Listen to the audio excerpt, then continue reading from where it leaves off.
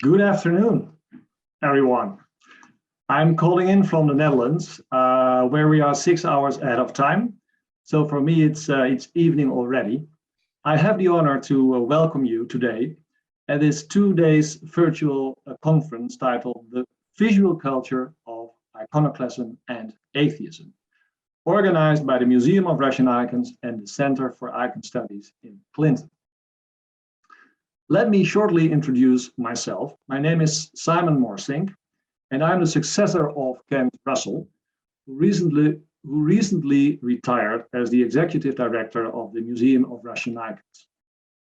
I'm a specialist in Russian icons, Greek icons, and Byzantine art, and the past 30 years I have been working as an independent museum curator and as an art dealer and consultant in Amsterdam. Within a few weeks, I will move to the US and settle somewhere close to the museum in the Clinton area, where I very much hope to meet you all in person soon. Well, what a bizarre coincidence it is. The topic of our conference is most actual and relevant, while currently the Russian propaganda machine is operating in full force again. The intriguing exhibition in the museum presents the visual propaganda that was plastered on walls and disseminated in journals in the Communist Party's war against religion in the 20th century, a state-sponsored campaign. It shows us how the Bolsheviks used propaganda in order to promote their own views and agendas by launching a media campaign. The conference will explore different aspects of this visual culture of atheism with fascinating contributions titled, for example, Early Soviet Godless Corners and Soviet Spiritual Elders and Their Iconic Photographs and Communist Saints and Martyrs, amongst many others. How fascinating is that? Soviet atheism was very much about power and became crucial in the state efforts to undermine competing sources of political, ideological, and spiritual authority. It is the irony of history that Putin's Russia is marching in the exact opposite direction today as we are having this conference on iconoclasm and Bolshevik atheism. While the Russian Orthodox Church was ridiculed in the Soviet Union, in the current narrative, it is the only rightful defender of the Christian world against the decadent and degenerated West. Putin supports a type of Orthodox nationalism and presents himself as a strongman, as an absolute ruler. In photographs, we see him shirtless and with a cross around his neck. He is also photographed receiving blessings from Patriarch Kirill, the head of the Russian Orthodox Church. Much as Stalin and the Bolsheviks used specific images in order to create communist religion around Lenin as the savior, Putin presents himself as a devout Christian, appealing to Russia's growing spiritual population by attending Christmas and Easter services. Well, despite all the efforts to promote atheism in the Soviet Union, religion remained a very powerful force. There are many parallels to be drawn with today's situation in Russia, and this makes our conference about another period in Russia's history all the more interesting and relevant. I would like to thank the wonderful Dr. Wendy Salmond, our conference chair, who also curated the exhibition in the museum and who will be properly introduced in a few seconds by Amy Consalvi, the Director of Interpretation of the museum.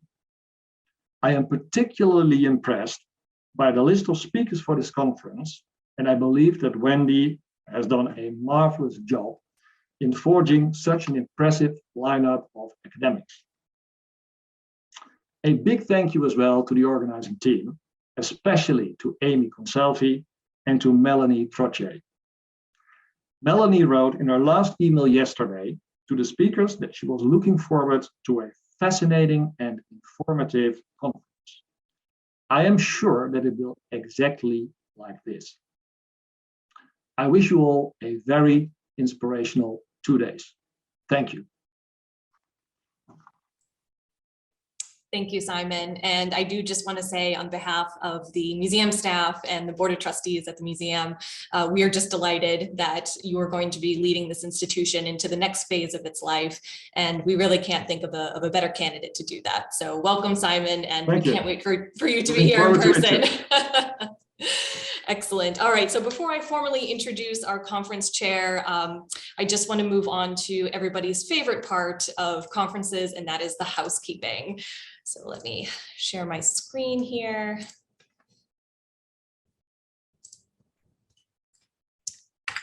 Right, we will be super quick about this. So the museum really is committed to providing an inclusive conference for everybody. So when we're using the chat, just know that no discrimination or bullying or harassment of any type will be tolerated. And you can read through this slide. I'm not going to read everything, but please just be respectful of your fellow attendees and of all of your presenters. So navigation, I see that we have a good number of attendees right now, so that means you at least got into this session. But basically to access each of the Zoom conference sessions, you're going to click on the session title to launch the session webinar. So if you're looking at the email that was sent out this morning, all of those titles that are in bold red, click on those and those will get you to the next session. Once this session ends, you're going to go back into that email, or if you downloaded the PDF, go back into the PDF and click on the next session. Once a session is completed, we will have a little bit of time in between each one, and I do kindly ask that you fill out a session survey. It just really helps us evaluate both the content and the quality of speakers, and it really just helps us with planning both programs and future conferences. And these surveys will be open for the entire duration of the conference, so if you don't feel like filling one out right away, just please do it by the end of the conference. We greatly appreciate it. And then in terms of navigating Zoom webinars, I know a lot of us are going back to in-person events, and you might not remember how to get through Zoom. So we will have all of these functions available. So chat is available and open for people to use, but we really just ask that you use it for either technical questions or to say hello to your fellow attendees or to some of the speakers. But if you're for the Q&A portion at the end of each session, we ask that you use the Q&A feature. It just makes things much easier for our moderators. And if you're asking a question for a specific speaker, please identify the name of the speaker. So if you have a question for Simon, you write, this question is for Simon, and then type out your question. Live transcript is enabled. So if you desire a transcript or closed captioning, you can click on that live transcript button down at the bottom of your screen and enable that.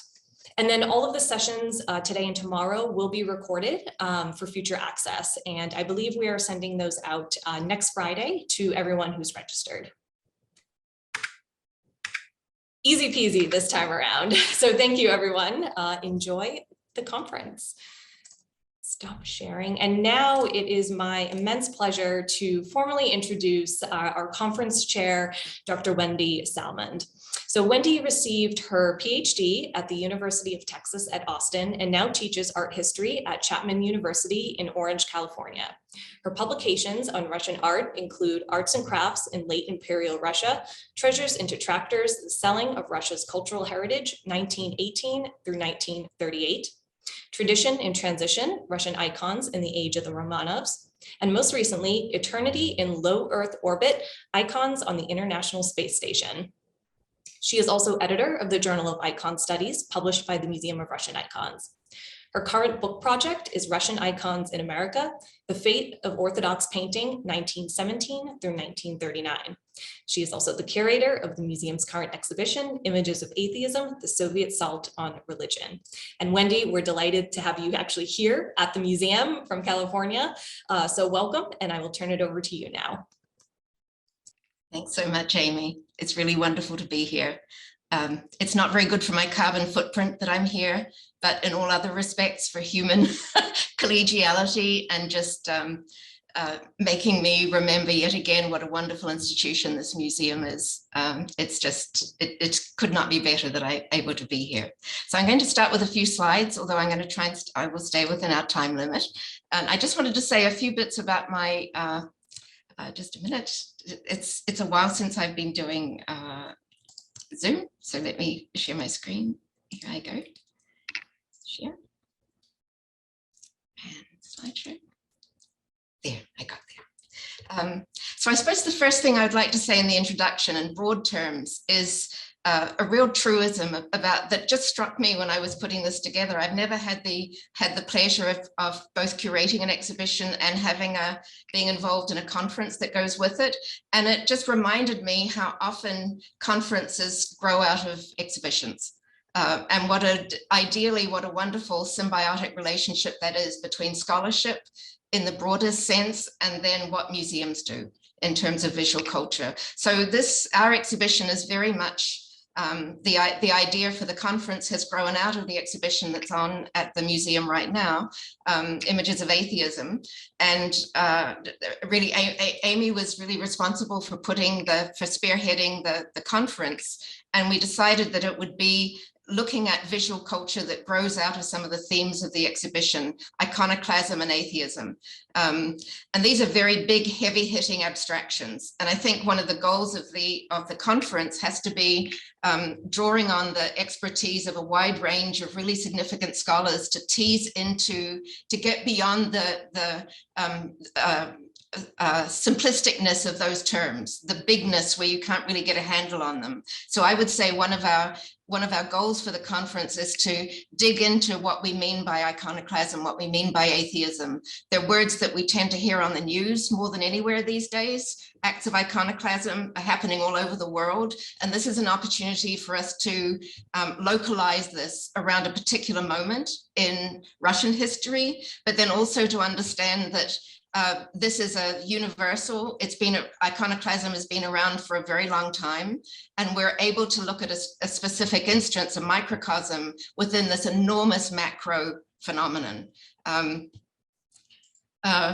So this is just for most of you perhaps or many of you won't have the opportunity to come to Clinton and see the exhibition. So this is just a one-shot view of the installation. And I'm using it particularly to express my heartfelt thanks to all the people that made this possible. Exhibitions are precisely not one-person phenomena. And I've listed here in my first list here, the individuals and the institutions who made it possible for us to put this exhibition together. Nancy Norwood at the Memorial Art Gallery in Rochester, Jennifer Lowe and David Borgmeyer at the St. Louis University Libraries, Kevin Kane and Luke Kupel at University of Wisconsin, Green Bay, Franklin Siaka, a colleague from Hamilton College, Michael Pirikrestov and Hannah Phillips at the Museum of Russian History. So those are without these kind of collaborations and friendships, institutional friendships, exhibitions just can't happen. So it's been a real pleasure working with my friends and colleagues on this. But even more importantly, I can't say this too often, the Museum of Russian Icons team has done enormously exciting things to make the exhibition take place. So I would like to thank Amy Consalvi, Mary Delaney, our graphic designer, Laura Garrity-Arquette, collections manager, and Melanie Trottier. All of them have done just extraordinary work to make this exhibition so seamlessly come together.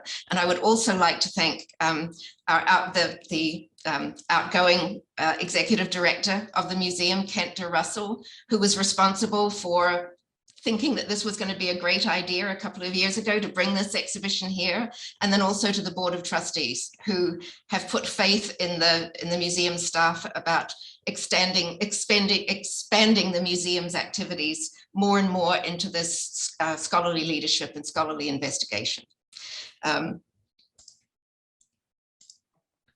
So I want this is to speak perhaps to Simon's point that we've been here before, and for me one of the most exciting parts, the most valuable parts of this exhibition is the way it encourages us to link our present always to events in the past, and to realize that the past helps us understand what we're going through right now. And I want to, in case you didn't know this, I didn't always know this myself, but for me, what made the exhibition so useful and so interesting was the recognition that America, specifically people in the United States, had been at this point of observing the Soviet Union engaging on an enormous campaign against all religion back in the late 1920s, early 1930s. And I'm showing you two pages from the American press from 1930, which was possibly the high point of the war on religion as it was waged by the Communist Party. Papers like the Des Moines Register, which you wouldn't normally think had much interest in this, were interested enough to have a whole spread that is visualizing what was going on in the Soviet Union in terms of this new campaign to exterminate all religious belief. So photos like the interior of a church that's been turned into a grain storage area, the iconostasis that's turned into a cafeteria or a textile mill. And most contentious of all, this very deliberate propaganda image at the bottom of a huge bonfire of icons. What could be more provocative for an American audience than to see these images? So what I want to suggest is that we may now have forgotten a great deal about this. I think it's possible to, when the Soviet Union fell in 1991, with it, I think, went the memory of that 74 years of a consistent campaign against religious belief. And in a way, I think we're in danger of forgetting this. So in some ways, the role of the exhibition is to remind us of what happened and to use that to sensitize ourselves to the complexity of what's going on right now. And at the center of this image on the right here, this is from the New York Times from 1930, part of the campaign targeted at eradicating Easter for Russian people. That at the center of this was the power, the enormous power of visual propaganda. And this image at the bottom by Dmitry Moore, who in a way is one of the heroes or anti-heroes of our exhibition, just shows how extraordinarily persuasive this imagery was, of striking at the very heart of people's belief system and the symbols and the tropes of official religion. So with the exhibition, what I'm hoping visitors will get out of it is perhaps to link back, to expand our historical consciousness. Here on the left, we have a photo from 1931 showing interested Americans at an exhibition of Soviet propaganda posters, which was actually brought over by the American Russian Institute, which was a pro-Soviet interested group of American intellectuals who wanted to promote understanding of the new Soviet regime. And there's a wonderful sort of commonality to be thought about here between Americans in 1931 and Americans in 2022, faced with, in many cases, exactly the same images. The images we have in the gallery are the same images that people saw back in 1930, or if they were tourists and they went to America, these are the images they saw. So by bringing them out of storage and putting them back in the museum, we have a chance to think about what iconoclasm means, what, as Simon said, what state-sponsored propaganda through visual imagery, what that's all about. And I wanted to close with this image at the bottom. It only dawned on me this morning when I was putting my slides together that Mary Delaney, our graphic designer, has done a very sneaky, clever thing in the signage for the exhibition. She's taken the exhibition banner here and tied it into the Ukrainian flag so that we have layered current history and our awareness of why we're interested in these issues now to images that seemed as if they stopped being interesting back in 1991. And I hope the exhibition will kind of convince us all and help us to talk about the continued relevance of these concerns, not just because they're Russian, but because they raise really complex issues of power and visual communication and propaganda. Thank you. It's my great pleasure to introduce you all to the first proper session of our conference on the visual culture of iconoclasm and atheism. My name's Wendy Salmond. I'm the convener of the conference and also the curator of the exhibition that's paired with it, which we'll be talking about. So as the first session of our conference, we toyed with the idea of doing a prestigious keynote, as is often the way. That's a classic thing to start out a conference with, on a great note. And we decided, rather than that, to have a more informal round table between three of us who have contributed in one way or another to the creation of the exhibition, which the conference grew out of. And the premise here is really sort of a Rashomon approach, that no single perspective on a topic this complex is going to be sufficient to really show the depth of what we're trying to talk about today and tomorrow at the conference. So we're hoping for a really interdisciplinary, multifaceted conversation with ourselves and also with you as the audience. And for this reason, that I have had the executive decision to invite both two colleagues and also two friends of long standing to continue a conversation that we've been having for years that have really helped to enrich and the exhibition and the conference itself.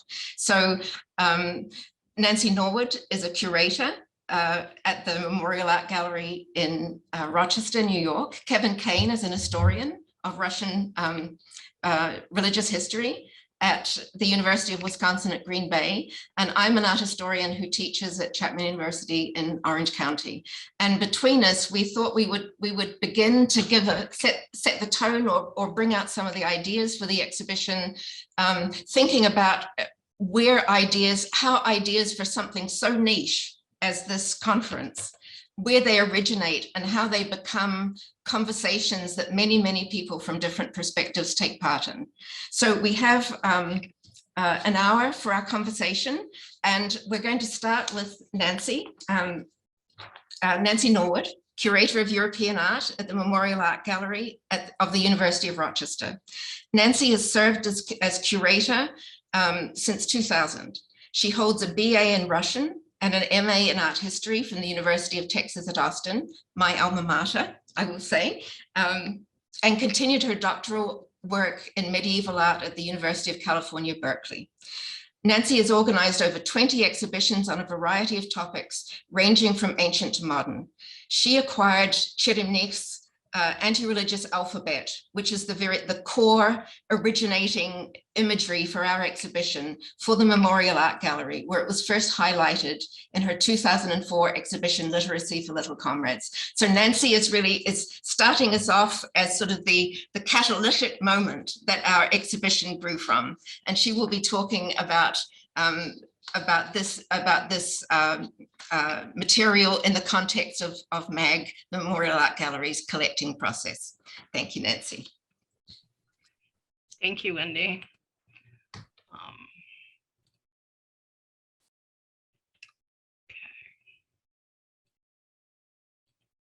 Okay. I was so excited that this exhibition came about. It's been in the works for a long time, and as you probably guessed from Wendy's introduction, Wendy and I have known each other for a very long time because we were colleagues and friends at the University of Texas at Austin. And so my undergraduate degree is in Russian, so that has been something that I've always been interested in. What I'm going to talk about today, though, is probably not as academic. I'm really glad we're not having a prestigious keynote speaker because I would not be that person. But what I did want to talk about was the acquisition of the anti-religious alphabet and how I could get away. I had been here 1 year when it was offered to us for, you know, a relatively significant amount of money for 27 pieces of cardboard that were color lithographs printed in 1932 in the Soviet period, where printing was not the highest quality. And, you know, how could I justify that to my director, who didn't really know me very well? Part of it was Wendy just serendipitously happened to be in Rochester when it came in, and she was absolutely excited about it, as was I. So that lent a voice of authority. But there's also there's also just the nature of the Memorial Art Gallery, which I will give you just a very brief overview.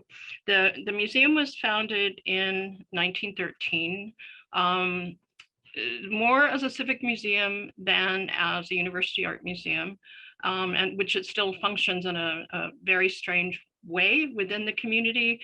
And the university were sort of, we walk both lines. So we're very much part of the university, but we're also very much part of the community of Rochester. And that really is who we serve both worlds. So we're not sort of isolated on a campus. In fact, we're the only thing left on the original University of Rochester campus, which moved in the 20s, about 10 miles, which might as well be 10,000 miles away in terms of access for students. So the museum, as I said, was founded, and the reason it's called the Memorial Art Gallery was because of this woman, Emily Sibley Watson, who paid for the first building in 1913. She paid for the addition in 1926. Over her lifetime, she gave, and as well as through her estate, she gave us almost 400 works of art. And she's a very interesting person. She was the daughter of the founder of Western Union, which many people don't realize started here in Rochester. And so obviously significant wealth. She was exposed to Russia very, very early on when she was 10 years old, because her father met with the Zen Tsar in the 1860s to discuss running a communication line. They met in England to running a communication line in across the Pacific to Alaska to establish communications. So she lived in a very elite world, but she was sort of in this traditional late 19th century way. You know, she was very philanthropic. She was very involved with the arts and with music, and she was very involved with her church. She was a devout Episcopalian, and so she had this sort of faith community philanthropy way of looking at things. She was an extraordinary woman. And when people think of the gifts she gave us, they think of these major paintings. Two of our 3 Monets came from the Watson family. And then our very first European painting, you know, she was really praising it when she bought this. And they gave it to us in 1914, the Sorolla, which is a fantastic work of art. But she also, she collected a lot of things, and she had a very wide variety of interests. So even though people think of these, I mean, some of our great works that came in early to the collection are from her or her family or their associates.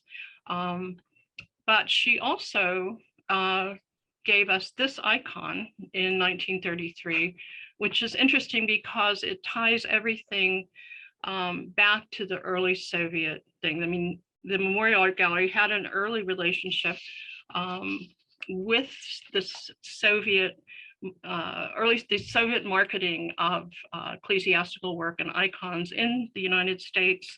MAG actually hosted one of the first exhibitions from the Union of Soviet Socialist Republics loan exhibition, which showed icons. And then 2 years later, the famous Arm & Hammer held an exhibition at B. Foreman, whom you'll hear about in a minute, department store. And it was that of Russian ecclesiastical work and icons. And it was at that exhibition that Mrs. Watson purchased the Furious Son of Elijah. And it was not the first icon that came into the collection, but it was certainly at the time the best. And Wendy has actually done a lot of work on all of what I just said.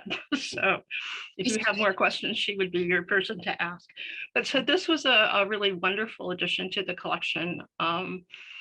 And she also, this is from her estate, as I said, you know, we got a lot of things from the estate as well. She had these smaller icons, these personal icons that she did not give to us, but they did come to us upon her death. And so we actually have quite a few of the smaller later icons in the collection. So sort of to reiterate, we do have this tradition of collecting in the period that the anti-religious alphabet was made, even though we weren't collecting Soviet propaganda. We were collecting things that were coming out of the Soviet Union into the United States. Nancy, could you, you're on presenter view. Is it possible to put it on regular view?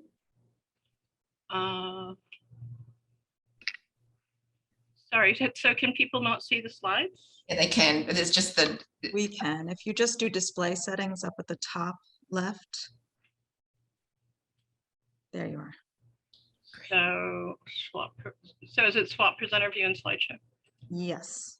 Okay, I'm sorry. I have no idea why that was, because I've actually never had that in any Zoom meeting I've done, but that's good to know. Do I need to go back or? Okay, so these also came, these were also in Mrs. Watson collection. So just to give you an idea of the breadth, this doesn't photograph well, but this is incredibly beautiful Russian brocade, which is on sort of a metallic base.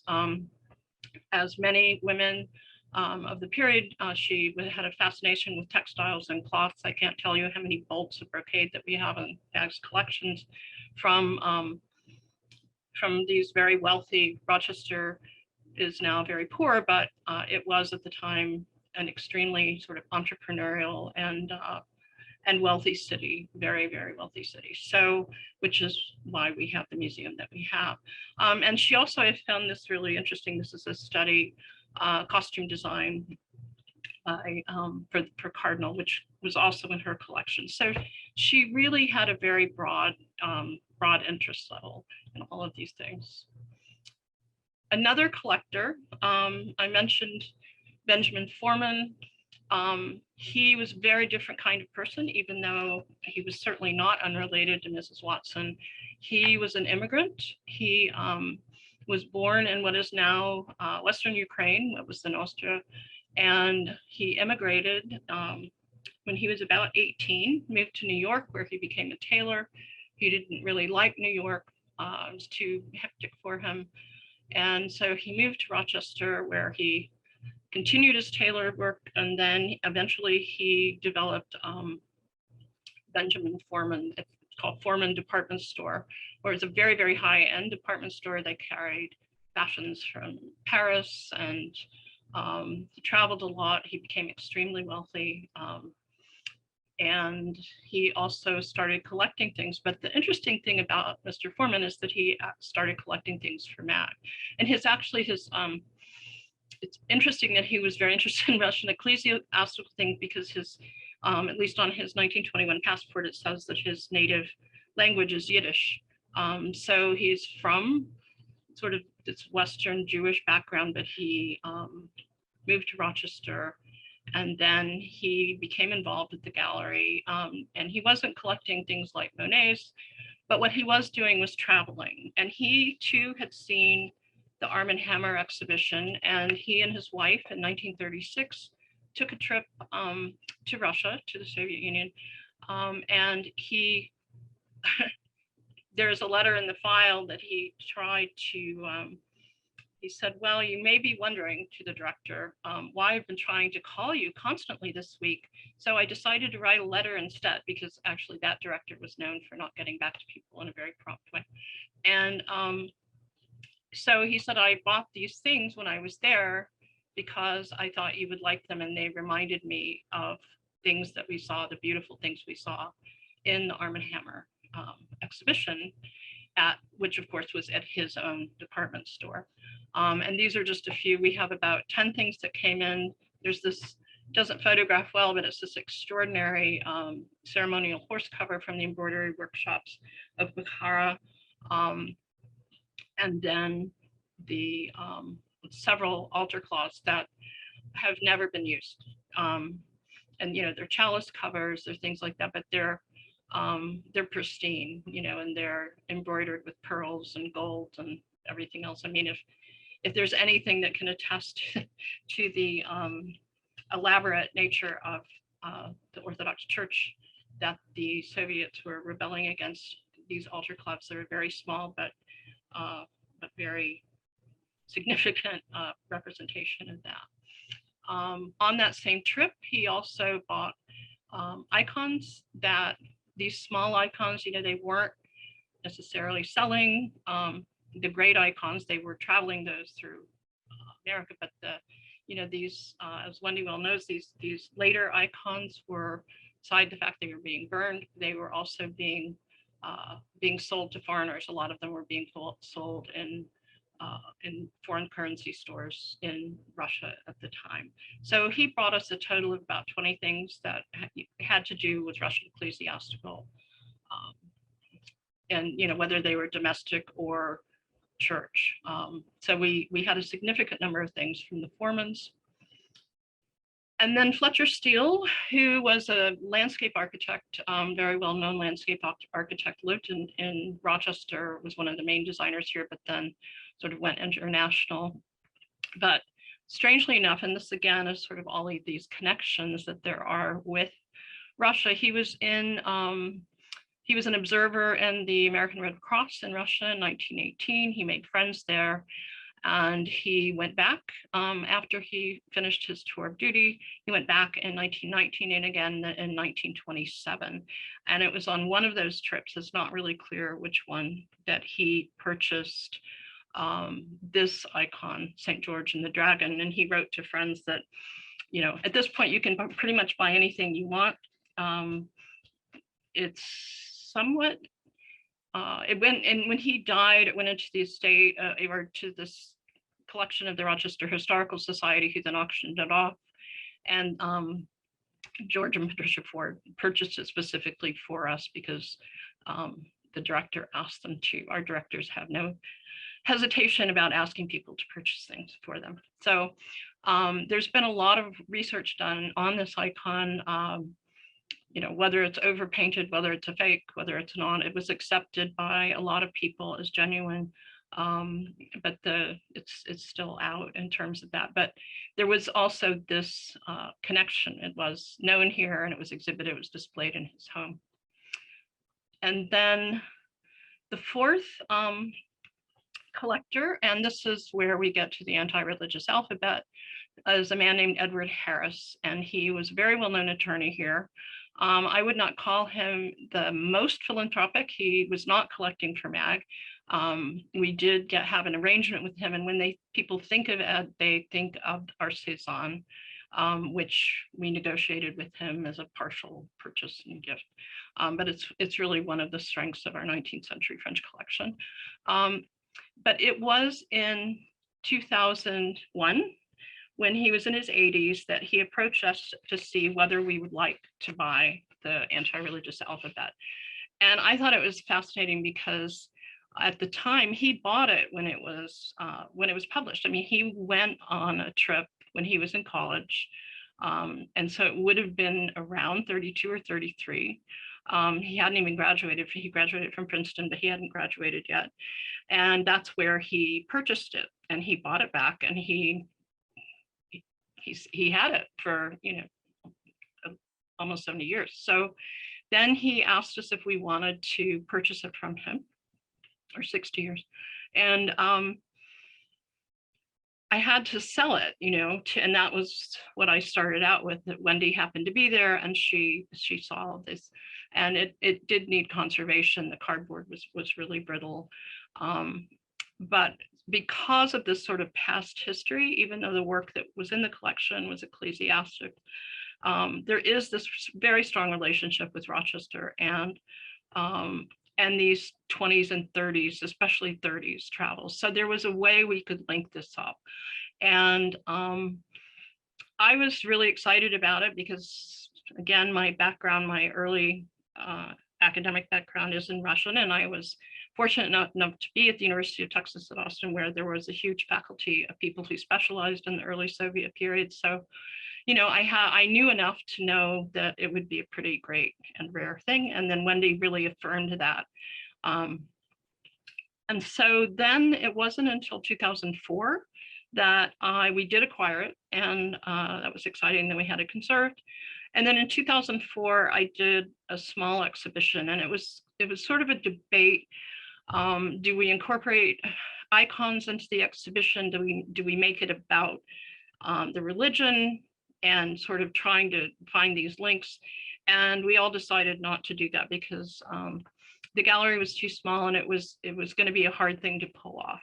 So what we decided to do was really try to put things in context for people, because so many people don't really know much about this period. And so, you know, there were text panels and photographs, great photographs that Wendy actually helped me find up the years. And then the way that the titles, those of you who know Russian, they're really quite freely translated by a colleague of ours who teaches at Berkeley, Yuri Shloskin, who also was at the University of Texas, Austin, and who has just a fantastic grasp of language. And so because the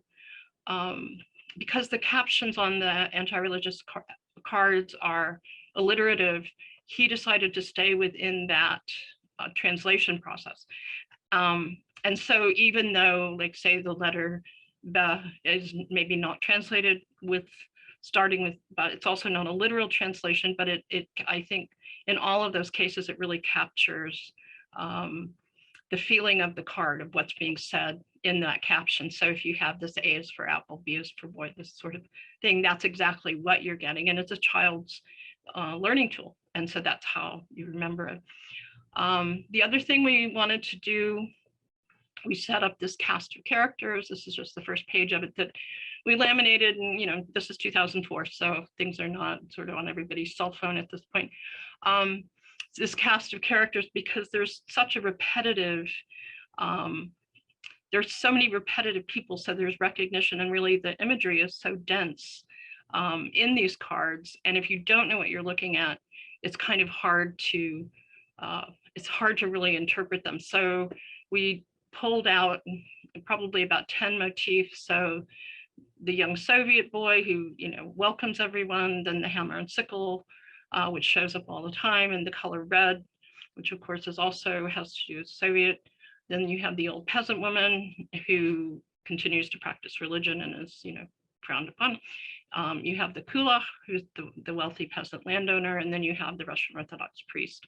Then you have the threat from without was on the other side, and that had to do with the Pope and the capitalist and the Nazis. Henry Ford definitely as part of the Nazi threat. So we had this available in the exhibition.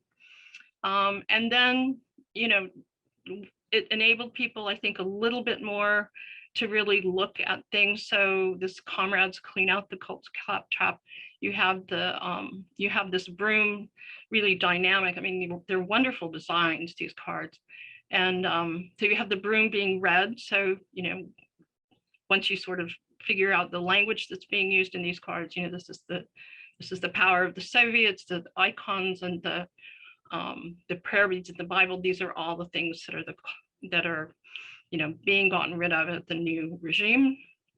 And then believing is, these are three figures that by their, according to the sort of drunken behavior, you have these worshipers of different types, and this of course reads religion, and then you have it's in service to the capitalist here. And then we had things, because again, a lot of people this day and age don't really, or in 2004, didn't really know about this complete war on religion. So again, we had these text panels with photographs, and this really extraordinary in terms of iconoclasm, you know, the literal demolition of this church by dynamite in 31, you know, just a year before the anti-religious alphabet was produced. And these are all things you'll see in the show, so I'm not really going that far into them. But again, you have the color red with the hammer and sickle, and this is the tractor. This is, you know, industrialization, mowing down the Russian Orthodox priest and the kulak and breaking over the church. And this is all the peasant prejudice, and the kulak, of course, the barbed wire is against collectivization because it is his property. So, you know, they're all sort of reading. I mean, they're fantastic indoctrination. And I think that's what is so special about them, that we really found and we're able to really emphasize in the exhibition.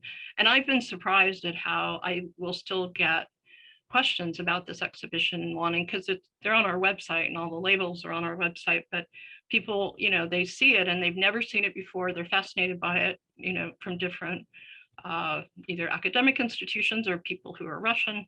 And so, I think it was really sort of, in retrospect, looking back 20 years, it was a good acquisition. So I'm happy with that. Oh, and then this is just on collectivization and kulaks. But it doesn't stop there, because just to wrap up, in 2008, and if you remember the introduction, Wendy, this is a show that Wendy curated for Hillwood Museum that sort of, again, serendipitously, I didn't even know we were looking at it to take, but then they asked me about whether we should take it here at MAG. And I said, well, yeah, it's sort of a no-brainer because I know the person who curated it, it's going to be great. And so this was, as I said, in 2008, a really beautiful exhibition of later period Russian icons. And then we have another collector show up on the scene, which is a man named David Rittenhouse, who, and this is very timely, he was head of the security service at the embassy in Ukraine in the late 80s and early 90s. And so this is just a picture. He passed away in 2012, and I don't have a great picture of him, but what he collected in Ukraine, this was at a time after things changed. There were enormous paintings. There was all of this ephemera, memorabilia that no one wanted it at that time. And so he got it. He brought hundreds and hundreds of things back. His house was insane in terms of the numbers of things. So you can see here, he has all these plates and the porcelain, these giant paintings. Here you have Lenin. This is another painting. And these are all very sort of iconic images that are copies that were, they're more recent copies. They're not original to the 20s and 30s, but that just sort of reaffirms their iconic nature and how that was done. So we talked a lot about whether we should do this, and I think this is where it ties into the show that's happening at Clinton. And I curated another show, a companion show that we were pretty nervous about, called Subverting the Sacred, the Face of Lenin, and it was all things that we borrowed from David's collection. So really talking about how the face of Lenin, we didn't move towards Stalin, we stuck with Lenin, but how, any image of Lenin had to be approved in the way, similar way that the church had to approve the icons, the images on icons. So it wasn't, it was in a way an attempt to replace that. And so, because you weren't going to have just any image of Lenin showing up everywhere, but everything had to be approved by the Soviet government in terms of imagery. And so in terms of what was in the exhibition, you have embroidery, you have these amazing statuary and porcelain. These are ceremonial, gifts that were offered. These decorations, again, we used photographs to sort of, and then this amazing photograph here. And then just the enormity of the busts, for example. It's just this replication after replication after replication. They're all the same except out of different materials. The metals are the same way. The porcelain is a similar thing.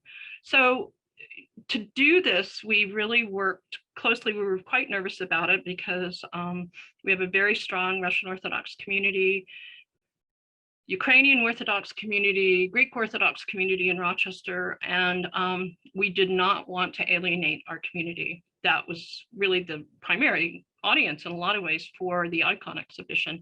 So we worked with the Russian Orthodox priest of the church here, and made sure that he was on board. One thing that he suggested that we did was we had this slanted wall here where you really couldn't, this was just a photographer, but if you were facing on, you wouldn't see all the stuff in the exhibition because we didn't want to offend. We did wind up offending some people anyway, because so many believers who did immigrate were really traumatized and were really severely oppressed during the time before things changed, and that is part of history too. But in general, I think it was well received, and it was certainly an experiment. It's one that you're doing there now in Clinton. And so I'll be really interested to hear how that works. And that's what I have. So I'd be happy to take any questions if you have them, or maybe we move on. I don't know, up to you. Thank you so much, Nancy. Utterly fascinating as a precursor to what's happening here at the museum. It's really amazing. Thank you so much. So we'll move on to Kevin now, and then we'll take, we're using the Q&A, so please feel free to use the Q&A function, not the chat function, where we'll be able to converse at the end. So it's my great pleasure to introduce Kevin Kane, who's a senior lecturer in history, humanities, and global studies at the University of Wisconsin, Green Bay. Broadly trained in European history, he regularly teaches online sections of Foundations of Western Culture 1 and 2, Introduction to the Humanities, the Eurasian Frontier. Kevin's research interests lie primarily in the cultural history of Russia, especially Russian religious, visual, and print cultures. Together with Wisconsin's technologist Luke Konkol, he has created a virtual heritage installation, which is now on view at our exhibition. And it's a really integral part of what we've tried to do for exploring this subject. So thank you, Kevin. Thanks. I'm going to try to share the screen again. See if it's going to work. All right, looks like it's working.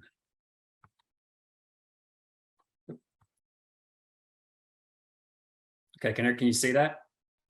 Great. Yep. I'm going to start, of course, by thanking Wendy and Amy and Melanie and the museum for making it possible to realize the exhibition of our virtual heritage project at the Museum of Russian Icons, as well as the opportunities to discuss it today in this panel and then later this afternoon together with Luke. What I'm going to say now is I'm going to attempt to recall and in some ways illustrate the paths leading to my interest in early Soviet atheistic propaganda and the creation of the virtual Godless corner for the current exhibit. The explanation of the document and analysis of the virtual digital reconstruction of Godless corner number 1, and that's the thing that's on exhibition for the later panel. The origin of this project might be traced directly to a National Endowment Summer Institute Sources for Russian and Soviet Visual Cultures 1860 to 1935 study, teaching, and education led by Edward Kasnick at the New York Public Library in 2008. That wonderful gathering also included participants in this conference, including Eugene Clay and David Borgemeyer, and Wendy Salmon was a featured presenter at that same wonderful 2-week, I think 2 or 3 long thing. Also, it was there that my investigations of 19th century visual culture and early anti-religious propaganda merged, and I encountered Bezbozhnik Ustanka for the first time there in the New York Public Library. Concurrent with this NEH program was an exhibition, Russia Imagined, the Art and Impact of Fyodor Solntsev, curated by Wendy at the New York Public Library. This was based largely on images from the seminal Antiquities of the Russian State, which has been essential to my own work since my dissertation days. And this really sparked my idea to create an exhibition of print propaganda. I consider a lot of the images in that as propaganda, as I'll discuss here in a little while. At the same time, Edward Kasnick's observation that public exhibitions reach infinitely broader audiences than our scholarly publications fueled that thinking immensely. And I've been thinking about that now since 2008. Since that time, I've had the opportunity to locate and digitize more than 1,000 of Old Believer propaganda visual images and early Soviet propaganda images. My findings as a scholar of 17th century Niconian reform of books, images, and rituals, and the reactions to it suggest the precedence of iconoclastic processes within Russian visual culture that predate the Soviet atheistic campaign. Tracking and analyzing the representations of Orthodox symbols and images across confessions, ideologies, genres, and times show continuities and repetitions that inflect Russian history over the course of centuries. So now I just want to clarify, when I say representations from now on, I mean that how symbols, crosses, rituals, icons, and the like are exhibited, displayed, pictured outside the context of churches, okay, or outside of their original intended contexts.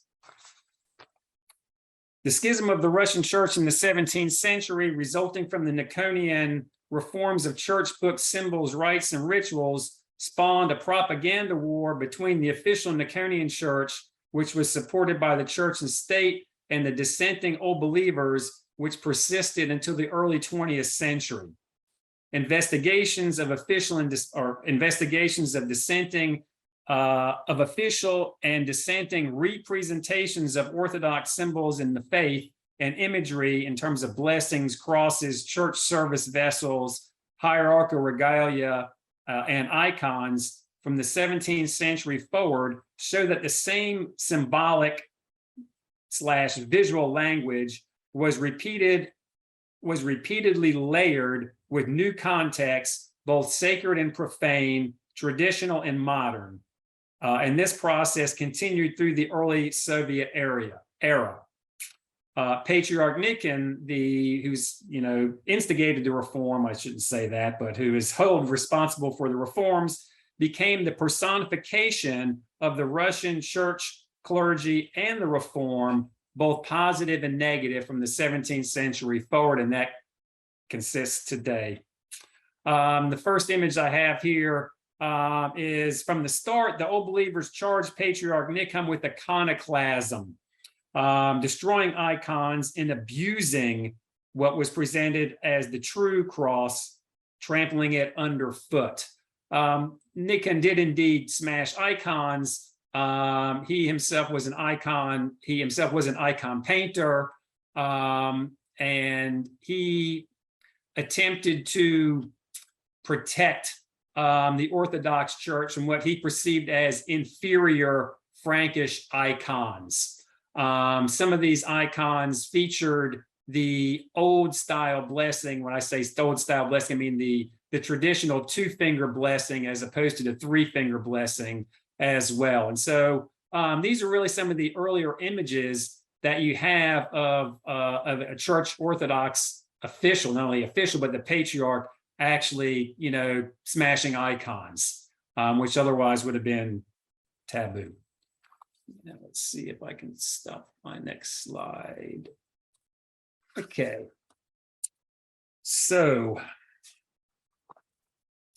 Russian old believer propaganda. And what I have here now is the first image. This is from the Skrizhal, which was one of the reforms, the premier books of the 17th century reform, which mandated the new 3-finger as opposed to 2-finger blessing.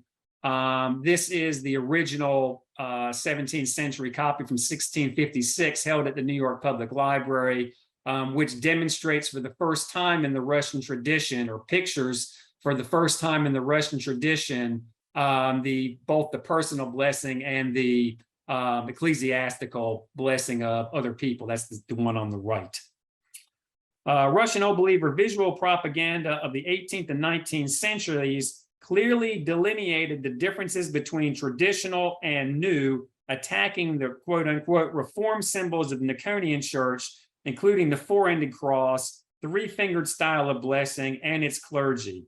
These desacralizations of images, symbols, and objects prepared the way for later atheist ideologues. So here we have examples of the Old Believer contestations of the imagery. And on the left, you have the traditional two-finger blessing, which is then holding a traditional cross, whereas the new, and this is going to be seen over and over again, whereas the new Niconian blessing on the right is associated with devils, snakes, the Antichrist, etc., etc. And this is something that we're going to see come up time and time again. The Old Believer propagandists use visual images to what I call, quote unquote, reveal the purported truths and dangers and threats of the Niconian rites and symbols, connecting them with the Antichrist, devils, and beasts and the like. So on the one hand, they delineated the faiths, and I'm using this image as well because it shows, it contains the symbols, in this case, the Eucharistic symbols, within an outline of church architecture, which is identified by the different types of crosses on the cupolas, as well as even the bells. So on the one hand, they clearly delineated them. But on the other hand, these were attacked and associated visually with the negative. So this is from these are from illustrated Old Believer books. So on the first image on the left, you have the same kind of parallel of the one that we just saw with the outline of the church architecture and the traditional cross underneath it with the traditional old style blessing. The next image, you have the outline of the Reformed Niconian church with the four ending crosses and the three ending blessings. If you were to continue to turn through this book, you would come across the next image you see here. Of course, again, associated the three-headed snake or beast with the three-fingered blessing, spewing either blood or fire on the other hands, as you can see. If you continue through the book, you see even more striking, if you will, more damning condemnations. Here you have on the bottom left, you have the Orthodox clergyman, perhaps Nicon, with the blessing associated with the Antichrist on the top. To the left, again, you have the three-finger blessing with the multi-headed snake. And you see here to the right, pulling the strings of everybody down, or then you have the yellow figure as an ordinary believer. Then you have the devil down below with the nooses dragging everybody down into hell as a result of this. This same tactic, although I don't have an example of this idea, it's usually attached though to capitalists. You have the same imagery in the atheistic imagery, and believers will be in various church situations doing the blessing with capitalists dragging them to someplace of various, use your imagination, someplace bad. We can also see other examples of this, which directly, in my opinion, we're going to see foreshadow some of the atheistic strategies. The first one to the left, again, is the traditional two-finger with a cross. Then you have the three-finger with the snake. Then you have a three-finger with, again, the snake, Antichrist, the three figures of the apocalypse. Then the next image is interesting. The next two are interesting because they combine this with the hierarchical regalia of the Orthodox Church as a play on the wolf in sheepskin. So here we have two examples of the Niconian regalia or vestments serving as protection to hide the wolf, which is revealed. I'll show later direct parallels of this in the atheistic propaganda. The Old Believer illustrated propaganda also associated the Russian state and the figure of the Tsar with the church, connected with the Antichrist. And this is actually from an early 18th century image, which on the right you have Alexei Mikhailovich, to the bottom left is Nikon, and then the main corrector of books on the right is Arseny Sukhanov. And obviously on the other side, you have the number of the beast with the snake, the beast, and the forerunner of the apocalypse. This trinity, you can see again, even in the image, the consubstantial in the image that's on display. Okay. Let's see. Now, What I'm going to turn to now is the 19th century nationalist ideologies and policies, official nationality, and notions of orthodoxy, autocracy, and nationality aimed to create a united national Russian Orthodox identity and issued in a new phase in the propaganda war. And this, the state and church represented symbols of the Orthodox Church in new contexts, deploying modern scientific methods, including museum displays and new technologies, especially mass production of print images, in order to discount the old believer propaganda as lies, and at the same time to present its beliefs as quote unquote dead and quote unquote petrified splinters of the past. The new systematic displays of church images and artifacts, initially published in collections, especially the monumental publication of Antiquities of the Russian State. And these are images here of Nikon's various miters that were given to him by Alexei Mikhailovich, of Tsar Alexei Mikhailovich. And these were advanced and newly conceived scientific displays in church archaeological museums in the 1870s, which upheld material, quote unquote, proof of the church's antiquities and its legitimacy. These representations involve the reification of quote unquote ancient Nikonian art and artifacts as evidence of quote unquote the living nature of the official church in opposition to the quote unquote petrified old belief. I'm mentioning this now because in a little while I'm going to show how the Soviets adopted both of these strategies and applied it against the Orthodox Church.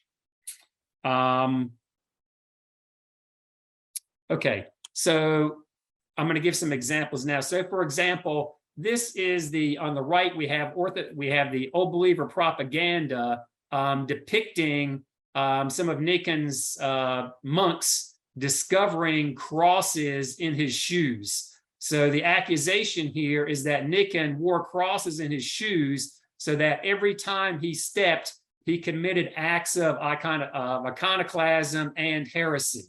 Okay, to counter that idea, the Russian state, and this is an image from Antiquities of the Russian State, published drawings made by Sontsev of Nikon's shoes and boots. And here now you can actually see the inside of the shoe and see that there's no cross there. Okay, this was taken to more extreme levels with the founding of so the defense and promotion of Nikon's image disseminated in print and manifestation in the creation of an entire museum dedicated to Patriarch Holy Nikon, founded at the New Jerusalem Monastery in 1870, epitomized this campaign. And so what they did at this museum is they actually displayed all of Nikon's belongings to show that, in fact, they did not have crosses on them and the like. They also displayed images, which I'm going to talk about in a second. I'll say at this point in time that this studying this museum was actually my first encounter with atheistic propaganda, because that museum was one of the first that was actually transformed into an atheistic exhibit in 1925, 1926. And I'll say a little bit about that more later. Let's see the next slide. This process of displaying Orthodox artifacts in support of the faith and in the church and the state continued to the end of the autocracy. One of the biggest exhibits, this is from the Tercentenary exhibit, which was held in the Kremlin, which was a fascinating exhibit. And there's a fantastic catalog by Remchinsky that accompanied this. And this is just a page from that, which shows two of Nikon's items, which we'll see pictured again later in the atheistic propaganda. So this is an image from the actually when they flipped the museum to the atheistic museum at New Jerusalem. I'm going to just show very, very quickly another inspiration of how my understanding of the Orthodox, the official presentation of the Orthodox influenced my attempt to investigate the the atheistic propaganda, tracing it from the official and into the hands of ordinary people, where they could control and negotiate and manipulate print images.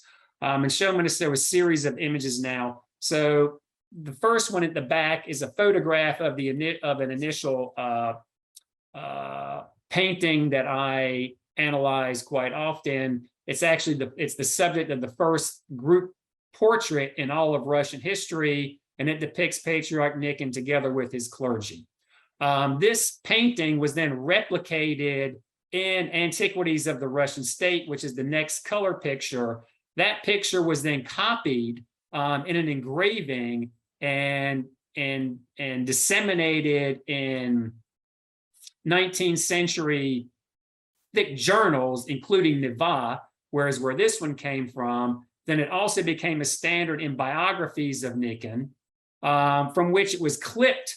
And we see the final example is an opportunity for an individual actually clipped the paper image out of the book and then added their own information to it, okay? And why I'm bringing this out is because these are strategies which were endorsed by the atheist propagandist as well.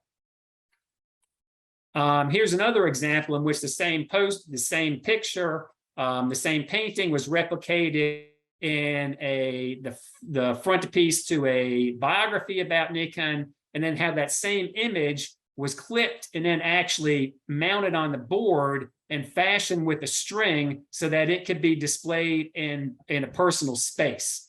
So here we see really that how individuals were able to negotiate these images for their own purposes and to display them in their own way. Okay. The same thing, however, worked conversely, in which here's another example from a print image, which was clipped from a pro-Nichian depiction in a magazine, but then pasted in a traditional Old Believer book, which said all kinds of nasty stuff about Nichian. So then the official picture is then connected visually with the actual negative text. Okay, now I'm going to move back to the propaganda. While Soviet atheistic propaganda aimed to discount all religious faiths, the early Soviet methods of display were designed to co-opt and supersede traditional and modern modes of displaying Orthodox imagery, both official and dissenting.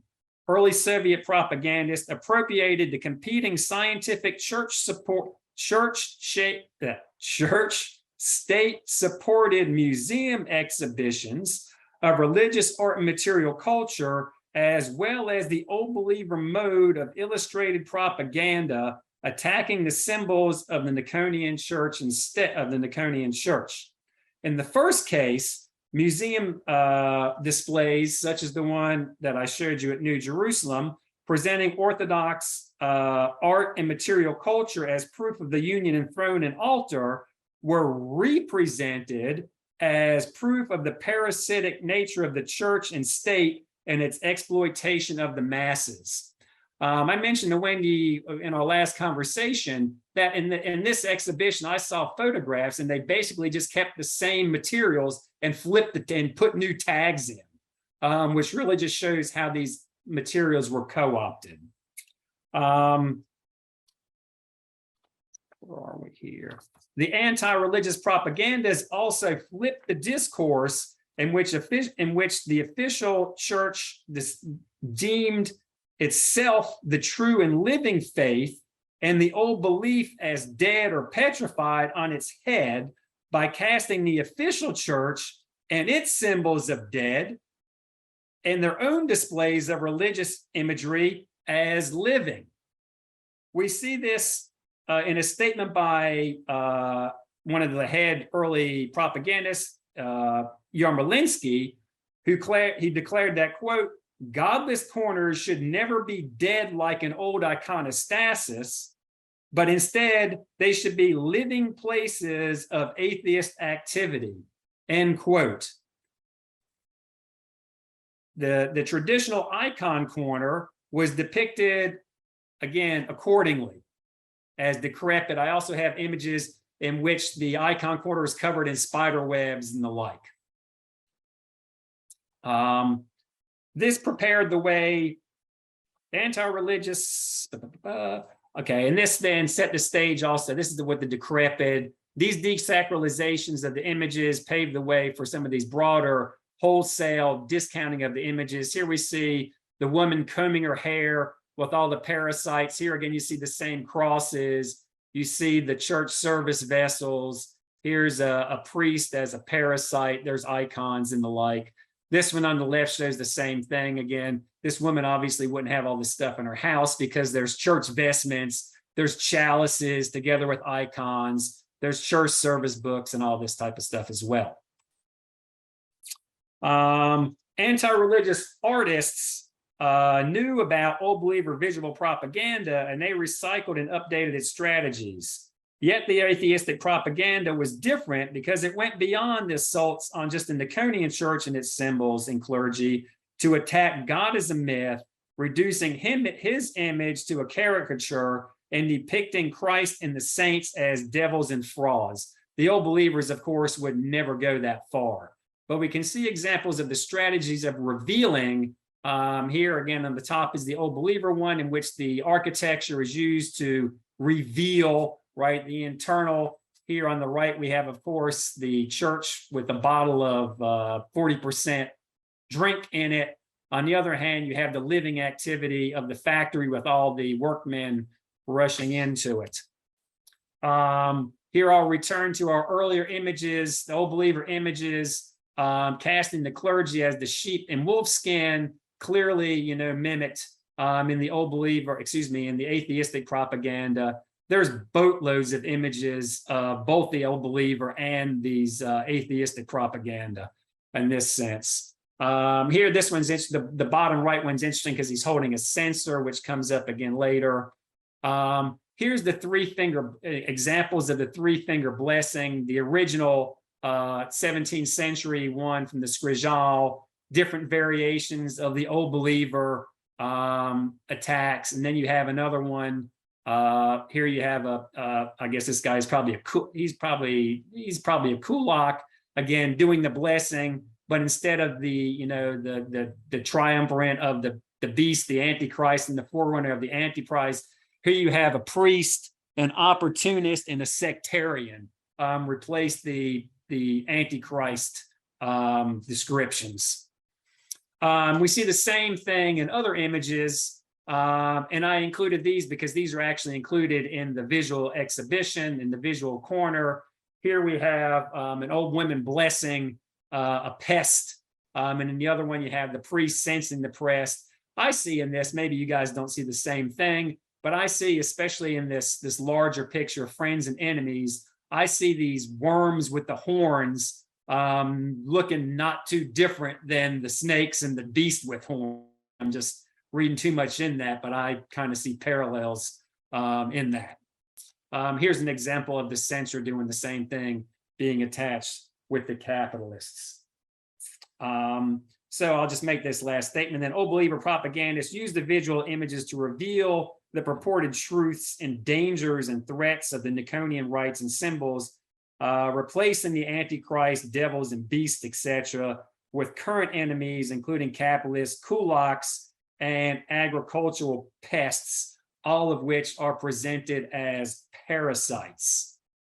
I'll end with this saying that, of course, not all of this is just one theme of the propaganda among many, which I believe can be traced back forward. But that's not to say in any way that the atheistic propaganda was not original and that there are not many themes that were new and totally innovative, but that overall there is precedence for this. And not only that, but that people, particular dissenters, knew the language of the visual language of propaganda that was presented against the Orthodox Church. And some of this stuff was still going on in the 20th century. I think it's also not unusual that some of the early socialist thinkers, including Alexander Herzen, actually attempted to enlist old believers in the 19th century to foment revolution against the state in the first place. So I think that connection is made as well. So I think I'll end on that semi-positive note. Thank you. Thank you so much, Karen. Quite a feat to end on a positive note after this.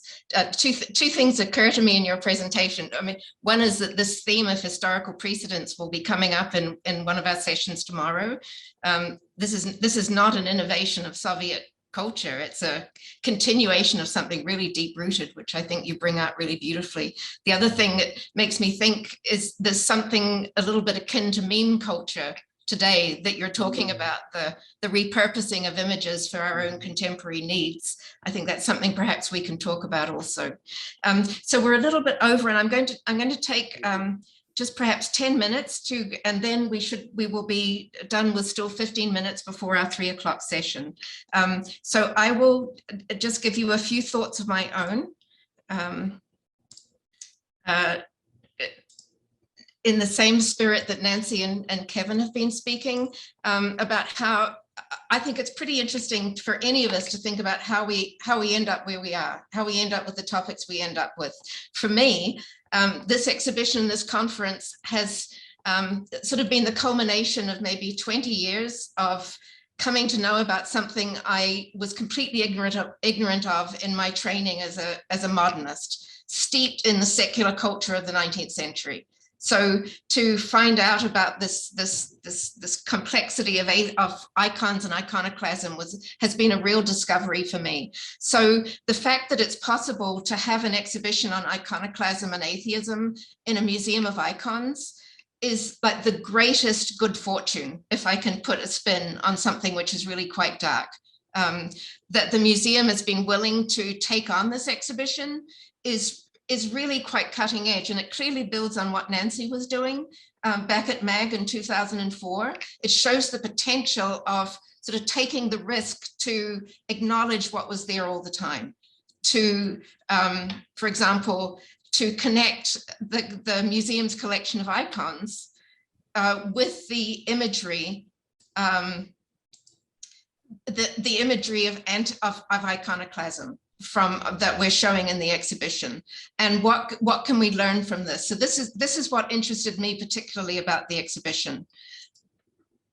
I came to this theme myself in 1994. I was a visiting curator at Hillwood Museum, Estate Museum and Gardens in Washington, DC, and I turned up there never having looked at an icon in my life before, I think I can safely say. And the assignment I was given was to research over 100 icons, which had been collected there by this woman on the right, Marjorie Merriweather Post. And Mrs. Post had spent 1.5 years in the Soviet Union in 1936 through 1937, when she was the wife of Joseph Davies, the first American ambassador to the Soviet Union. And during that time there, she put together one of these sort of mythic collections of imperial culture. What we most think about now are the imperial Easter eggs here. She has 2 of them, or bought 2 of them. But for me, my attention was on this, the icons that she collected first in the Soviet Union, and then throughout the rest of her life until she died in 1973. And I began from zero, and immediately I came to realize that the icons that I was looking at, that I was given to study, had virtually no, there was virtually nothing written about them in the 1990s because the prejudice, the bias was towards medieval icons. So to find out about, for example, this 18th century 3-handed Mother of God, there was really nowhere to go except in iconographic terms. But in terms of material culture and style and lived orthodoxy, I was really stumped. And I think from that moment, I realized that the story of icons in American museums, this is what Nancy was also talked about, is in itself a different story. It's its own story. And this experience of working at Hillwood with these particular icons, this is what led me and my my colleague Anne Odom to work on this project here. A book of essays that tried to excavate this lost history of how works of Russian imperial art and Orthodox culture ended up in the museums of this country. Museums like MAG, museums like the Museum of Russian Icons, and a few others. So this understanding of cause and effect, that there had been this great imperial and Orthodox culture that somehow was obliterated after the 1917 revolution and became part of Soviet culture, or became obliterated by Soviet culture. This became sort of my scholarly direction for the last 25 years. And this is what's behind the exhibition for me, trying to understand these buried connections between, for example, this is the nuptial crown that was worn by Empress Alexandra at her wedding, and the fact that this was sold off by the Soviet state in order to, quote, buy tractors for the work of collectivization. Something, I mean, it's quite a binary, quite a simplistic opposition. How did one begin to think about that? So the exhibition really carries on these initial questions that I had about what was the connection between Soviet culture and the imperial culture and the Orthodox culture that it apparently replaced. So when we came to think about the exhibition, essentially, I think from the very beginning, I wanted it to be about this story of Americans coming to understand or confronting this phenomenon of early Soviet culture and its treatment of its own past. So coming back to the installation I showed you earlier, essentially, this is not a carefully calibrated, finely nuanced traditional curatorial project. This is, and I freely confess this is 3 distinct prepackaged collections of Soviet atheist propaganda from 3 separate museum collections in the United States that happened to be brought back by American tourists when they traveled there. And that one of the first things they recognized and were astonished by was the power of Soviet atheist propaganda. So really the exhibition is 3 discrete collections of mementos brought back by American travelers to Russia. This section, which Kevin talks about, this is the first collection from St. Louis. This collection here, which is Nancy's collection from the Museum Memorial Art Gallery. And here at the end, this collection, which was given to the Museum of Russian Icons and takes us right to the very end of the Soviet period. So I'll just show you these three sections and a sense of what it is that that the 3 of us really have been dealing with in thinking about the exhibition. So the first set is a collection of posters borrowed from St. Louis that come as a pre-packaged, ready-made atheist propaganda installation. We're talking in a way about installation art here. And I'm showing you on the left, this photograph is in the collection, in the exhibition. And this is what this was the natural ambiance that this incredible visual information was intended to be seen as. So here we have what was called a godless corner or an atheist corner. And anyone could go to a store, an approved store, buy a set of these posters that were put out by the central atheist magazine, the Godless at the Workbench. And they were encouraged to create a dynamic, living atheist environment that would continue the education of the new Soviet citizen.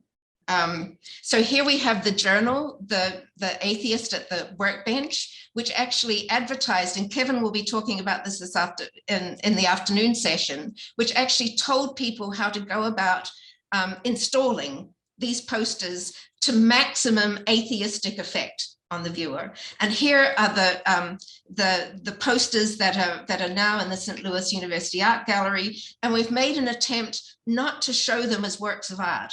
but to show them as this immersive atheistic environment that they were intended to be seen as.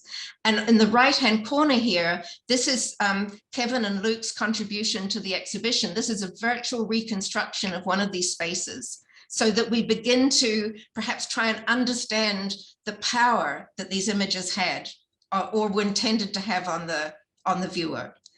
So this is the first, and this collection was brought back in toto and given to the St. Louis University Libraries as a tourist souvenir. So to move on to Meg and Nancy's story of how she came to this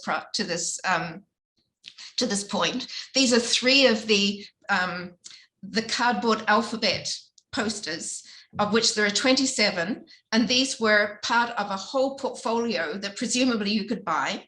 And the assumption is that these were for a classroom. So these were part of the ongoing atheistic education of the new Soviet youth.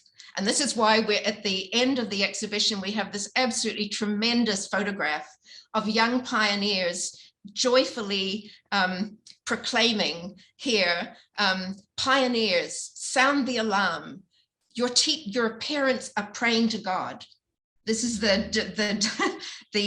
notion that the new generation is going to be free of the prejudices of their parents. And these posters, the alphabet here was to be part of the ongoing visual education of this new Soviet youth, the new Soviet generation. So this is this is a souvenir that someone chose to bring back as the memory of his Soviet visit.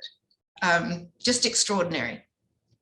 And finally, in our exhibition, we have a small coda around taking us to the end of the Soviet period. And there was a collective that was formed during World War II called the Fighting Pencil. So they were responsible for a lot of war propaganda and anti-German propaganda during the war. The war ends, late 1950s, there is a renewal of the campaign against the church. And the Fighting Pencil collective, which was made up of both artists and poets, were brought back into the fight against religion.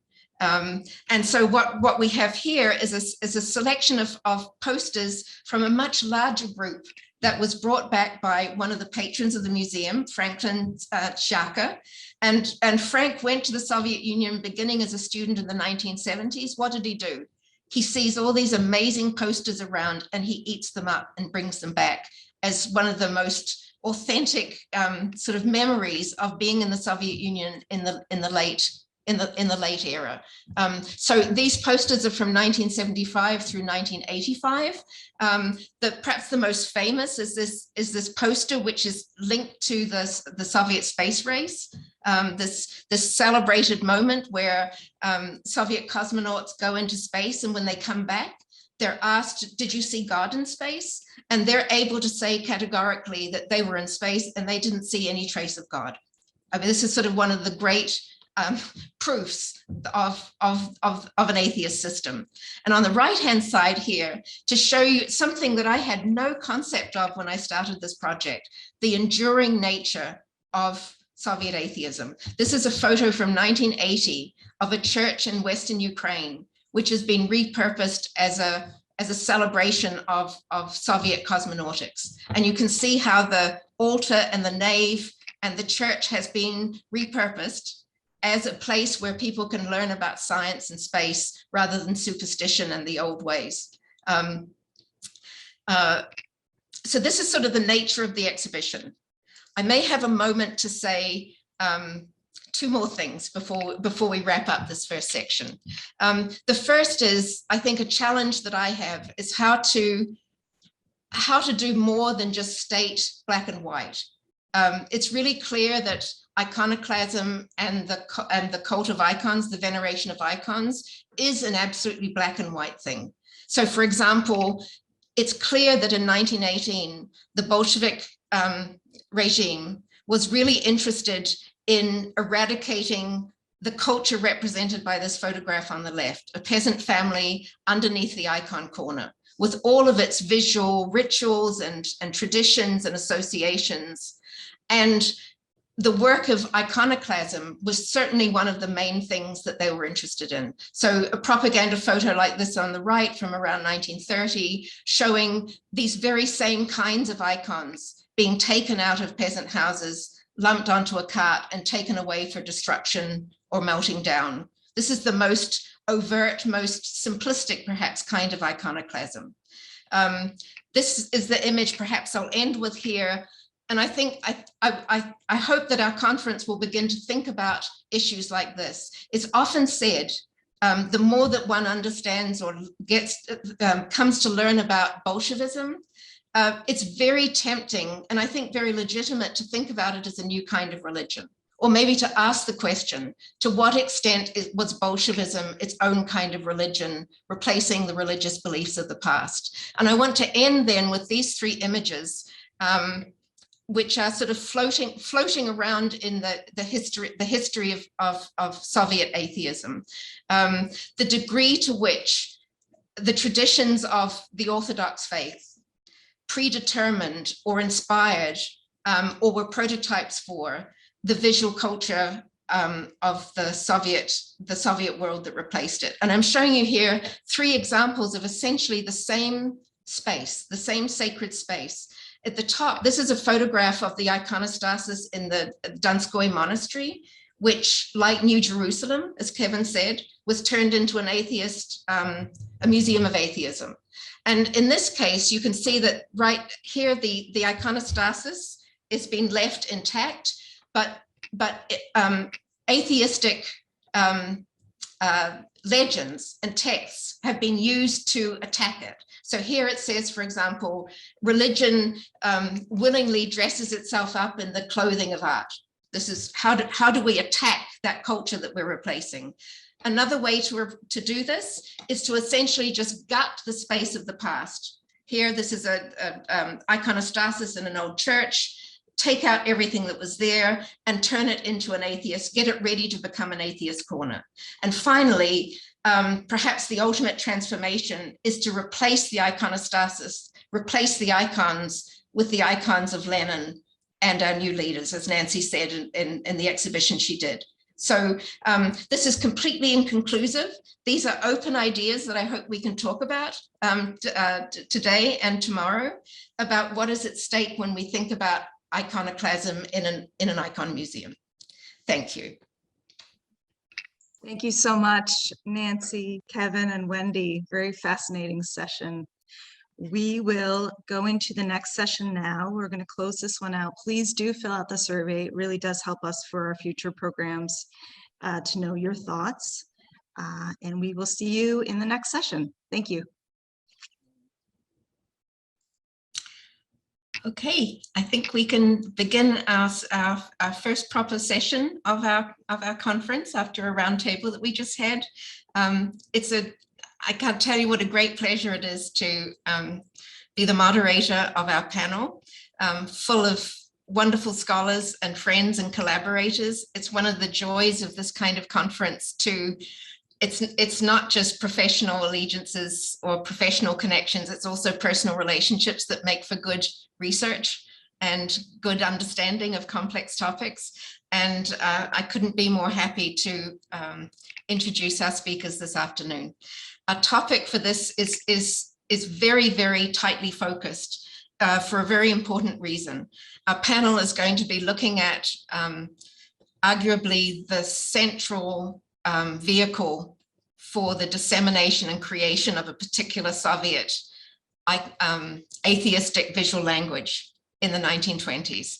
The journal, the Godless at the Workbench, Bezbozhniku Stanka. It's so important, I think, because it set a standard, it set a vocabulary of how the message of atheism could be disseminated to an often relatively illiterate audience. And it really deserves the kind of attention I think that our speakers are going to give it today. So we're going to start with a talk by Vera Shevtsov, who is professor of religion and of Russian, East European and Eurasian studies at Smith College in Northampton, Massachusetts. Vera is a graduate of Yale University. Her research and publications have focused on a wide variety of topics in modern and contemporary Russia, including lived orthodoxy, Orthodox religious thought, orthodoxy's interface with visual culture, especially icons, canon law, the Bolshevik Revolution, and Orthodox Christianity in contemporary Russia as a uniquely post-Soviet phenomenon. Her books include Russian Orthodoxy on the Eve of Revolution and the co-edited volume Framing Mary, the Mother of God in Modern Revolutionary and Post-Soviet Russian Culture. Her current research projects include the topic of rights in Orthodox discourse in revolutionary Russia, visual violence aimed at religion and faith following the Bolshevik coup of 1917, and prayer and liturgy as testimony in Gulag and post-Gulag Orthodox memoir literature. We are so fortunate to have someone of Vera's deep, deep understanding of orthodoxy in all of its manifestations. I'm so pleased to welcome you, Vera, to speak. Thank you, Wendy, for your kind introduction, and I am delighted to be here. I confess ahead of time, I'm not an expert on webinars, and despite all the years on Zoom, I still do not like it. So I'm sorry about that, but we will do our best. I was really thrilled to hear that the museum was going to have this exhibition. And I'm really grateful to Wendy for taking it on, and for Amy Consalvi, and for Laura Garrity Arquette, and for Melanie Trottier for helping with all the logistics, including with all of my complications with technology, with which they have been so kind to help me. So though I've been interested in, given that I'm a scholar, as everyone here is, of Russia in some form or capacity, and I've been interested in Soviet visual anti-religious propaganda, especially the poster, for quite some time, but I didn't really start pursuing deep research until just several years ago. And this was for two reasons. First, it was because all the discourse around the centenary commemoration of the 1917 revolution in Russia, that prompted significant academic and public debates in contemporary Russia, an analysis on Russia's media by all, from people from different sides and with different opinions. And it really was a historical moment of self-reflection. And it was driven in large part by what I think was a sentiment. I can't recall who said it, unfortunately, but I remember the quote distinctly. It was the revolution, this person said, was the most vital means by which citizens of Russia can understand and explain themselves today. So the 1917 and its aftermath really, are necessary in understanding of what's happening even today. And then second, as scholar of Orthodox Christianity in Russia, I followed with great interest the rapid reemergence of the Orthodox Church as an actor in the public sphere after the unraveling of the Soviet Union in 1991. And since I teach courses on the subject, I followed the media coverage quite extensively over these past 30 years, I must say. And I've always been somewhat perplexed how in the coverage of this seeming revival of religious life, many scholars and journalists often forget or minimize, or at least overlook, the potential long-term impact of that 70 years of the Soviet utopian experiment and its accompanying anti-religious policies. And I know this is something that, Wendy, you discussed in your introduction to the exhibit itself, and even in the comments this morning. And I do really think that's important. And I think that this current exhibition at the museum helps us to really, as you said, Wendy, to think about this more and to, focus on this particular legacy of the Russian Revolution and the Soviet experiment that followed, namely to create the new Soviet person and the new person, the new Soviet society. Now, with regard to that experiment, we might remember the words of the Nobel Prize winning author, Svetlana Alexievich, who wrote the following in her book, Secondhand Time, The Last of the Soviets. Communism had an insane plan to remake the old breed of man, ancient Adam. 70 plus years in the Marxist-Leninist laboratory gave rise to a new person, Homo Sovieticus. Homo Sovieticus isn't just Russian. They're Belarusian, Turkmen, Ukrainian, Kazakh, and it really worked. Perhaps it was communism's only achievement. Now, as a totalitarian enterprise, the Soviet project was essentially a cultural engineering project centered around what Lenin described as a struggle with religion, the alphabet of all materialism. And it was a project that was non-discriminatory in its aims. In other words, the policies were all-inclusive. They were meant to shatter the religious worldview. And again, this is something that's already been emphasized, and I think that's very important. It wasn't just aimed at Orthodoxy, it was aimed at all the religious traditions and the religious worldview in general, however that was understood and defined. So it was also trans-ethnic, and I think that's important, that viewing citizens not only in terms of class, but also according to epistemological frames of reference that distinguished peoples who oriented their lives according to ontologically transcendent reference, be they gods, metaphysical, spiritual realms, and so forth, as distinguished from the new person, right, who is atheist or godless, however that term was understood. So Soviet was really a distinct identity marker that cannot be conflated with any single ethnic group or nationality, including Russian. Insofar it was an ideological designation that included peoples from all of the various ethnic backgrounds who lived in the Union of Soviet Socialist Republics. It was to be a new Soviet person. So indeed, following the 1917 coup, Bolsheviks oversaw what might be seen as it was a form of colonizing enterprise in its own sort that divided ethnic groups and nationalities along these religious lines. They sought to sever ethnic and cultural identities from their traditional religious bonds and religious histories. And that was a project that affected Orthodox Christians no less than Muslims, Jews, Buddhists, and an untold number of indigenous people. So since there was no room for religion or any traditional faith in this new society, if we were to do justice to the topic, of course, we would have an exhibit that covered this propaganda across all religious traditions and all different groups. But since this is the Museum of Russian Icons, we are obviously focused in our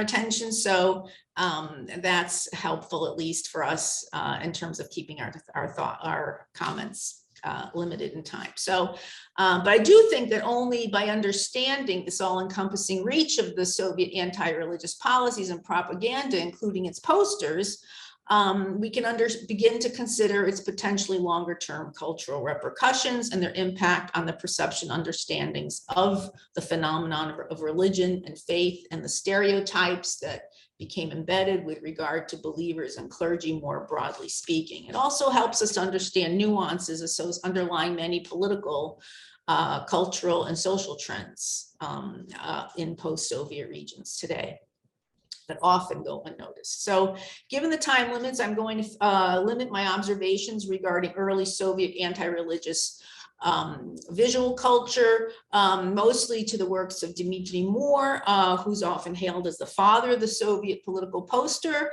and to the views of Maria Kostylovskaya, who was the editor of this innovative, pioneering, and radical journal, the Godless at the Workbench, which for the first 3 issues, it should be noted, was called only the Godless, Bezbožnik. It got the qualifier of Ustanka a little bit only after the 3rd issue. The journal's founder and editor, Maria Kostylovskaya, was a Communist Party activist since 1903, who worked in various capacities in various places, ranging from St. Petersburg, Finland, the Far East, the Donbass region, and Kyrgyzstan, and finally ended up in Moscow for a while before she moved on later elsewhere. But she was a very interesting woman in the fact that she was educated, She had attended the higher courses that was sort of like the university counterpart for women. And she also studied abroad in France, I believe, for a couple of years. So she was a very interesting woman. And this journal was really her brain. It was really her idea. It quickly became the best known and most controversial anti-religious publication at the time. Its first issue, which had a run of 20,000, ran out in 3 days, and they had to republish again another 20,000 copies to fulfill the demand. And eventually its publication run would be like 70,000, I think. Now, Dimitri Moore, who was the artistic director who worked closely with her and considered her one of the most brilliant editors, he was obviously the well-known graphic artist at the time, a very well-known graphic artist at the time, a leading expert on the Soviet poster during his lifetime, and probably the most sought-after graphic artist of his day. For this journal alone, he produced more than 800 illustrations during his 5 years as artistic director. So Kostyalowska and Moore shared a vision of anti-religious work, and that was characterized by a very unique approach, style, and content that was distinguished from much of the earlier visual propaganda that characterized the Civil War period, or the period of so-called war communism from 1918 to 1921. What's interesting there was that that was really the heyday of the poster. After that, in 1921, visual culture sort of, the posters, well, because posters were really a form of mass communication. And so after the Civil War, when paper became more available and so forth, the visual culture tended more back to journals and magazines and newspapers and so forth, and were only printed. It wasn't the mass kind of production at that in the later 20s that it was in the 1918 to 1921 period. In any case, I'm going to share my screen now, and I just want to look at the start by looking at the cover, and we can see some of the novel approaches that they took with this journal by viewing the cover of its first issue. It depicts a muscular worker, as you see, some of which Moore's friends, if you read their commentary, say that that was sort of like a self-portrait of Moore, depicting the role of the artist in the building of communism. But in any case, he's ascending a ladder to the heavens with a hammer in his hand, and below we see on the right, right here, we see the institutional churches, and you see a mosque, you see a church. I think there's a synagogue there as well.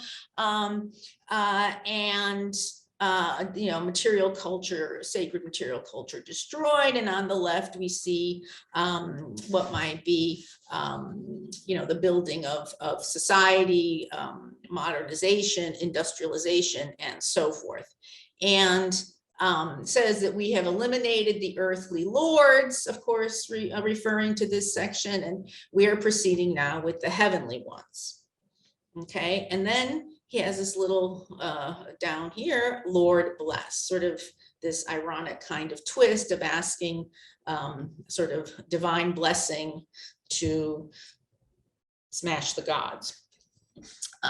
So of the most striking features, first is probably the fact of the image itself, and that this journal used images abundantly. Such a high quality illustrated journal was unique for the time. It hadn't been the other two anti-religious journals that had been published prior to this time, and one called Science and Religion, the other called Church and Revolution, or Revolution and Church. I think it's Church and Revolution, but they had minimal illustrations of any sort. So this was a high quality illustrated journal, and it was precisely these illustrations that were meant to capture the attention of the viewers. And when asked about them, Kostyulowska said that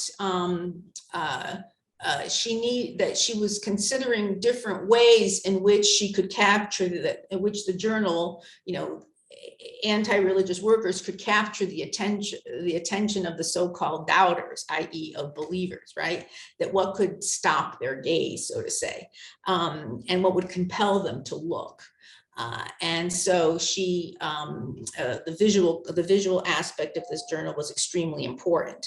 Another interesting aspect was the way in which this journal came about. It was very much ethnographically based, in the sense that Kostyulowska and her working group, months before this journal was launched, went to factories and talked to workers and workers groups and asked them, talked about this journal, what they would like to see in it, what kinds of issues they would like to see covered. And they found out that at the time that there were clergy that were very active still in factories that were sort of carrying on, I don't know if they were preaching actually, but they were sort of, attending to whether they be believers or workers in general and so forth, but they were around. And so Kostyulowska felt that it was an urgent time to sort of launch this journal. And so by being there, that helped them to understand the environment. And then after each issue, she would go, and her working group would go back to the factories and see what worked and didn't work, and would get feedback. So it was this larger group project in which it wasn't just these two minds behind it. It really did draw on a broader sort of lived experience of the workers with which they were consulting. So now this was in deep contrast to another journal, another publication at the time that came out several months beforehand, and it was published by Emilian Yadoslavsky, who was later to become the well-known founder of the League of Militant Atheists, and who then became had the monopoly over anti-religious work and propaganda beginning in 1925. And you can see how his paper, and then hers comes out several months later, would draw, well, if you were him and you saw who got, his had a run, I think, of 20,000. And or 10,000, the first one, I don't remember, but which one would you buy? Let's put it that way. And it was clear there was a sense of competition that immediately broke out. And this became an important factor that beginning very soon, 2 weeks after the first issue of Kostyulowska's journal came out, already she received a note from the Central Committee in Moscow proposing to unite her publication with Yadoslavsky's as sort of an appendix, right? Sort of to fold the two together, okay? And eventually, I mean, I can't get into I'll take up my whole time, can't get into the politics of it all, but suffice it to say that from really 1923 and 1924, Yadoslavsky behind the scenes was really working hard to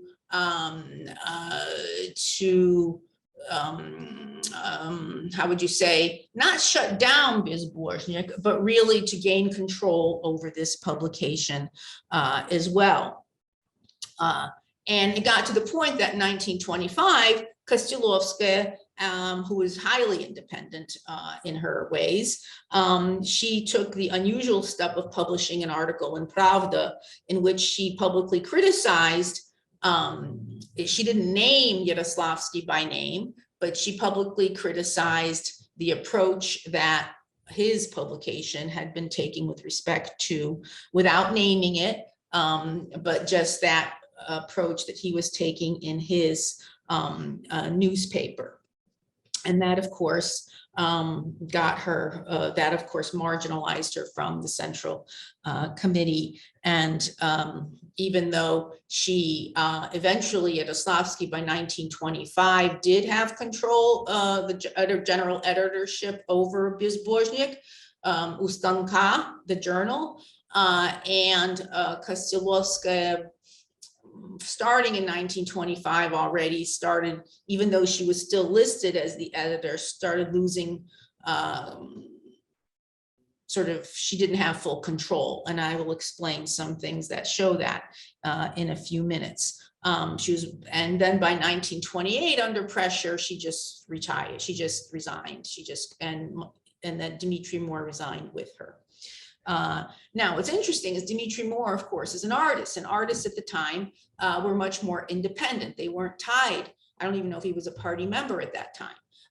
And so he would publish his, even though he worked with Kostiulovskaya, and obviously that was his favorite place to work, you would find his work and drawings also in Bezbožnik with Yadoslavsky. So this is something that is quite interesting, but that's another subject.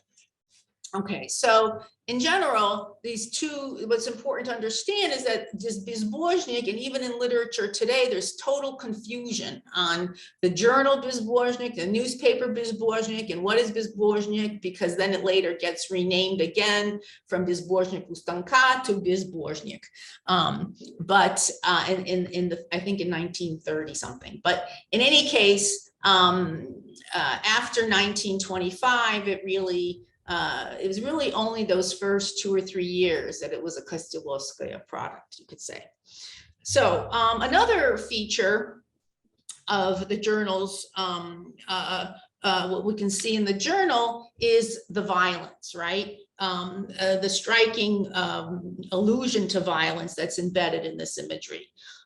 We see that not only the achieved destruction, and I know, again, that was discussed this morning, so I won't show those images again, but not only the achieved destruction of material culture, but also there was this was entering a new stage, a new level, that material culture has been destroyed, and now the use of violence is entering into another stage, right? And so this was a time, a particular time in the history of Soviet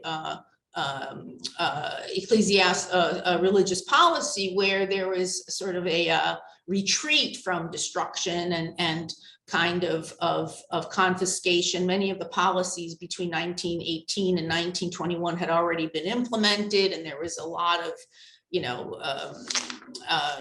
not only church destruction, but imprisonment of clergy, executions of clergy. So a lot of violence had already taken, confiscations, and so forth. So, but the job wasn't done. That's the whole point. The point is that this was all destroyed. And by 1924, members of the Central Committee, in their reports, you read that the institutional church is leveled, it's gone.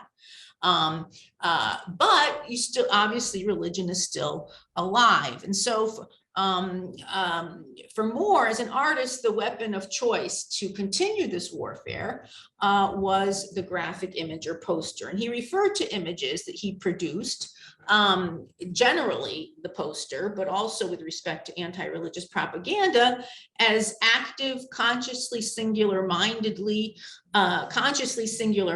and combative.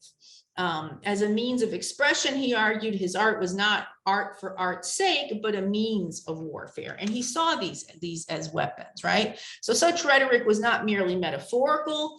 Images not only carried the potential to influence behavior and events, but also, as Moore maintained, were mandated to do so. Their purpose was to organize the will of the masses into action. And this is what's interesting, is that when we talk about a good icon, what makes a good icon and a bad icon? Well, what makes a good anti-religious poster and a bad anti-religious poster? And for Moore, it was really, did it elicit a response? right? That to him was extraordinarily important. So consequently, from a believer's perspective, such anti-religious imagery could be seen as potentially hazardous. And it's hazardous on two fronts. First of all, these were literally potentially lethal. It's not difficult to imagine how they could be complicit in local or state violence and atrocities against believers. It really, you know, sort of can rev people up, right? As one Soviet art historian has noted about Moore's work, it's rarely elicited laughter, more frequently elicited the desire to crush the enemy, so there was no trace left. And second, from believers' perspective, such images presented not only merely a formidable challenge to, but also often an aggressive intrusion into their epistemological worlds and interior spiritual landscapes. And this is really what this is indicating, right? And it implies that religion from the Communist Party standpoint was not and could not be a private matter. And this is evident in the cover of this journal when, you know, that you're going after something more than just material culture, right? Churches and icons and bells and whatever. A third and related feature, and this is just another example of how Yadoslavsky later himself, you know, even though criticizing Kostyulowska initially for her own ways of you know, use of violence and so forth in her magazine, would later himself sort of co-opt it, right? And so you already see, you know, on the nativity of the Godless one, and you see sort of this image of violence. And same thing here with Bezbožnik, you have exactly the same title, right? Cheremnych just lifted the caption that Moore had used for his cover page. And this is another form of, you might say, kind of sort of a visual violence, right? Something that's really, you know, on the Eucharist. These are just different forms in which this kind of visual attack took place. But a third and related feature of this cover, I think, and its approach was reflected in terms of its different understandings of religion and its approach to its eradication. Since 1917, a diverse array of approaches had coexisted among party members, and you know, some were favored by some and others. Two of the most well-known ones, of course, were the administrative institutional approach that was you know, just destruction or elimination of clergy. But the second approach involved a massive educational effort, both in urban and rural areas, focused on the natural sciences and on especially the history of religions, which was Yadoslavsky's favorite approach, right? To compare, it's a comparative religions approach where, you know, taken from the study of religion in Europe in the 19th century, and many Bolshevik anti-religious propagandists at this time proceeded on the assumption that, you know, if you teach people enough about, you know, if you give enough education about religion and about, you know, the way even on the natural sciences, you educate people, religion will die out. And so this poster was sort of Yadoslavsky's version of the way anti-religious propaganda or re-education should take place, drawing on, again, these academic studies that promoted the scientific study of religion. It depicted all these different religions, showing what they all had in common. And so he would quote, you know, from the Bible, from the Quran, and from various texts, showing how they all had these common themes. In terms of now, Kostyulowska was against both. She felt obviously that the destruction wasn't very helpful, that belonged to the realm of the state, and that was not a party concern in her estimation, that those two should be kept separate. And she believed that anti-religious work really should be in the hands of the party. In terms of this educational approach, she was very suspicious of it because in her estimation, especially the history of religions approach was anything but scientific and was based purely on hypothetical conclusions, and she claimed that for the common believer, it only cluttered the mind with useless names of scores of gods and goddesses, and drew on Western bourgeois sources, she said, that were not tested in Russia, that we can't just lift sources from Russia, translate them thinking that it's going to answer a need that different faiths in Russia, that it can somehow address that sensibility. And so she argued that such an approach was simply too disconnected from the realities of Russia. And she did value natural sciences more, but she also said that being educated does not mean you aren't religious. And she looked to the West and said, look at all these and even to Russia and said, look at all these educated people that are still religious, right? That this is not a matter only of education. And so Kostylovska and Moore really placed an enormous emphasis on feelings and emotion. And when it came to their anti-religious work, that religion wasn't a rational thing. It wasn't something about knowledge in that respect, but it was something that was based on feelings and emotion and experience. And in Kostylovska's views, they really followed this kind of lived approach, almost an ethnographic approach, that it was anti-religious propaganda had to take a lived form just as much as religions were lived phenomena. And that, in every unique situation, you had to gauge that situation religiously, and only then can you come up with a program, that there wasn't one size fits all. Okay, so in terms of felt life of religion, and this is where they were very good, perhaps the most striking feature of their journal and in general of early religious, anti-religious propaganda you can find this in other realms as well, but especially with Moore, was its inclusion of textual references to prayer, scripture, and liturgy. And this is really interesting because this is where I'm not sure. I didn't look at the contemporary. I tried to, I didn't have time to look at the contemporary ones that are on display in this exhibit. And even though I've done some research on more contemporary anti-religious posters, meaning the 70s and 80s, I don't recall this kind of prayer. And I think that's very important because I don't think it meant anything to people by that time. Whereas here, prayer was still really part of people's lives and they would get it, right? So we can see in this poster entitled Christ is Risen that Moore was a master at tapping precisely aspects of lived orthodoxy, well-known verses from liturgy, and the language that he believed images could best speak to his viewers. And this is remarkable because it suggests that he believed that his viewers actually knew liturgical prayer and could get it, right? And so here you have a poster of Christ is risen, and then you have capital trampling down the common people, and the text underneath presents the voice of capital, and he's depicted speaking in this sort of garbled liturgical language that draws on the hymn of the Paschal service. And it says, well, I ground them to pieces quite decently. Now the working swine won't rebel. It's time for divine mist. Let's balm their hearts with holy oil. Christ is risen. Let us embrace each other and forgive each other.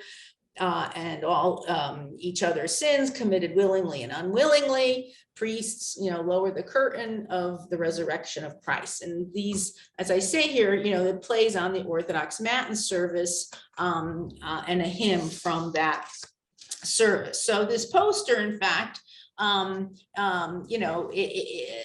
took the Christian notion of life and sort of twisted it in a way, and it showed it as a staged production with capitals destroying human life, right? And so it plays with all of this and really twists it all around, and it's very powerful. In fact, it's extraordinarily powerful from a believer standpoint. Let's see here. The same thing happened with this one.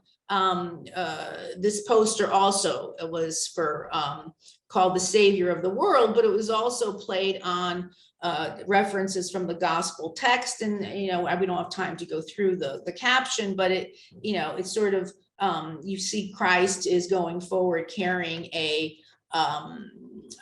chalice, and the caption includes part of, again, the Paschal hymn in which God is leading his followers from death to life. And he combined all of this together in a powerful way to capture the viewer's attention, to draw on viewers from whom such prayer was familiar, and at the same time heightening its disorienting kind of iconoclastic impact. And he did this over and over again. This was, for example, a ditty, an Iconoclasm hymn, where he takes the subject of the Iconoclasm hymn, which was very popular as a genre, and he has words to it which are just sort of funny, and plays with the word, the general sort of format of the Iconoclasm hymn, rejoice so-and-so, rejoice so-and-so, but the words are quite funny. Now, rejoice, mother of God who plays the piano, constant help to the father of the word. Rejoice, son the lawyer who resides in the bosom of the Father.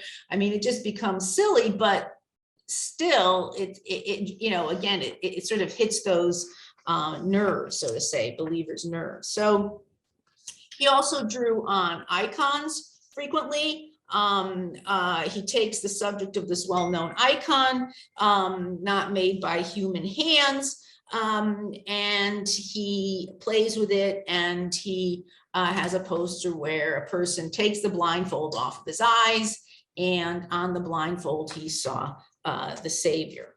Okay, so in any case, what are the implications?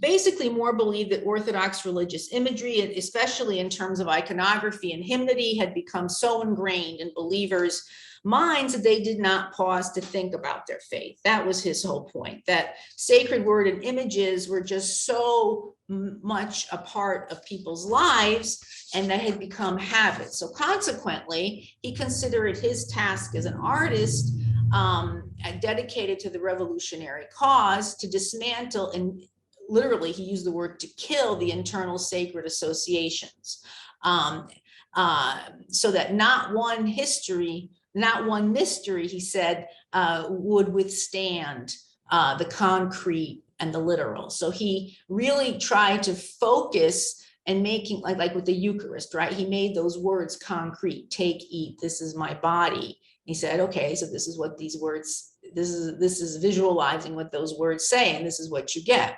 So he maintained that posters and images he created would become so, if people looked at them, they would become so embedded in believers' minds that subsequently, when they went to church, believers it would sort of mess with them, and they would remember his images and not be able to shake them, which is very clever. I mean, it's actually it's a brilliant idea.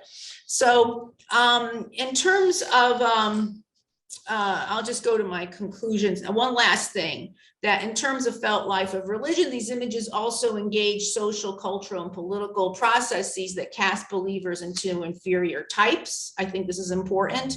And I mentioned that in the beginning, that these were social outcasts, right? And they were meant to be coercive, denigrating, and oppressive. And so you see here this idea of cleanliness, people who are believers will be dirty somehow, and they're not clean. Whereas the new Soviet person would be strong and self-reliant, and not this weak kind of sickly, unhygienic, backward, superstitious kind of uneducated person. So these contrasts were very important. And they both, of course, focused on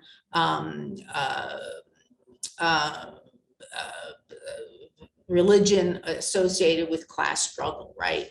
And that this figure of Lord Capital figured very strongly in their journal. And in this case, by doing so, taking on really dogmatic kinds of issues, right? Where you have, both in terms of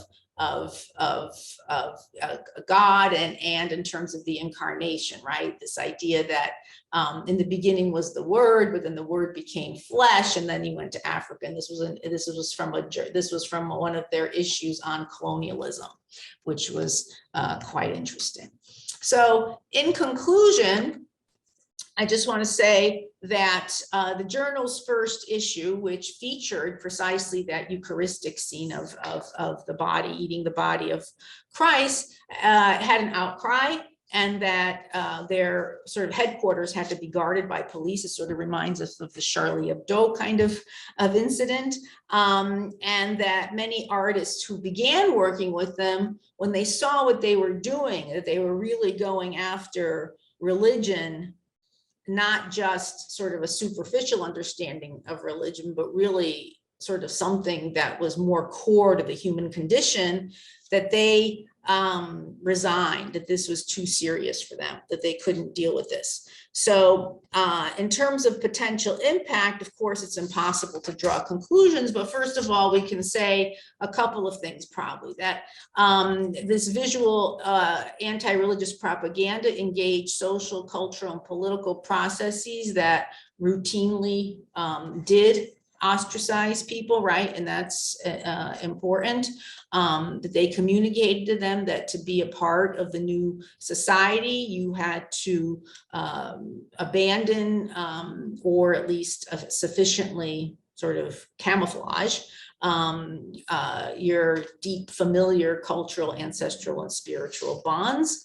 Ironically, in terms of stereotyping and demonizing, visual anti-religious work also targeted entrepreneurism, right? Because since religion was always associated with capitalism, just as much, if not more, than religion and faith in and of itself, people involved in what we consider reputable present professions, CEOs, bankers and so forth, they were also otherized along with the clergy, right?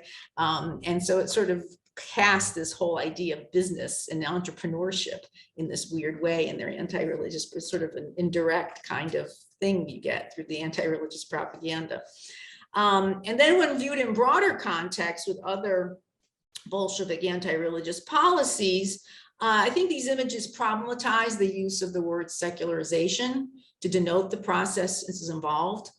We tend to see that, it always, when I read about contemporary, post-Soviet society and the desecularization or the forced secularization under the Soviet regime, when you look at it, not these religious posters, when you look at the whole thing of what this whole phenomenon involved, is it something more than just simple? Does the blanket term secularization do justice to the personal, cultural, and historical toll? I mean, it was a cultural trauma, and can that just be is secularization in this sense a euphemism for something that was really something much deeper and much more traumatic to a culture and to all kinds of different peoples? So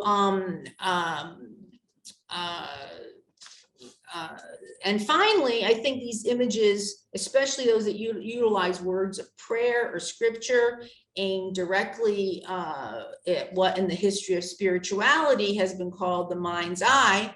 While religion might involve many things, it really is, at least in my field, religious studies, many scholars of religion would say it's ultimately about prayer, right? That prayer is really at the center of the phenomenon of the religious life. And so if you look at prayer as a posture or disposition or a type of a sensibility,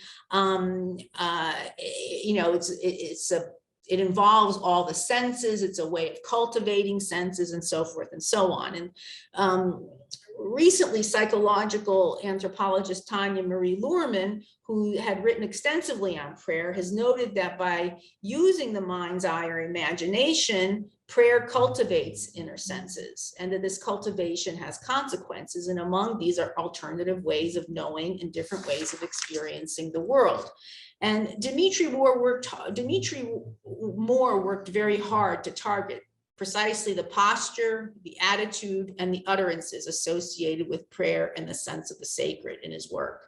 And to what extent, we might ask, did the art of this anti-religious warfare block or even desecrate the mind's eye and break that posture, that disposition, and shut down that spiritual sensory world which Luhrmann claims cultivates alternative ways of seeing and knowing and experiencing the world? So in terms of a museum of Russian icons, I think that's a really central question. And the last thing I want to say is, I didn't have it in my talk, but it's very important, is that Maria Kostyulovska was very much against replacing, she came out publicly against replacing anything religious with other symbols. For example, she did not like the idea of having other holidays instead of Christian holidays, right?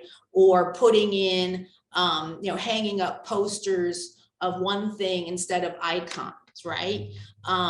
She said that, and she attributed this trend in which she saw happening in communist circles to precisely those former clergy or sons of clergy or graduates of theological schools who had entered the party and were working at the upper echelons as sort of promoting this kind of quasi communism as a form of religion. And she was adamantly against it. And so when she was asked, well, what are we supposed to, she was, giving a seminar for teachers, and someone asked, well, what are we supposed to have instead of religion?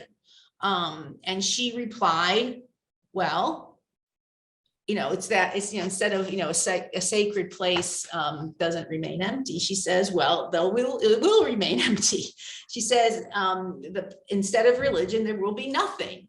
That the question of religion can't be posed in this form.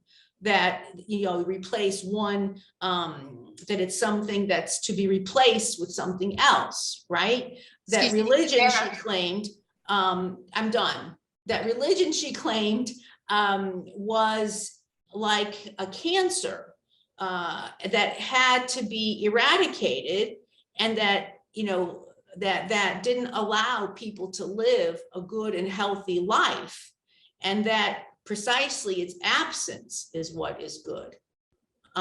So that's just, again, something to end on. Fabulous. Thank you so much.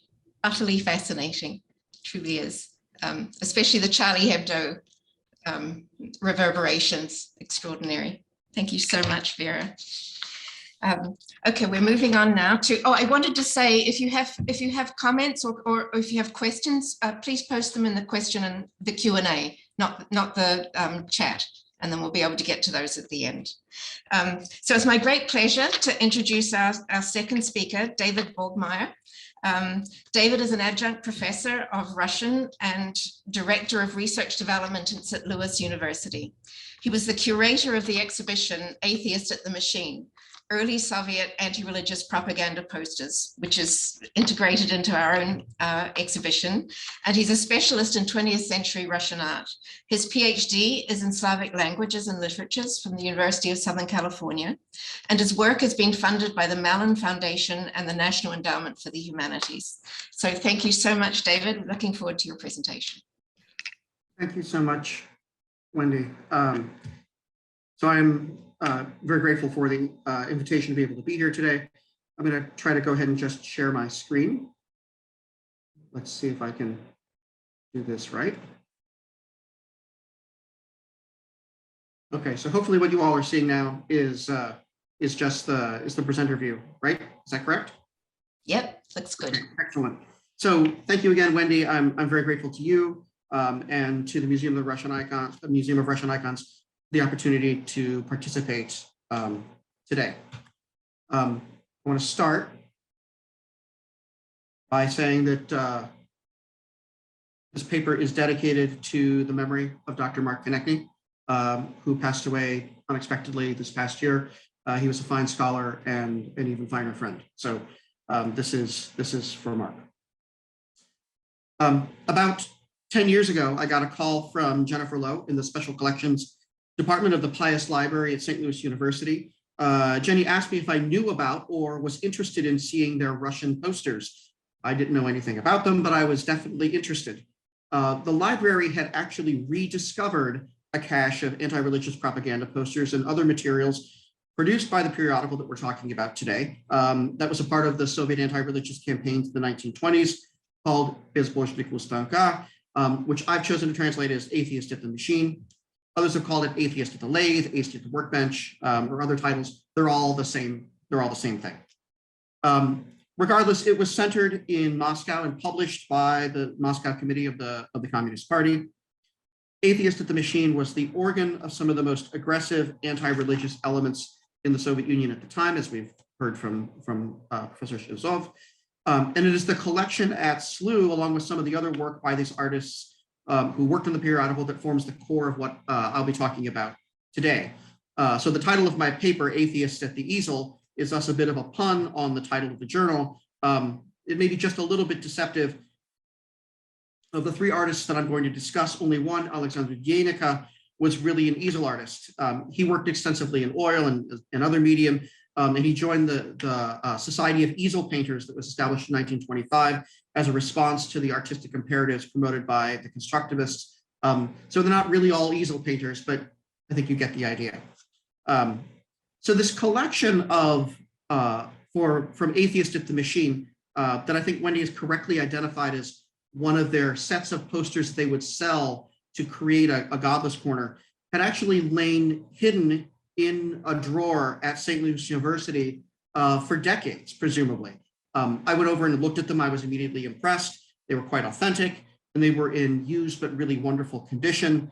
And working with Jennifer Lowe from the library and many others, we organized an exhibition of these in 2012. This is a photograph of the installation. It's not nearly as extensive as the one in the Museum of Russian Icons, but I was really pleased that the SLU exhibition and then the follow-on online display of the materials has allowed them to become part of the scholarly discussion of atheism and anti-religion in the early Soviet period. And I'm even more pleased that SLU was able to loan its materials to the Museum of Russian Icons. One of the things that surprised both the librarians and me was that for these materials, no accessioning or cataloging records were to be found. My suspicion is that they were acquired somehow by the founder of St. Louis University's Russian program, a Jesuit priest named Father Louis Barth, at a time when discretion was required in the handling of such politically sensitive materials. You know, the library would just accession these things today, but it seems like evading the normal process for identifying and tracking the materials through accessioning and cataloging was an intentional act. In the 1950s, the St. Louis University's bulletin, the equivalent of the catalog today, included an anti-communist credo inside the front cover that stated, among other things, that the university refused, quote, to subscribe to the doctrine that academic freedom may be used as a pretext to teach systems which destroy all freedom, unquote. Now, Father Barth unfortunately died in 1995, and none of the other living faculty here that I've spoken to have been able to add any information. So there's really no way to know exactly what happened. But we can understand perhaps the pickle that he might have found himself in, but I think we can be grateful. What it is not an exaggeration to call his foresight and his bravery in preserving these posters and other materials, even though his methods may leave a little bit to be desired. One of the things that I discovered while I was kind of working on this exhibition in 2012 is that anti-religious propaganda is understudied, right? And the reasons for this are complex, both, and you've seen this before, this is another poster from our collection, from the perspective of art historical assessments of early Soviet art, and from the assessments of Soviet official atheism and anti-religion policy. So addressing obviously the full breadth of this is beyond the scope of this paper. I'm going to be wearing kind of my art historian hat today and focus on the visual content of the journal Atheist at the Machine and an analysis of the creative personalities behind it, approaching the posters and the visual materials in Atheist at the Machine as artworks, and offering an analysis of the artists and their work, in particular 3 of its leading figures, Dmitry Moore, who we've already heard a fair bit about, quite capably from Professor Shevzov, Alexander Djenika, and to a lesser extent, Nikolai Kagaud, all of whom had long and successful careers in the Soviet art establishment. Excuse me. This examination of the stylistic and thematic approaches of these creators of anti-religious visual content for Atheist at the Machine, and content that was sometimes so aggressive that it offended even other anti-religious agitators, will seek new insights into both the nature of Soviet anti-religious visual strategies and design, as well as to expose, hopefully, some of the neglected roots of socialist realist visual culture. This material is indeed somewhat neglected from an art historical perspective. For example, Toland's otherwise wonderful 2021 book on Soviet posters has not a single example of anti-religious propaganda. Stephen White's excellent 1988 book on the Bolshevik poster, none. White almost casually divides the Soviet poster into 2 categories, he averring that, quote, Soviet poster art was developed in 2 main directions during these years, the heroic and the satirical, unquote. I think this is kind of too simple of a typology. It's a little casual on his part, but I think there's some usefulness to the distinction that we can talk about a little bit more. White's book also includes one of the most famous Civil War posters from 1921. With weapons, we beat the enemy. With labor, we will win our bread. To work, comrades. This poster is by Nikolai Kagaud, who was born in 1891, graduated from the Stroganov School in 1913. The Stroganov School became Vkhutemas, where he continued his artistic education after the revolution. In this poster, he contributes, you can see some of the early hallmarks of the iconography of the genre, the monumentality, the industrialization, the electrification, the male worker, again with the hammer, not storming the heavens, but here working at the anvil, a female peasant. She has a sickle present, even though in this case she's wielding the tongs. You'll also notice that there's a soldier's cap and stacked rifles. The mode of this poster would quite obviously be in White's typology, heroic, right? 4 years later, Kagaud produces this poster, the Consubstantial Trinity, which is part of the exhibition at the Museum of the Russian Icon. And he produces it for Atheist at the Machine. In White's binary, this is obviously satirical. It reflects something of Kagaud's talent and his range. But here we have the parish priest, the bishop, and the kulak substituted for the Christian Trinity of the Father, the Son, and the Holy Spirit. Another image that he did for Atheist at the Machine was this one, based on stories from the 1905 revolution, featuring clergy helping a soldier to shoot unarmed civilians from a belfry. It seems a little bit odd to say that Kagaud was not as offensive and harsh as Moore, because these images are pretty harsh and offensive.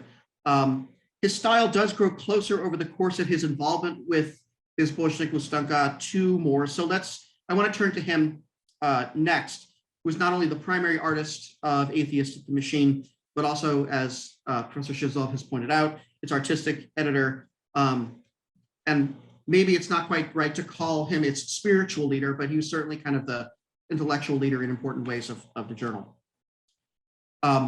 Moore was born in Novocherkassk in 1883, eventually migrated to Moscow. He began his career drawing caricatures, including this one of himself from 1934, which I think is an interesting representation. I'm still trying to figure out why he's wearing a gas mask. I don't know. If anyone else can tell me why he would be doing that, I'm all ears. But he had a wonderful career before the revolution, drawing caricatures and cartoons for satirical magazines, and gained significant fame and notoriety. He was, however, a self-taught artist and wholeheartedly turned his considerable talents to the service of the revolution. Among other things, he worked on the famous Rosta windows with Mayakovsky. He taught poster design at Vkhutemas, which I'm guessing is where he made the acquaintance and recruited Kagaut and Janica to work on Atheistic the Machine. And he launched the magazine, as we've heard, along with Kostadevskaya in 2023. These are two of his most famous works, the Have You Volunteered and Help. Even if you didn't know Moore's name, if you know much about Russian culture, then you've probably seen these images one place or another. So Moore's Soviet biographer, Khaliminsky, in the 1960s, asserts that as the Civil War period came to a close, Moore was looking for a unified journal, and that seemed to happen with his under his editorship at Atheistic the Machine. He says, quote, Moore dreamed of a journal which was a complete organism, so that from the first page to the last, it presented something unified, so that all the drawings would go into the layout together and hit the enemy at once like a volley from a disciplined company, unquote. So certainly we can see even in that quote from the 60s, what Vera was talking about in terms of that propensity towards violence, that Moore, even in his biographer's conception of him, was thinking about anti-religious propaganda as a violent and confrontational undertaking.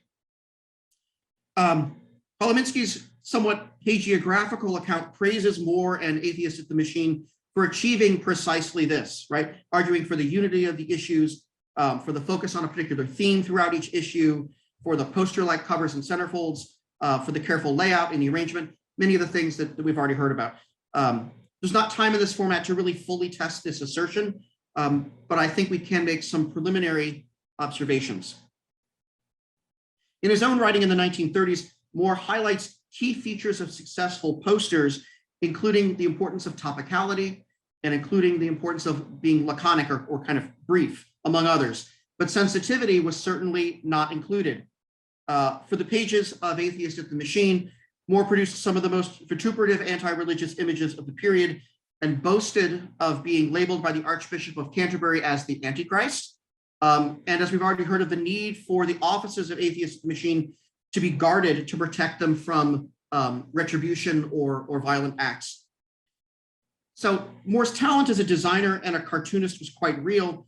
But my argument would be that it was as much in cleverness, in relentlessness, and even to a certain extent in shamelessness, that his work is not profound, right? He was at his best as a satirist, but in classical terms, he was much more of a juvenalian, right? There's some comedy, but Moore's work is rarely funny. So most modern viewers, if you're looking at posters like the Oldest of the Gods on the left here, that not only dares to represent the Jewish God, but makes that God a cyclopean monster with a beard, phylactery, and prayer shawl, and can see and be appalled by the ugly, manifest anti-Semitism. Its pendant, the poster, The Defender, has composition and style that are directly imitative of Russian icons. And we've seen this in some of his other work earlier today. From the flattened imagery, the handling of the drapery, the disposition, posture, and gesture of the figure, it's derived directly from icons of Christ in glory, but of course with important differences. The little cretinous banker coddled in the Christ's lap, the keeper of the key to the treasure chest in place of what would be a throne, and the sense of Christianity as capitalist soft power. These are obviously all clear deviations from the iconic original.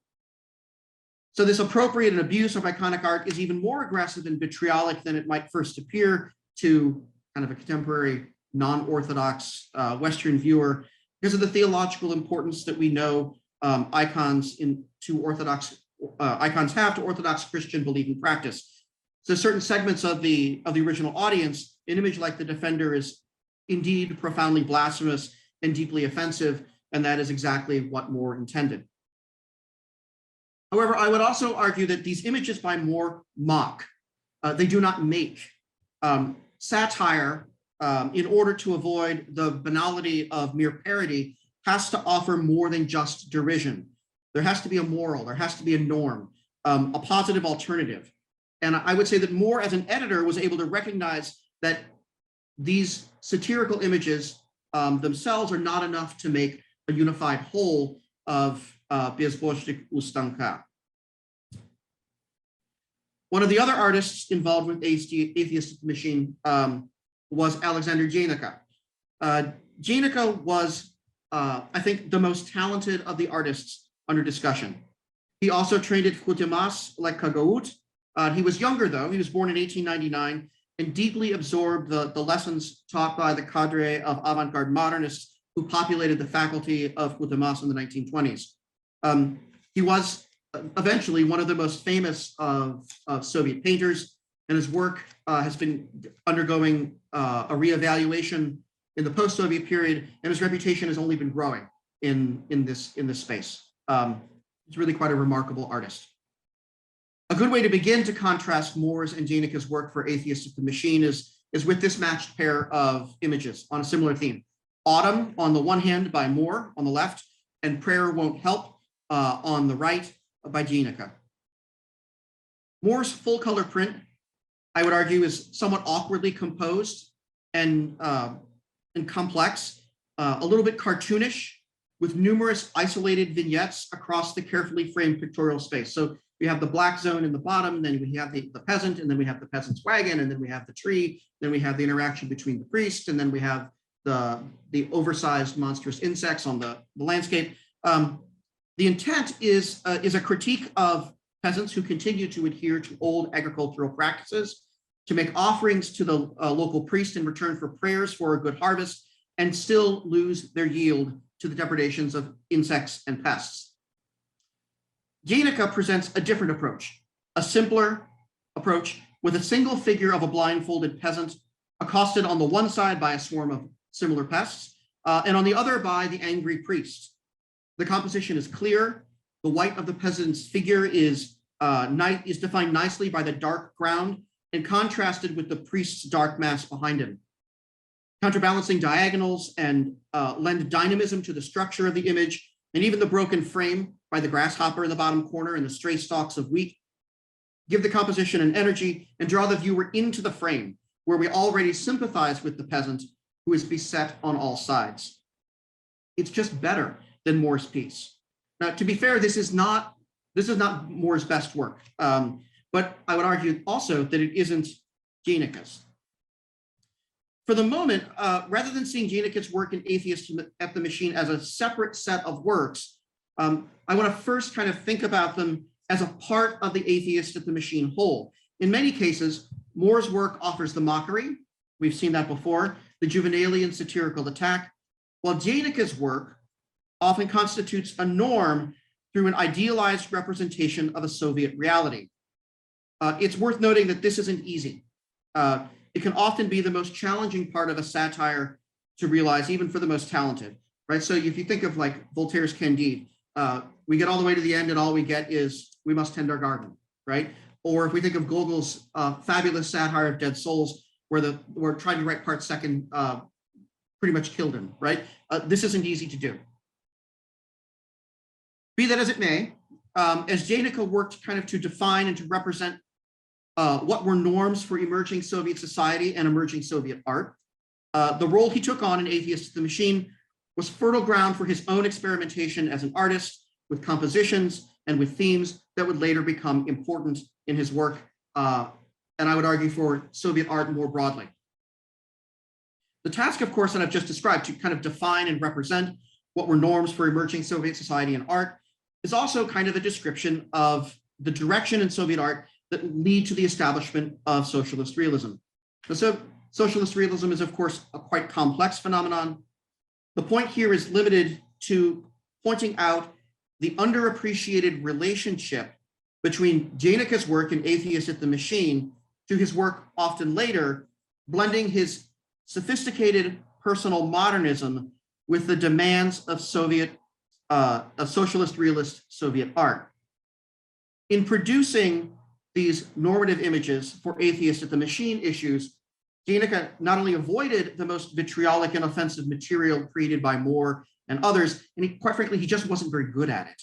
But he also helped to visually and thematically lay the foundation for socialist realism. His drawings for Atheist at the Machine, many of them impressive works in their own right, became the seeds and the sources from which many of his later paintings evolved, some 1 year later, some 10 years later, sometimes even more. I'd like to look at a couple of them just to kind of make make this point. So this image called Textile from Atheist to the Machine in 1926. The image is actually a color image. I couldn't find a full color reproduction of it. This was cribbed with apologies from Microform.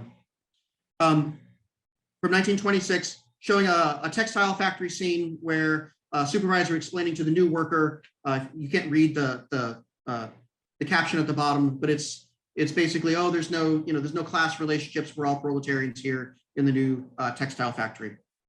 It becomes this, the extraordinary painting Textile Workers Within a Year. It's really a masterpiece of 1920s Soviet modernism. The clean modern factory environment that in cool grays, there's heat. You can see the radiators in the background. There's electricity. There's a prominent light bulb in the upper right. The space is defined by the powerfully chiaroscuro repetitive geometric forms.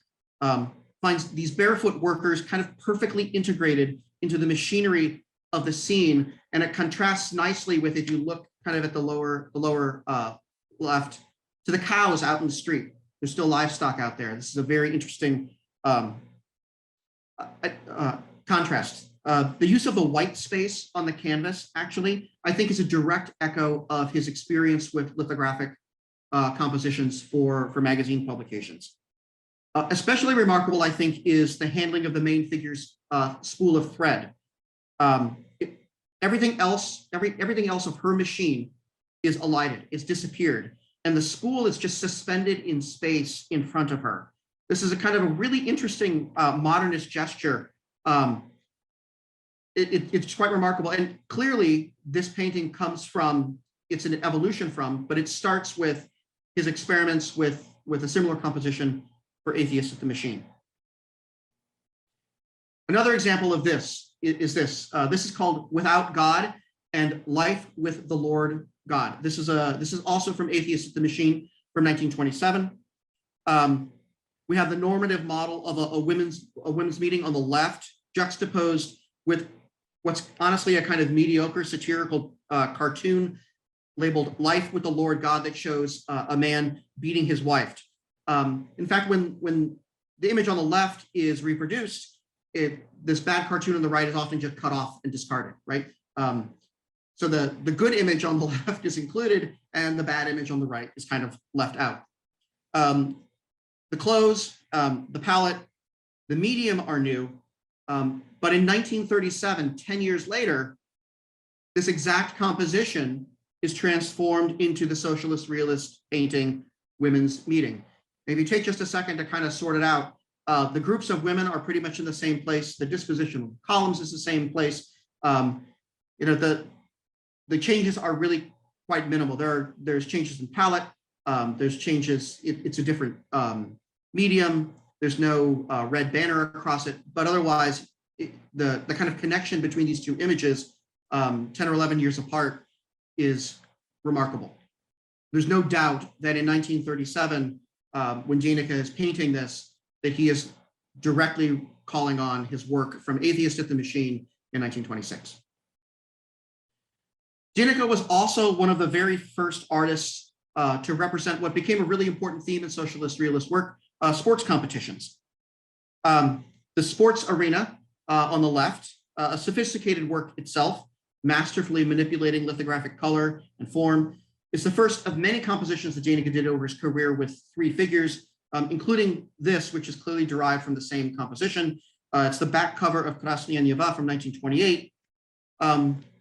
So there's a year of difference there. But then we fast forward to 1941, and again we have the same 3 figures appearing in a much more conventional oil painting, but from the 1941 bathers. There are more than these. These are just a few examples. But suffice it to say that although Janica evolved as an artist and was responsive to the political and artistic milieu that he confronted, his modernist training and the compositions, themes, lessons, experiments from his role participating in Atheist at the Machine remained a productive and indelible facet of his art for more or less his entire career. Atheist at the Machine is certainly a product of its time and place. The Soviet state I think, realized that the kind of propaganda that was included in the magazine was ultimately ineffective at reducing much religious belief and practice. And by the late 1930s, Moore would publicly lament the lack of anti-religious agitation in the Soviet Union and the fact that Izagui's catalog had only one anti-religious poster for the whole year by the late 1930s.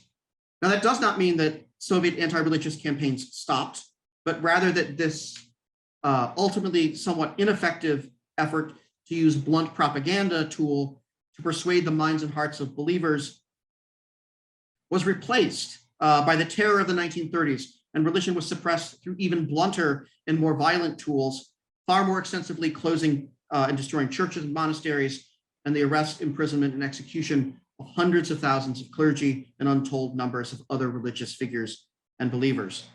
There's certainly more we could say about Atheist with the Machine and the social and artistic contributions and values and the place of this propaganda in the Soviet artistic and cultural history, but kind of that probably seems like a good place for me to stop. So obviously, if you have questions, please put them in the Q&A, and thank you all very, very much for your time and attention. Wonderful. Thank you so much, David. That's a totally new insight into Daneka, apart from anything else, just really fascinating. Thank you so much. Okay, our last speaker, we've got a double act or a tag team, whatever we want to think of it, for our final presentation today, and that will take us to the end of our first day of the conference. So Kevin spoke to us earlier, but I will nevertheless introduce him again because I think he deserves it. and then his teammate.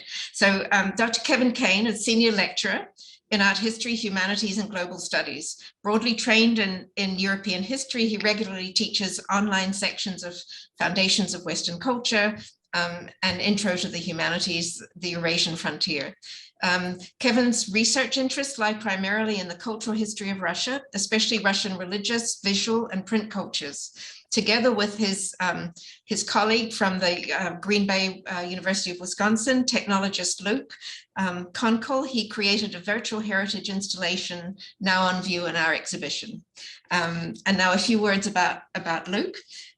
Luke Konkol is a graduate student in anthropology at University of Wisconsin-Milwaukee. His pedagogical interests include active learning, culturally responsive, relevant pedagogy, games, simulations, and reenactment. His thesis explores the emergence of game-like experiences through playfulness among historical reenactors. In merging these interests, Luke remains especially interested in the role of playfulness and consensus building in a diverse, equitable, and inclusive classroom. And in that spirit of playfulness, they will bring us to our last presentation. Thank you.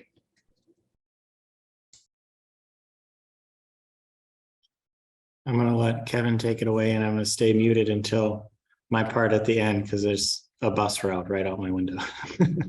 Is the share? Can you guys see the screen? Yeah, it looks great. Yes. Okay, cool. All right. First of all, I'm again going to thank Wendy and Melanie and Amy for the possibility to realize our participation in the exhibit, and of course also the opportunity to talk today. I also want to thank publicly Luke, who without this project that I envisioned many years ago would never ever be able to be a reality. And I want to note also that, I mean, the last 4 months or so that we completed this project, Luke completed his master's thesis, defended it. He then applied for and was admitted to a PhD program, and applied for, interviewed for, and got a new job at our Center for Teaching and Learning, which was a promotion for him. So, I mean, that's all lasted the last couple of months in addition to doing the work on this project. So our presentation, and I'm going to try to keep it shorter than the last one. Our presentation will discuss our documentation, analysis, and virtual reconstruction of historic displays of early Soviet visual anti-religious propaganda known as Godless corners. The construction of Godless corners, consisting of published visual images and verbal text tacked on walls and communal places, were intended to supplant icon-centered beautiful corners of Orthodox Christian tradition. Propagandists conceived atheist corners designed for clubs, schools, army barracks, etc., as the premier sites of staging anti-religious agitation, and they became among the most common venues for the presentation of anti-religious visual imagery. They were founded theoretically and practically on materials disseminated by specialized anti-religious periodicals, especially Atheists at the Workbench. The illustrations featured in this monthly, including centerfolds and poster-sized versions, were designed specifically for Godless corners. The periodical also offered complete sets of illustrations and posters, as well as how-to guides detailing their assemblage, as well as photographs of exemplary displays essential to our virtual reconstructions. Excuse me.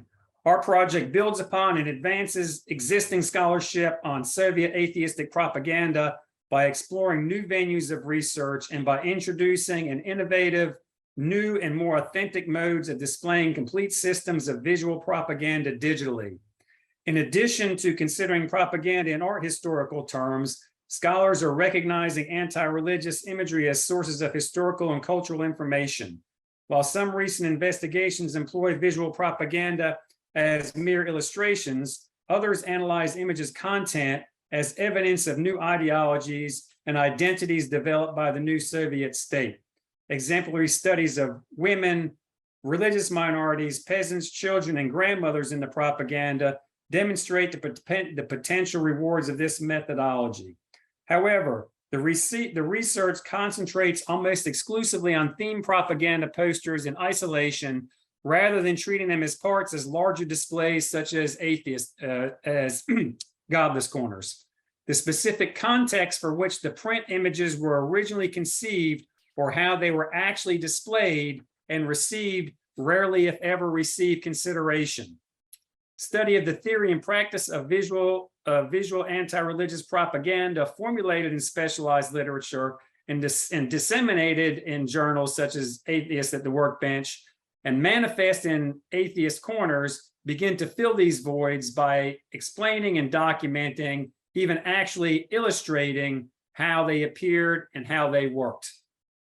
The innovation of virtual three-dimensional recreations of Atheist Corners from a specific time and place, composed of actual visual propaganda and arranged in accordance with verbal and photographic evidence, offer rare historical glimpses into the lived experiences of the past.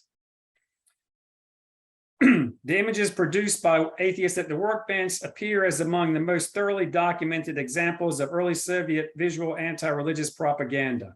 In addition to disseminating pictures, the journals also offer news about audience responses to and photographs of exemplary displays of the imagery.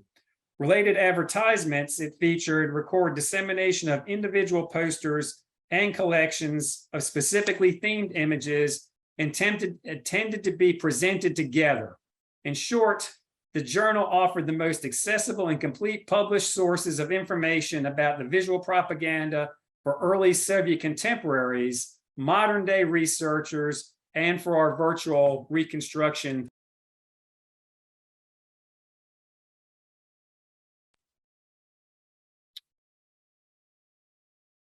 We're stalled here. Do you want next slide? Sorry.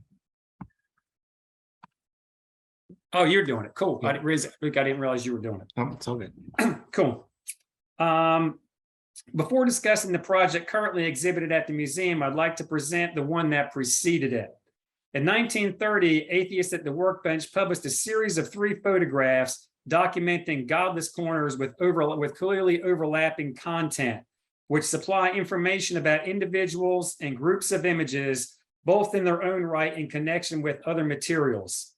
The photograph in the Godless corner, I guess next one, please. In Turfley's House of Political Enlightenment, appeared in the journal in October of 1930, is a textbook example. The scene it pictures closely resembles the guidelines on how to construct the Godless corner replete with slogan posters, a library of periodical literature, and a table and chairs for reading. The display includes a headline and 3 posters, which are clearly evident here.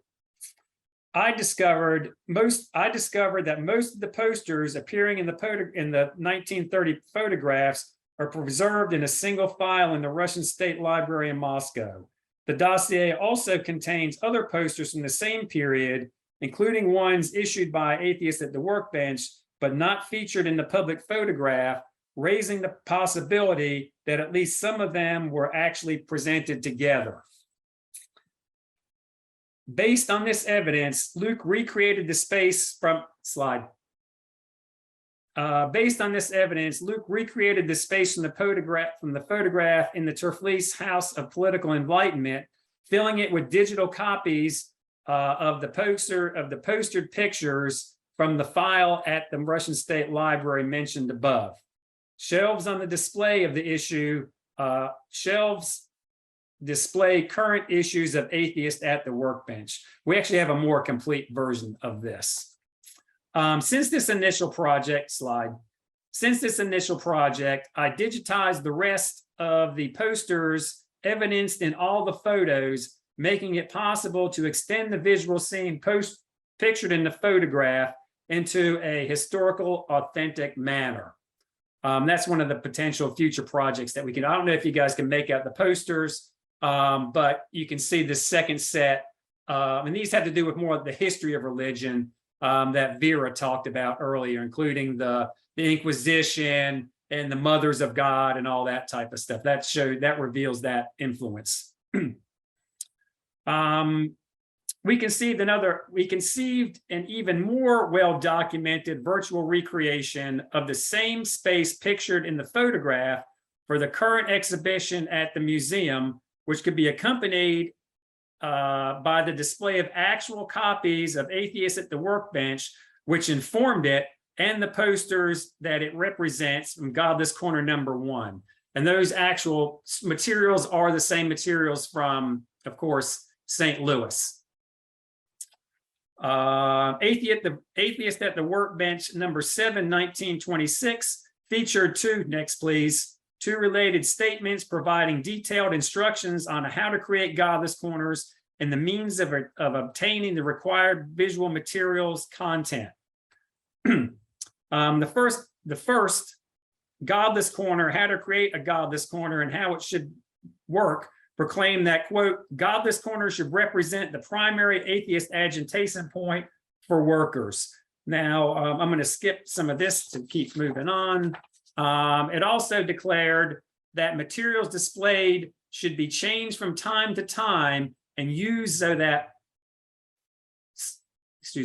quote, changed from time to time, and that used propaganda be saved in notebooks and or filed for future use. I believe the materials that we have really testify to this. I would suggest that the St. Louis collection, as a result of this function, as is the dossier that I got the images from in Moscow.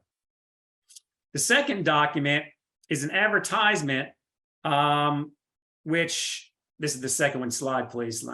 2 slides. It's over to close up.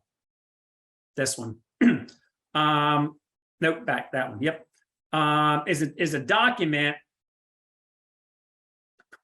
I'm sorry, next one. And the ad contains an ad for Godless Collection #1. It featured 5 components, including headlines, 2 poster slogans with quotes on religion by Lenin, 7 slogans, and 10 multicolored posters in English, including Congress of Heavenly Healers, The Triumph of Christianity, The Defender, The Oldest of Gods, Buddha, Cross Possession, Priest Stallion, Leader, Shepherd My Sheep, and How They Force Religion on You.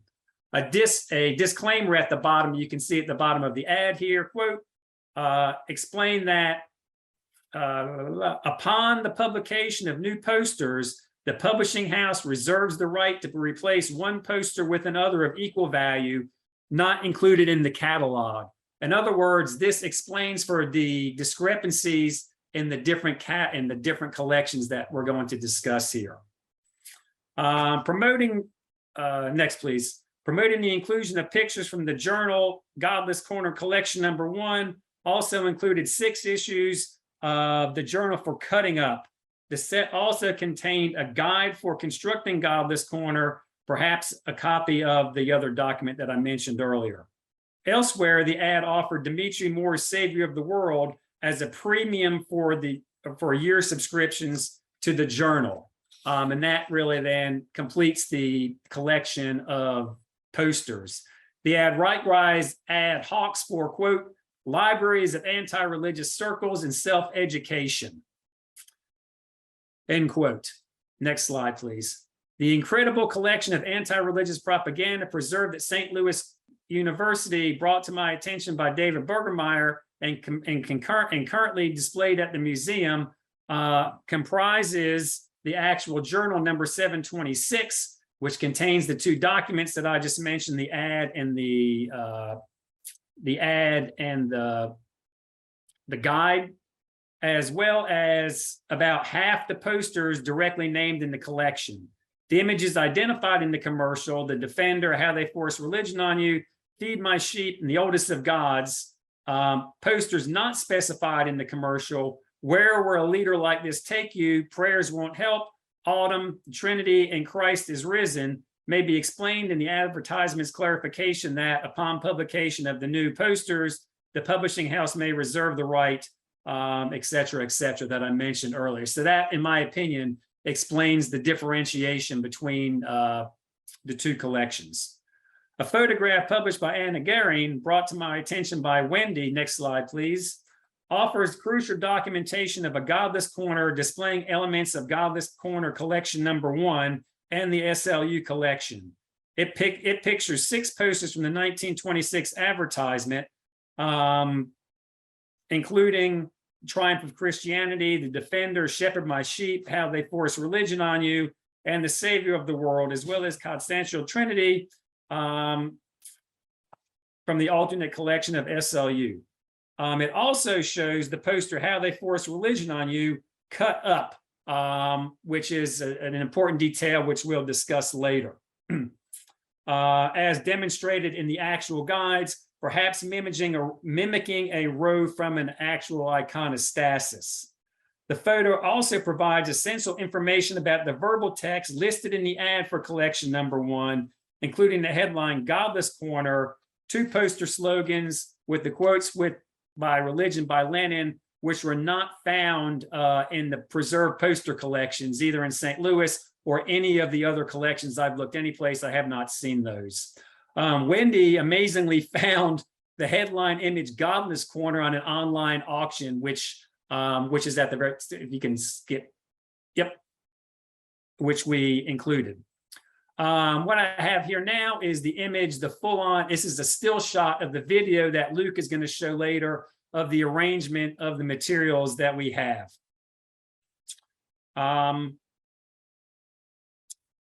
So this is the contents. If we go ahead and click another one, please, Luke, and I line it up that way.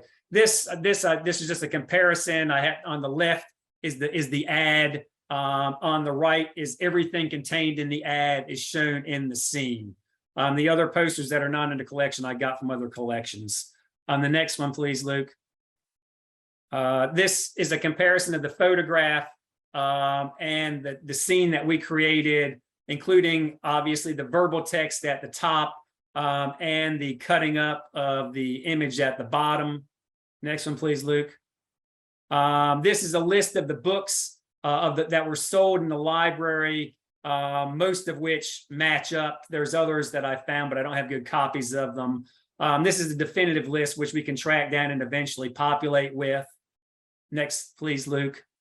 To the left here is the shelf with some images of the book, of the journal covers, which are also presented in the ad, and which I plan to get more of in the future. In sum, oh, the last thing, another slide, please, Luke. Then we went beyond the photograph to create an imagined display created on the second wall, which includes some of the posters from the Godless Corner collected from the collection from the SLU collection, organized around the themes of peasants' lives, as well as and prescribed and how it. I'm sorry, I lost my place. The centerfold of the journal from the 1926 issue lays on the bottom, and the posters include the ones from the SLU collection, Prayers Won't Help, in Autumn, together with Spring and Summer, issued in the same series, together with others such as Friends and Enemies, which were concurrently published concurrently, all of which clearly connect with the three-fingered Orthodox blessing with destructive agricultural pests and enemies. And I put those in there because that's the part that I mentioned in my first discussion earlier today. Okay, I'm going to just end very quickly with a couple of future elements that we'd like to do. If you can hit it one more, Luke, one more. So this just shows some of the technology. Luke, are you going to talk about this part or not? You can have at it. Say whatever you want. Okay, I'll just say it real quick. So in some, the virtual mode makes it possible to reproduce an image, an authentic image, including 17 posters, 17 journals, 6 library books drawn from numerous collections into a single historically accurate exhibition. The technology makes it possible to do other aspects which otherwise would not be possible. For example, cutting up the real poster for display. The next slide, please. Luke also was able to manually reproduce. He totally created the verbal text here, including those bolts, which is really fantastic. This is only made possible by the visual. I guess the last thing I'm going to say to give him some time to talk is that, the future development involves the expansion of the initial replication that we did of the 1930 exhibit in the same space.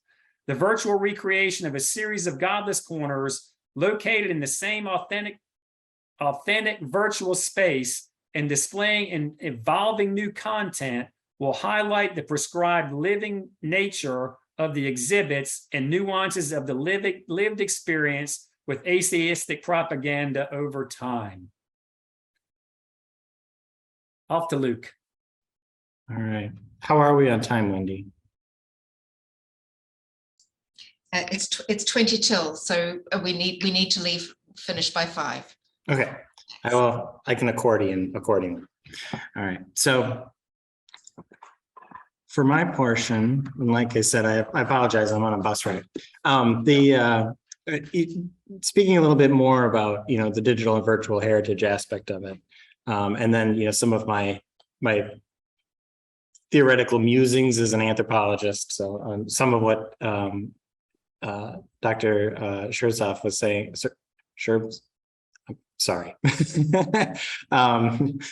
was saying, really resonated with me, where she was talking about, cultural engineering. It was the project, right? And this is our opportunity to sort of reverse engineer it, right? Or re-engineer it and explore it from that perspective. But also then, the idea of an ethnographic approach to that project, where the target is feelings and human experiences, that there's a potential here to recreate that, when we take digital or virtual heritage as far as it'll go. So just sort of a quick rundown here. This a sort of name in the digital virtual heritage space is Donald H. Sanders. The past did not happen in 2D, right?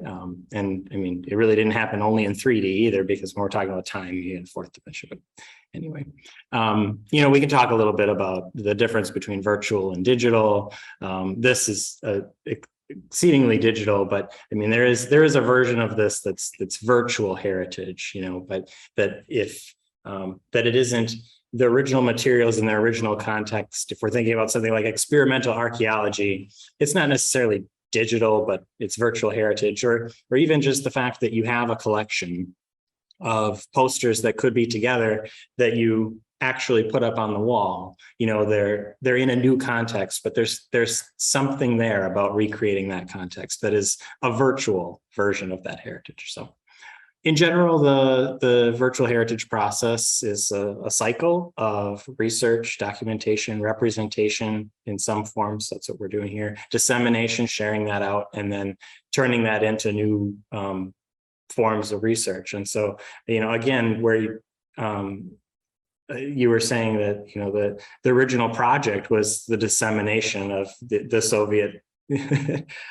message of atheism, right? That we're sort of recreating that actual activity, right? In addition to recreating the environment. So, and then some of the reasons that you would do it.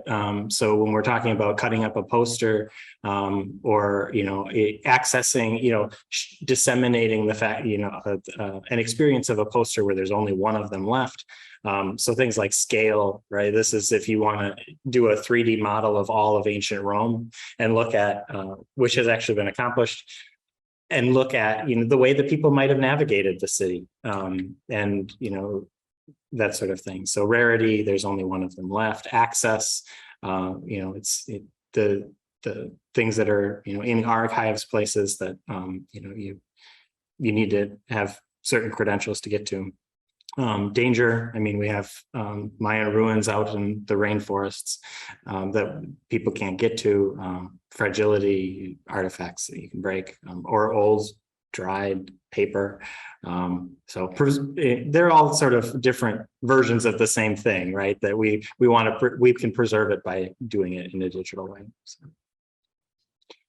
All right, so I could talk a little bit about social theory, but I'll maybe blast past it a little bit, just because, you know, it's not necessarily particular to this project. But you know, the part that I really like about this is the Michel Desserteau piece that I'm touch on there is at the bottom. So, you know, Desserteau, for those not familiar, has this idea about, you know, walking in the city or reading as poaching, and they're both sort of different versions of the same thing. So, you know, he says space is practiced place, and what he means by that is that when you have a city constructed with streets and parks and businesses and, you know, places, that in constructing the city, there's a certain idea about the way that people will go about it. And then in sort of on the ground in real life, people do it in all sorts of different ways. You know, they take shortcuts and they carry their bags in weird ways. And then, you know, reading as poaching, I think, is maybe the more powerful and here more relatable thing if we're looking at these, either the Godless corners or the reconstructions of them as a text, as a way to interpret history.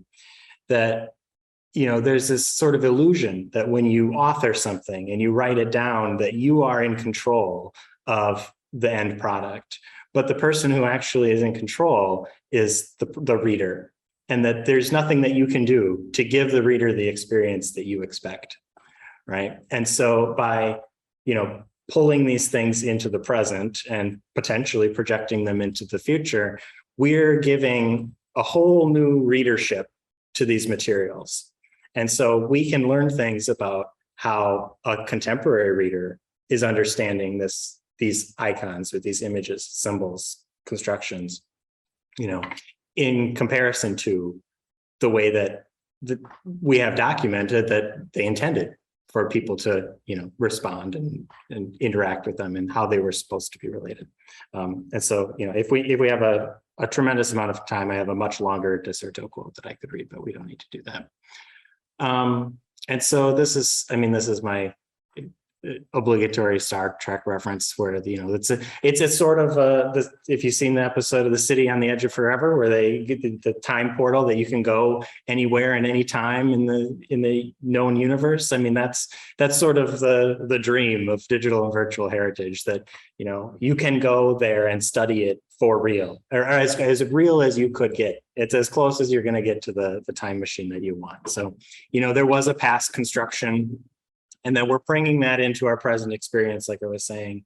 And then where we're getting the fresh eyes on the materials is in that dissemination to research stage, right? So the wider we disseminate it, the more it can be researched, and the new things that people can glean. So, if you have art historians looking at it, that, if you see the individual pieces, you could say, hey, this is the composition of this piece, this is the composition of this piece.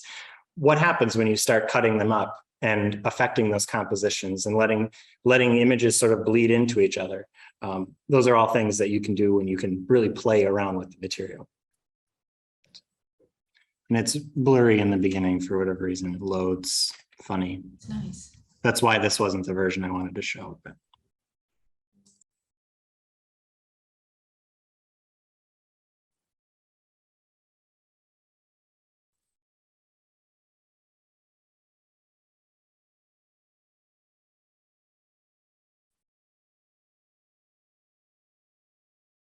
some familiar images from the other presenters.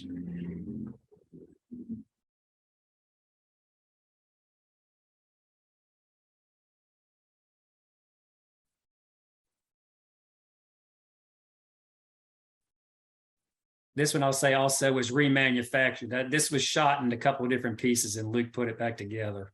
It was so huge I couldn't get it in a single frame.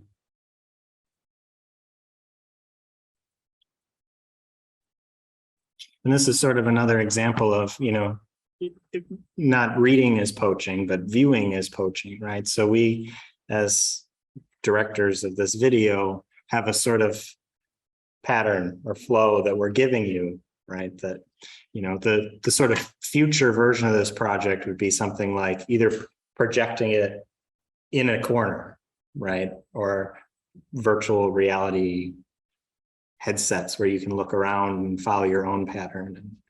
And the software that I use for this, there's a number of 3D modeling and animating softwares out there, but here's one that's open source called Blender, that also plugs in and can be integrated with gaming engines. So it could be, you could have a sort of virtual docent if you wanted to, and have somebody there to explain all these pieces and translate them. Wonderful for teaching. Yeah. For students that need movement and not stasis.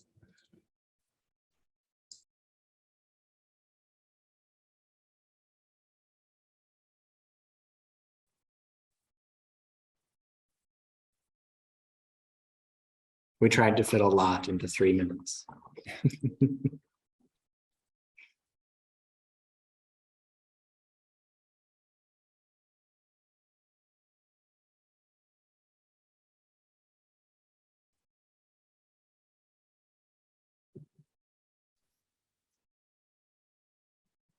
So, a future project might be a more, detailed walkthrough with some narration.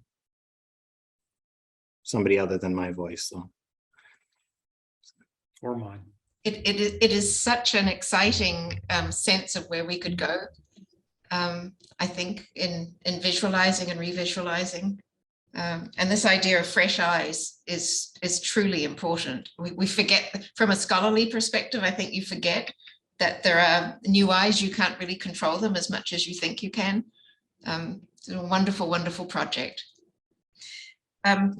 Well, it's now 5 minutes to 5, and we have pretty much used up our time fairly efficiently and extremely richly. And I want to thank the presenters for a really tremendous presentations. They have certainly opened my eyes to lots of the issues going on here, and new ways of thinking about things which can get stuck in a sort of stereotypical way of thinking. So thank you all so very much. And I look forward to a day of papers taking us in new expanded directions tomorrow. Thank you all very much. And we'll close down, and I'll see you in the morning. Thank you. Thank you all. Thank you very much. Thank you, everyone. Good. All right, I think we will get started. So good morning, everyone, and welcome to day 2 of our virtual conference. Before we jump into the sessions, I would like to remind you to please fill out the session surveys, and a big thank you to everyone who has already responded. Your feedback is really helpful for us and for planning all of our events and programs. I would also like to mention that the exhibition Images of Atheism, which this conference grew out of, is on view until October 2nd. So there's plenty of time to come see these provocative posters in person.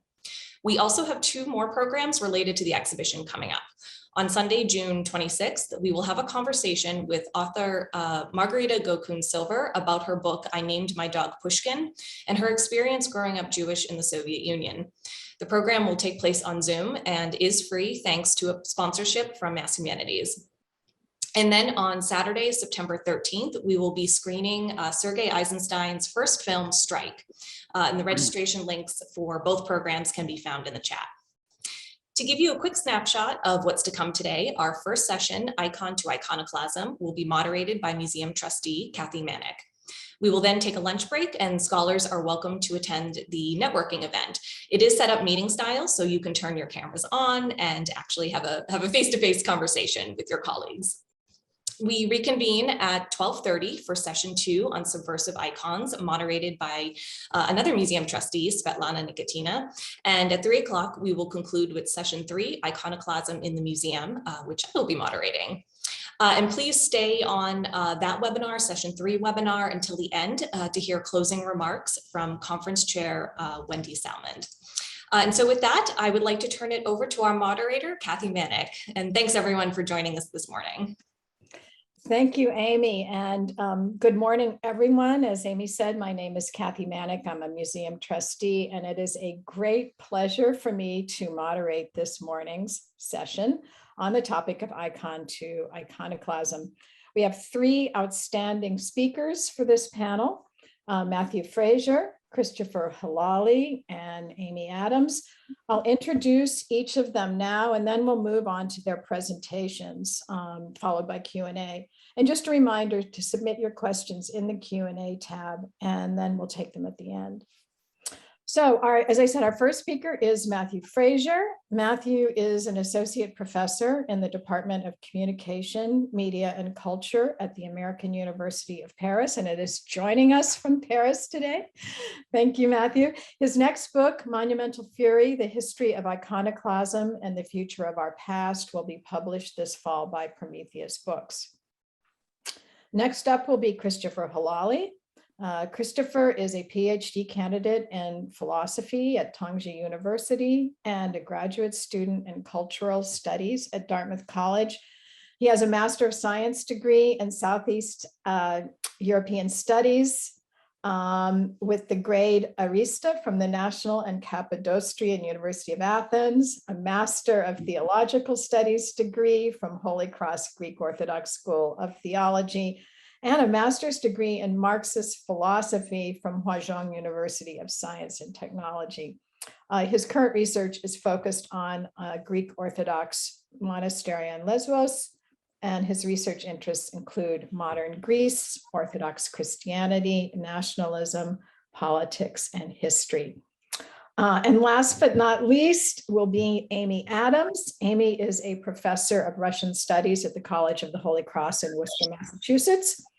She received her BA in Russian language and literature from Dartmouth College, and her MA and PhD in Slavic languages and literatures from University of Wisconsin-Madison. On the topic of Russian icons, she co-edited and contributed to the volume Framing Mary, the Mother of God in Modern Revolutionary and Post-Soviet Russia. She has also published articles and book chapters on the topic of icons in Russian literature. Her current research includes the creation of iconic space, both in Russian literature and in contemporary Russian life. So with that, let's get started. Okay. Political revolutions often try to redefine the sacred, and for many, the Soviet project became a sacred endeavor that offered its own religious messianic ideal of the glorious future. Despite intentions of the new Soviet state to build a society free of spiritual oppression, the visual rhetoric of its political posters often invoked the imagery of the sacred to concentrate and convey its social and moral ideology. The first wave of anti-religious campaigns seemed focused not on the eradication of Orthodox icons, but their replacement with a new kind of political iconography, such as godless corners and visual propaganda. Although invoked ironically, religious references in this early Soviet period tended to have a sacralizing effect on the subject of representation. Still, this type of symbolic communication was readily understood in Soviet Russia's highly visual culture, dominated above all by icons of the Russian Orthodox Church, and proved to be an effective way to gain control of public discourse and to transform popular attitudes and beliefs.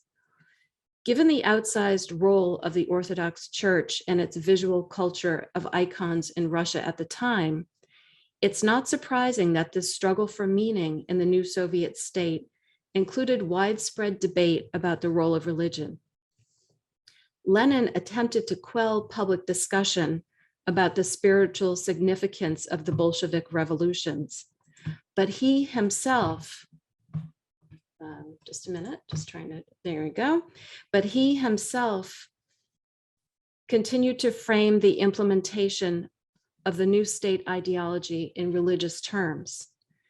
Economic and social campaigns to establish a workers' state, he wrote, were battles over the location of the sacred itself.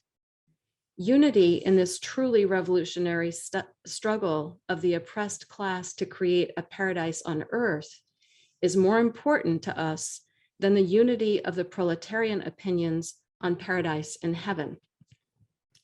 The early Soviet state seemed unable to develop any visual idiom to promote its new ideology that was more effective than that of the Orthodox icon.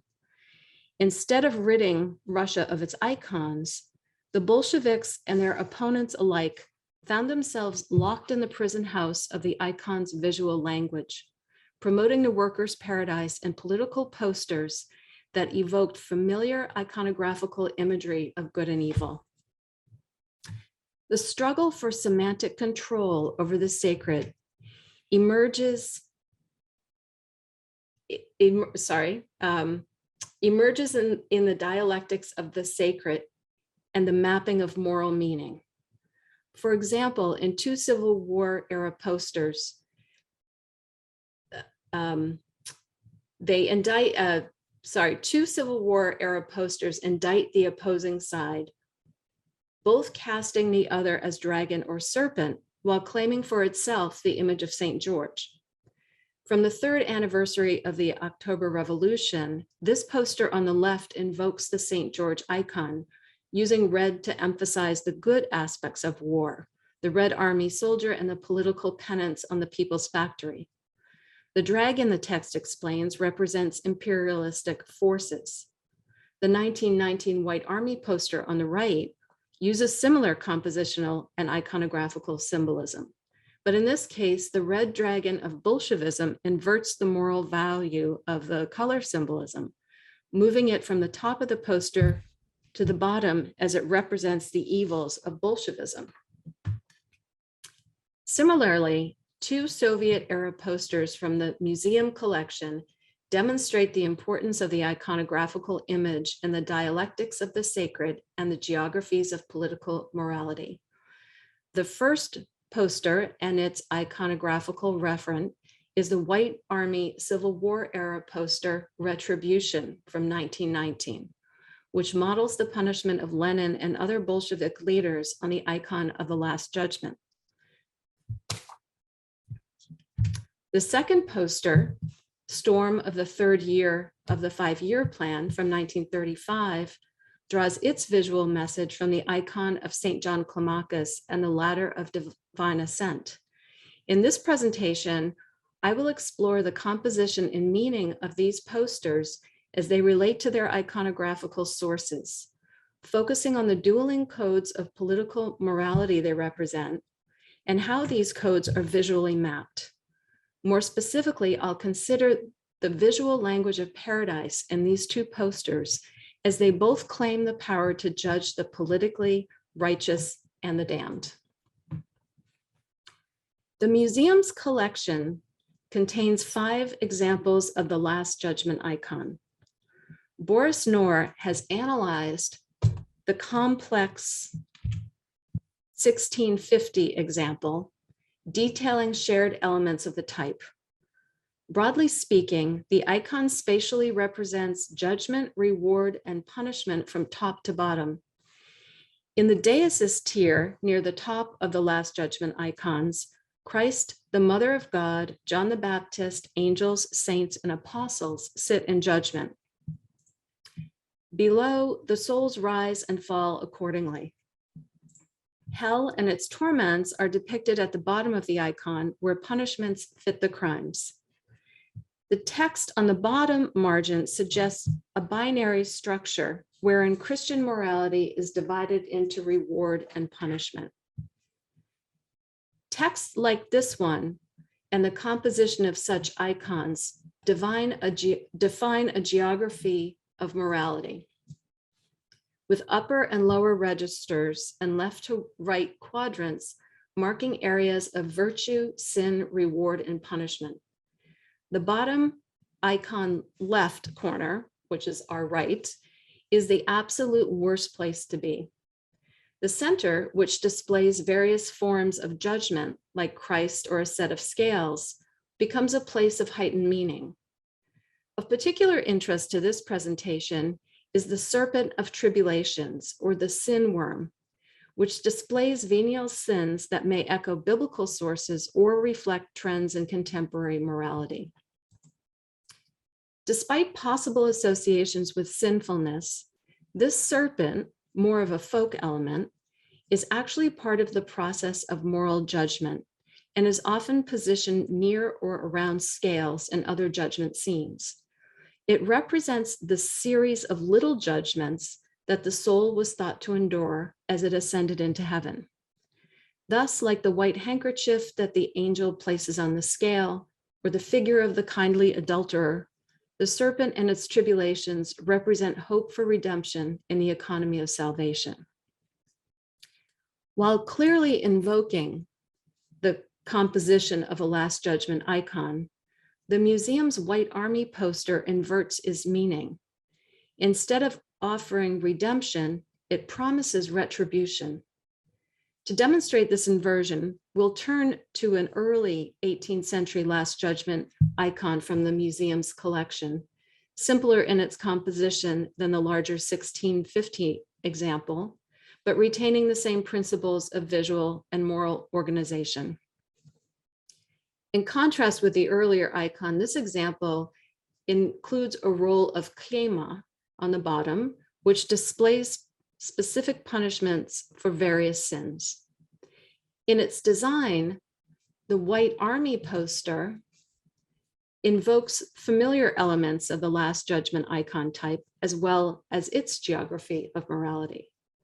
The upper part reflects the icon's symmetry, with 2 flanks of the White Army bearing down on Lenin and his entourage.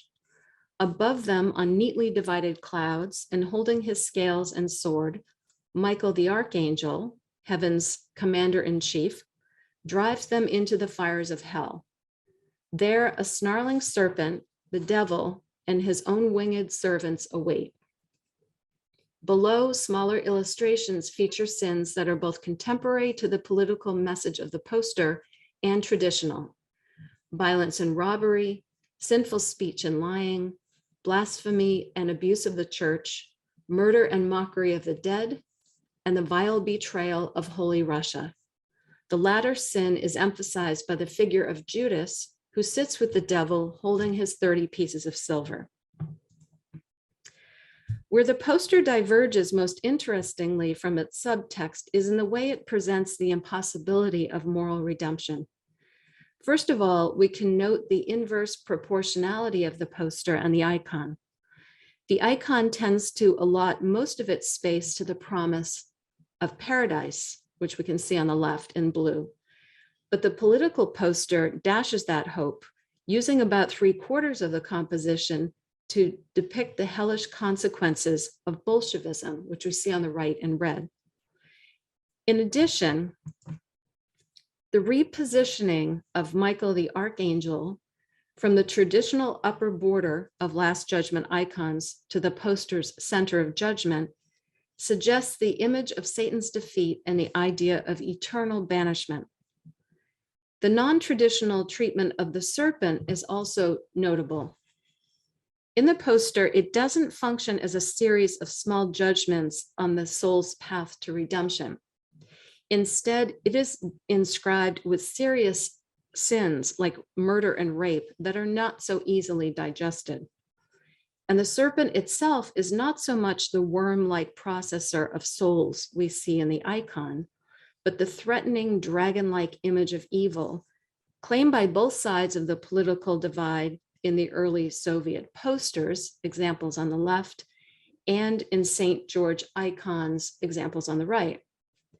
This substitution of the serpentine symbol of evil for the serpent of tribulations not only inverts the meaning of the icon, but allows the White Army to claim the moral upper hand in its political battle with the Bolsheviks. The second poster under consideration presents more of a mortal battle with the new Soviet self than with an outside force. Like the image of scales or the serpent of tribulations, the latter and icons can also signify judgment of the soul. However, in both this political poster and the ladder of divine ascent icon, upward progress along the ladder is not so much a matter of judgment, but of moral development in the face of material temptations and weakness of spirit. This 1935 poster, like the ladder of divine ascent, can be read as a visual guide to the virtues, in this case, of the ideal Soviet worker. The ladder of divine ascent icon visually presents the message of St. John of Climacus's work of the same name, which describes the 30 stages of spiritual development for monastics. This framework for living practice was also popular among the pious laity, due in part to its empathy towards struggle, its optimism in the possibility of salvation, and the accessibility of its message. No one can climb a ladder in one stride, Climacus writes in the discussion of the 14th step. In the icon, the ladder connects heaven to earth. At the base of the ladder, there is a monastery where St. John of Climacus stands. With his right hand, he points to the ladder, while in his left hand, he holds a scroll which reads, "Ascend, brethren, ascend." Here, the icon points back to the book, which concludes with the following exhortation: "Ascend, ascend, brethren, ascend with eagerness and resolve in your hearts, listening to him who says, 'Let us go up to the mountain of the Lord and to the house of God.'" There is no ladder in the storm poster, but the uphill climb reflects Climacus's vision of the mountain of the Lord. And with their largely similar faces, the workers point forward in determination, showing resolve in their hearts. Again, we can see the geography of morality represented not only through ascent and descent, but through the dialectical nature of the ladder. In the icon, up and down the ladder, there are monks at various stages of ascent. On one side, encouraged by angels, and on the other, thwarted by devils. These devils represent passions, the spiritual weaknesses like pride, gluttony, lust, anger, and despondency that wrestle with positive qualities like humility, temperance, chastity, gentleness, hope, and love. The monks who succumb to passions fall from the ladder into the mouth of fiery flames, or hell mouth, in the lower right-hand corner. Those who achieve spiritual perfection are met at the top of the ladder by Christ in paradise. The icon's composition is echoed in the poster, where we see nearly a dozen workers holding pickaxes and sledgehammers as they ascend from left to right in a stream of red color. The wash of red that colors the workers invokes the iconographical river of fire that signifies the grace of God and the waters of paradise. In this context, however, it is more a visual sign of ideological consciousness. Smaller figures shown outside the stream of red dangling and dropping from the path of ascent. These quote unquote demons represent social elements that do not strive for political consciousness, but distract others from the goals and spirit of the 5-year plan. The bearded kulak, the careerist, and the clearly labeled counter-revolutionary miner on strike. In the place of the hellmouth in the bottom right-hand corner, we see a bureaucratic figure falling into darkness, actually followed by his paper trail. While the enemies of political consciousness provide a parallel for Climacus's devils, the ideological slogan to the left plays the role of the encouraging angels. The poster marks the 3rd year of the second 5-year plan by encouraging a workers' storm. Storming, or Sturmavats, describes the audacity of the 5-year plan and derives from Karl Marx's description of the bold revolutionary actions as storming heaven. In both message and design, the poster visually captures the spirit of Bolshevik ideology, which combined Enlightenment rationalism with secular messianism. It was fundamentally motivated by its vision of historical eschatology, guiding the working people from the darkness of capitalism to salvation from suffering and exploitation in a classless society. Within this eschatology, it is not uncommon for Soviet political posters to represent ideal workers as saints. But this 5-year plan poster is more monastic in its model for moral progress toward the workers' paradise. The poster anticipates the August 1935 designation of Alexei Stakhanov as the fulfillment of Stalin's expectation of technological miracles, and displays through its iconography the pathway to moral ideals later expressed by the Stakhanovite movement, as well as the broader social ethos, which contained instructions about how to live as well as how to work. To realize and participate in communism's glorious future, workers would demonstrate certain moral qualities: selfless dedication to and unwavering faith in the revolution and the building of socialism, moral purity, a highly developed sense of love and compassion, and they would become the bearers of absolute truth and justice. By following Lenin's sacralized model of endless labor for the cause, the motivation of ideal workers was portrayed as stemming from a sense of duty and enthusiasm rather than material incentives or self-interest. Workers were encouraged to improve their performances through self-criticism and adhere to the strict laws and practices of the Covenant of Lenin, a kind of political holy scripture that was invoked up to the beginning of the 1960s, when the moral codex of the builder of communism took precedence as the moral compass. By analyzing these 2 posters from the museum's collection, I hope to demonstrate how they evoke and manipulate the symbolic lexicon of the icon to locate political paradise, the righteous, and the sinner in the composition's moral landscape. This visual orientation of good and evil is invoked in the posters for a variety of reasons, as I have shown, like political condemnation and the ideological construction of morality. As evidenced in this example from the anti-religious campaign of the early 1930s and on display at the museum, the iconographical motifs warn against individual weaknesses, which would have citizens lured to the hellmouth of capitalism by the promise of a heavenly reward. The pervasive irony of this mapping of paradise in Soviet propaganda is, of course, the persistence of visual imagery of the icon, which demonstrates in each evocation that the language of paradise was one that Soviet-era politicians seemed unable to avoid or escape. In addition, each reference to the icon, even in anti-religious propaganda, had an instructive function, teaching each generation the principles of iconographical representation.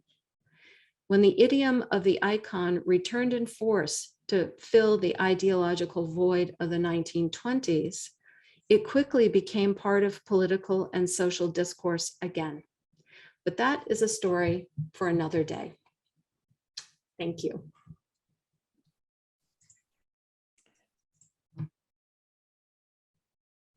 Thank you very much, Amy. Fascinating. And I love the way you showed the whites using the same imagery to win the hearts and minds of the Russian people as the Soviets. So it was it was really interesting, and I'm sure we'll have more discussion about that afterwards. But now we're going to move on to Matthew Fraser. And I should probably give you a bit about my background. I'm a political scientist, and so you may get a sense of that orientation from this presentation. And thank you, Kathy, for the book plug. My next book actually has a chapter on Bolshevik iconoclasm and also a chapter on French Revolution iconoclasm, hence my keen interest in the issues that we're discussing today.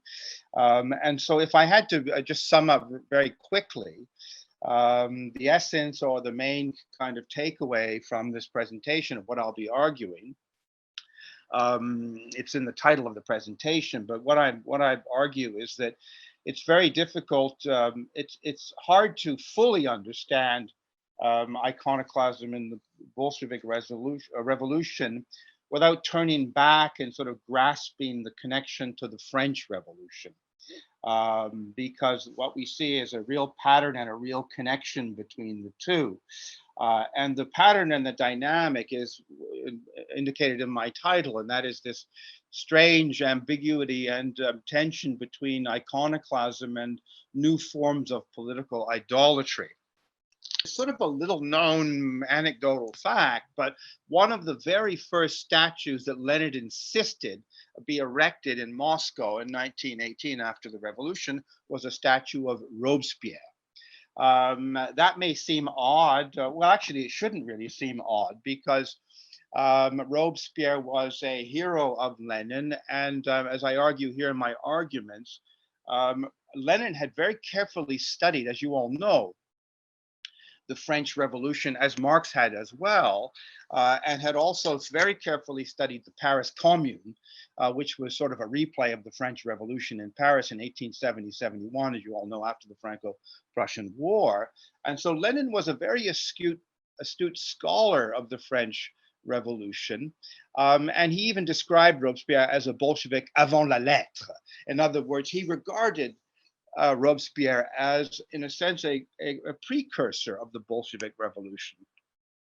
So the connection between the French Revolution and its iconoclastic legacy and the Bolshevik Revolution is not simply historical speculation. It can be demonstrated in the writings of both Marx and Lenin.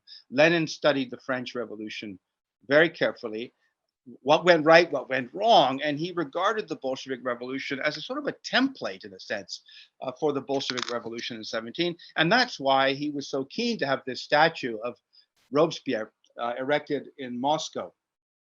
By the way, it was made of a very fragile substance and dissolved and didn't last more than a week, but the whole idea was to get it up. And so to further my argument, I'm hoping you're following you have the next slide, to further the We're argument. not seeing the next slide yet. Okay, you see it now? No. I'm Now we having do. slide problem. Yes. Okay, so I'm having, but anyway, let's just, do you see the slide now? Yes. Okay, so I'm having transitional problems, I guess. But so what I want to argue is that we have to understand these two revolutions as a kind of a tandem, in a sense. Both of them were based on the iconoclastic destruction of the symbols of an old regime, which isn't really surprising because they were revolutions. But what links them was this sort of total war against the past. The past needed to be obliterated and forgotten completely. The Latin expression often used when studying the Roman Empire is damnatio memoriae. But for the revolutionary project, it was fundamental to the project of the new man society, and that very much both the French Revolution and the Bolshevik Revolution, as I'll argue in a minute, were based on this idea of completely obliterating and erasing the past, literally time in a sense, and starting a new society from ground up. Two forms of iconoclasm are at play here. One is spontaneous violence, and that's simply, to put it in a very familiar way, sort of mob violence, smashing things, roaming around the streets, smashing statues. And then secondly, a politically sort of top-down program violence that is organized or at least encouraged by the state. And in both cases, France and Russia, the targets obviously are this combined power structure of monarchy, the Ancien Régime in France and the Tsarist regime in Russia, and religion, and the religions linked to the monarchy. And as noted, the goal was complete memory erasure and symbolic replacement. So it was interesting in the previous presentation talking about the replacement of Soviet iconography that borrowed from religious iconography. It's very much the same thing that I'll be discussing now. Now let me change slides again and hope that you can see the new slide. Do you see the new slide? I think there may be a bit of a lag, so let's just wait a minute. It's not come up yet. You should see Lenin. We see Lenin and says both revolutions inflicted iconoclastic dispersion. Nope. So no. now we can see him. Okay, so maybe what I should do is just keep it like that, right? Because that way at least I can make the transition. And so this is my main point in the title of the presentation, and that is that you have this transition from or this interplay between iconoclasm and idolatry. In a sense, that's the theme of my book, that you can't, understand iconoclasm without understanding idolatry. And in both revolutions, France and Russia, the Jacobins and the Bolsheviks imposed their own symbols and cults of personality through iconography and statues, and created their own cults of veneration around their martyred heroes, Jean-Paul Marat in France and Lenin, who died early in the revolution in Russia. And so what you see is a sort of a replacement of iconography and veneration, shifting from religious forms to secular forms. Now let me shift again. And so you see my table of contents? Yes, I think you found the method. Okay, and so just to give you the roadmap, want to quickly, I've got a lot of slides. I'll go through this pretty quickly. If you have questions later, we can drill down and look at things in more detail. So as you can see, I'll talk about iconoclastic destruction in France, then iconoclastic destruction in Russia, then go back to the French Revolution and look at forms of political idolatry, then in Russia, and then some thoughts on monumental harmonization in France. In other words, how has the French Republic managed to integrate all of these different legacies of iconoclasm and idolatry, and also the situation in Russia today with Putin and the unique situation that's going on right now. I hope you see French iconoclasm and the Bastille, right? Yes. And so just as a very quick reminder, the French Revolution, the founding act of the French Revolution was iconoclastic. In other words, the storming of the Bastille prison and its destruction. So the French Republic was born on an act of iconoclastic violence focused on this building. In fact, those of you who visit Paris may know that the Pont de la Concorde, the Concorde Bridge, from Place de la Concorde going over the Seine, was constructed with the stones of the Bastille prison. So you have a sort of a repurposing of this iconoclastic act that is constructing parts of Paris in the new regime.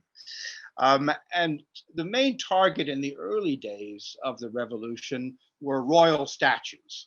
And this was the sort of the spontaneous sort of mob violence of Parisian mobs, more or less encouraged to do so, but roaming around Paris and knocking down statues of kings.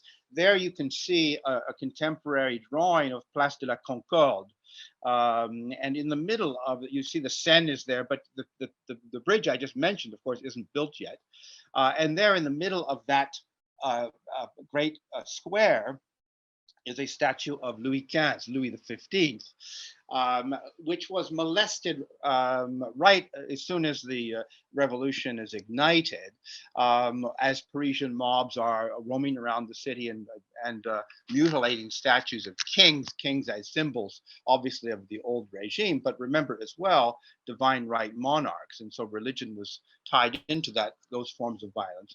And so there you can see an image on the left of the knocking down of Louis XV's statue in 1792. That's an important date because that was just after the insurrection, the bloody insurrection in the Tuileries Palace, and that's when the Jacobin state more or less orders the population to start destroying statues of royal figures and religious statues as well. And on the right, you can see, rather interestingly, the empty pedestal of the statue that I've just referenced of Louis XV, and that's Place de la Concorde. But you can see that the guillotine, the executions are going on at the same time at that. I mean, Louis XVI and Marie Antoinette are executed at this place. So is Robespierre later. But you can see that the statue of Louis XV is still, the pedestal is still there. The statue is not there. And so the pedestal is still present during the bloodbath of the executions in Place de la Concorde. As the violence accelerates, you have to remember that during the Bourbon monarchy, there are royal statues throughout the city, the capital, and throughout the country. And in every town, there was a statue of Louis XIV or a French king.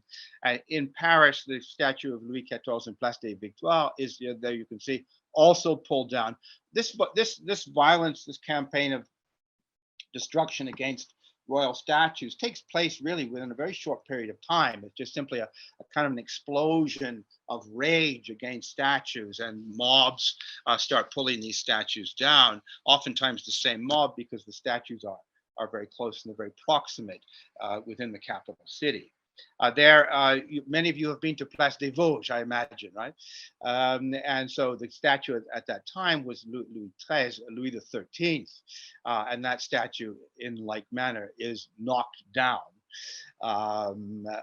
taken away. And also beyond the statues, and this speaks to my point about the complete erasure, memory erasure of the past, is the Jacobin reinvention of time with the Republican calendar. So not only do you have iconoclastic violence against physical objects like statues and monuments, but the Jacobins literally reinvent time with a new Republican calendar.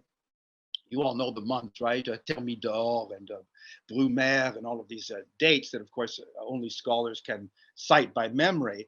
But this was the Jacobins' way of literally starting at year one of the new society. And they also adopted new measurements and ways of rational ways of measuring things, and new holidays.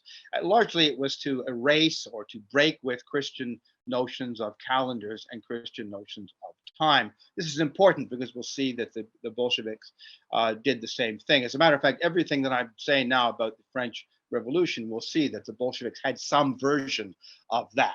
The French Revolution, as you know, the Jacobins, although I wouldn't say it was atheistic, Robespierre was even quite sort of skeptical. He was a little bit worried that maybe attacks on religion might go too far. But as you know, there was extensive violence against churches as symbols of a so-called superstition. And even God was abolished, as you will know, and replaced with this idea of l'être suprême, as you can see in the diagram there. The sun obviously being sort of a symbol of rationalism.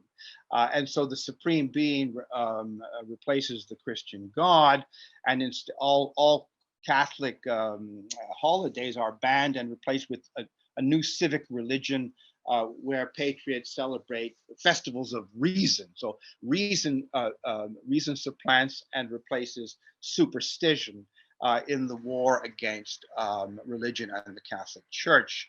And as you know, as historians and online today will know that the de-Christianization of France during the Revolution was a fairly brutal and violent process.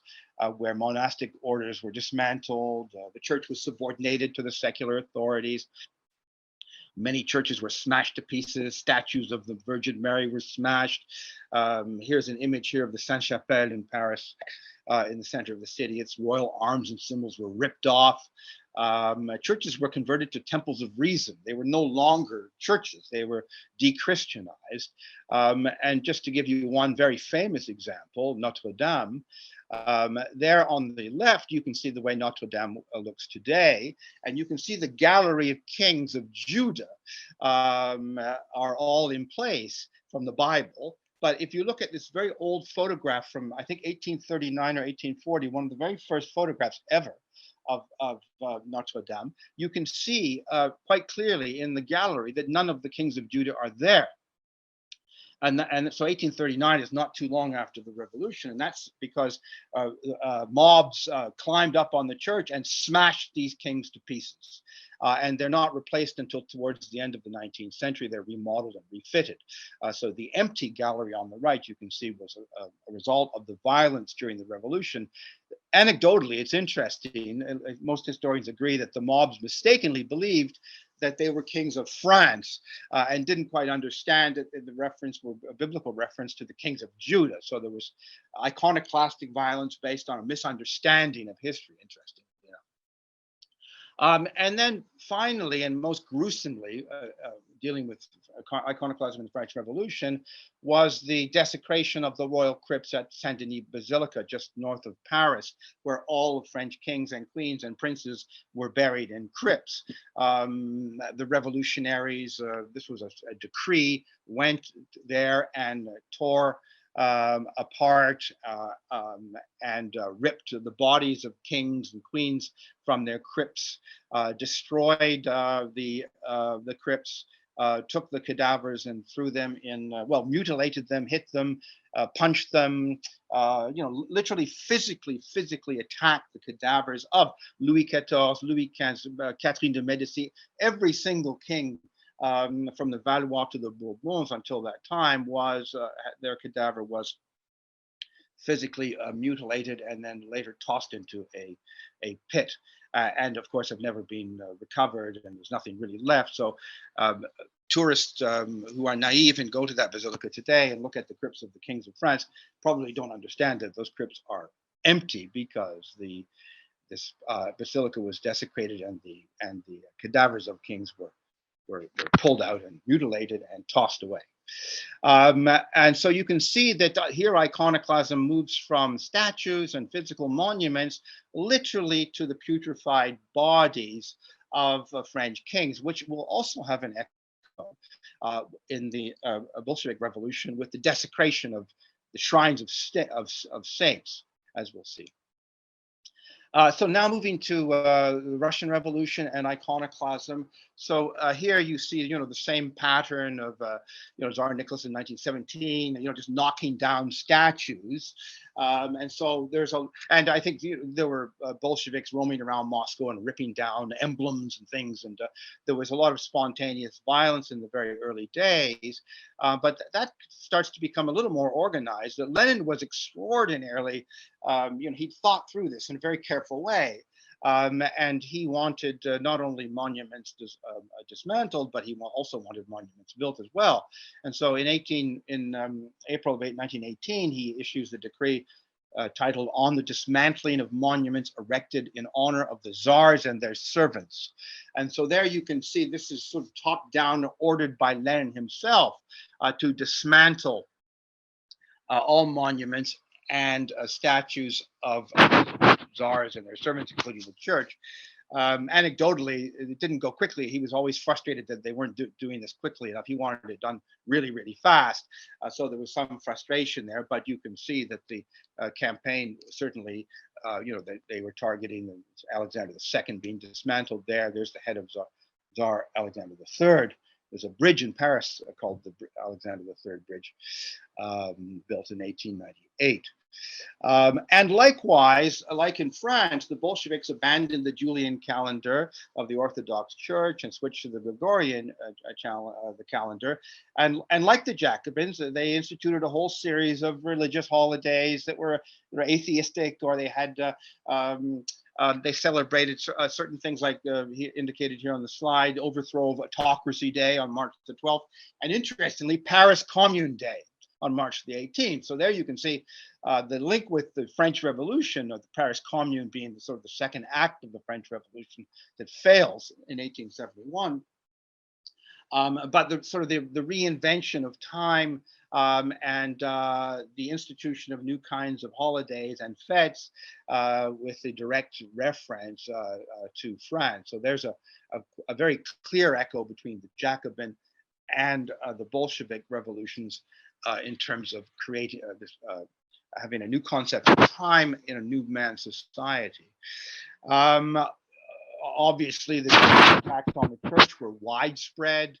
In the early phases, bishops and thousands of priests, as you all know, were executed. There's an image there of the desecration of Saint Alexander Nevsky, desecrating the shrines of saints to dispel the myth that their bodies had never decayed. And so, like the Jacobins, the Bolsheviks went right into shrines and ripped apart these shrines, and right into the putrefied remains in France of kings, in Russia of saints. And as you all know, I guess the most emblematic iconoclastic destruction was under Stalin in 1931 with the demolishing of the Christ the Savior Cathedral in Moscow. There it is standing, and then being blown up in 1931. By the end of the 1930s, as you can see there, by the way, I don't speak Russian. Does anybody speak Russian? I understand that means something that that religion is not compatible with the socialist revolution. Can someone confirm that? I think that's what it means. The propaganda poster. It says that the battle against religion is the battle for socialism. Ah, yes. And so the propaganda posters that are against religion. And so under Stalin, I mean, the numbers are quite astonishing, really. You look at the, on the eve of the revolution, the 17s, there were 50,000 churches. At the end of the 1930s, there were fewer than 1,000. They weren't completely wiped out, but I mean, the destruction is pretty widespread. And like the Jacobins, the Bolsheviks or the Soviets, they changed rituals and they moved away from religious rituals. The baptism ritual was called Octoberine. Babies were baptized with Soviet compatible names like Marlin, a contraction of Marx and Lenin. Like the Jacobins who converted churches from places of worship to temples of reason, the Bolsheviks converted churches to museums and barracks and so temples to atheism in a sense, because atheism, as everybody here knows, becomes part of the official Soviet propaganda. On the idolatry side, which is much more complex, because revolutions that are based on ripping everything down also need to construct their own forms of iconography to encourage sort of secular veneration of the cause. So you can see in France, so France first and then Russia.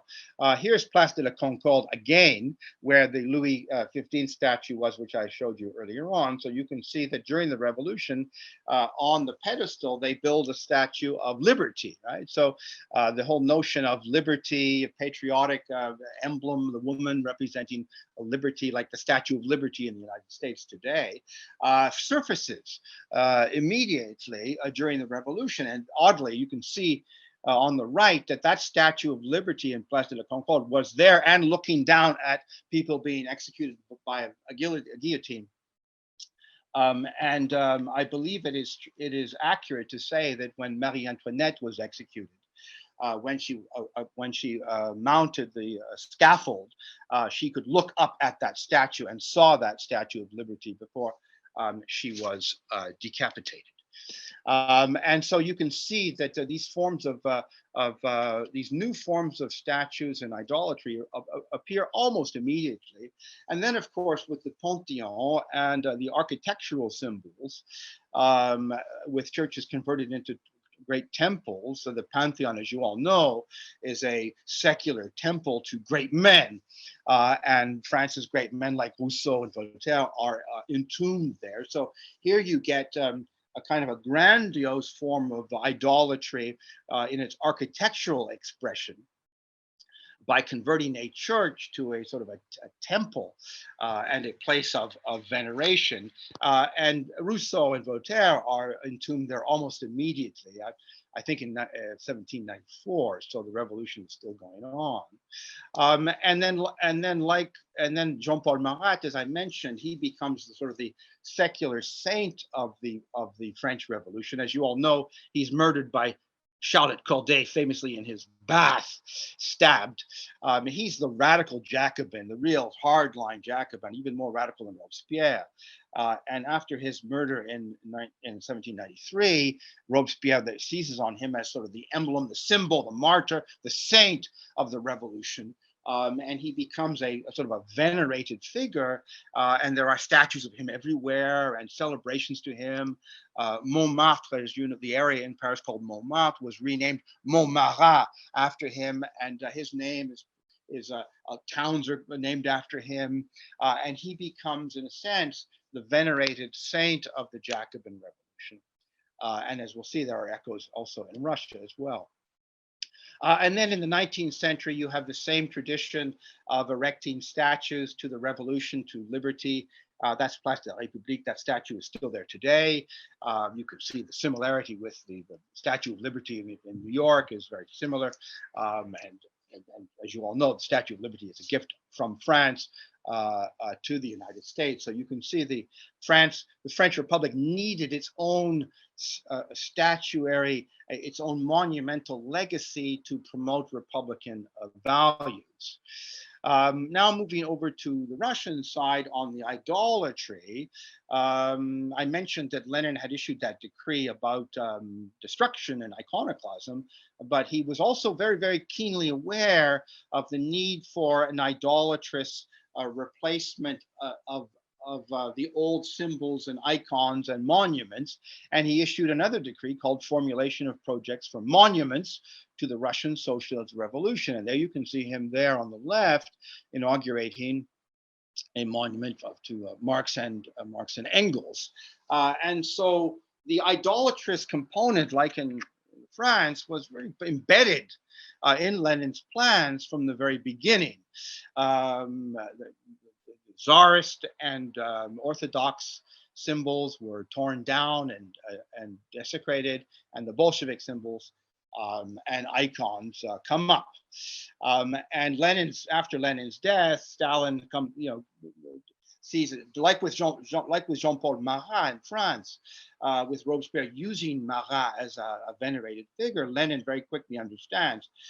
Stalin quickly understands that after Lenin's death, that Lenin is the ideal Bolshevik saint, and so his image in statues becomes venerated. And I believe there are some 5,000 statues of Lenin at the collapse of the Soviet Union. In Russia alone, I think there were just as many in the Ukraine as several thousand statues of Lenin throughout the Soviet Union, ubiquitous Lenin statues everywhere. And as you all know, Lenin himself becomes, like Marat in France, the Soviet saint, where his body is literally embalmed and put on public display as a kind of a saint. I think historians will tell you, and many of you will probably know, that Lenin's wife didn't like this idea at all. It was Stalin who sort of imposed it. The body is still there today in some form or another. So immediately Stalin understands this transition between iconoclasm and idolatry. And Stalin's own personality cult, of course, has its monumental expression as well, with statues of Stalin everywhere throughout the Soviet Union. There's one in Budapest as well. So the veneration of Lenin moves to a veneration of Stalin as sort of a cult of personality around Stalin, even in his own lifetime.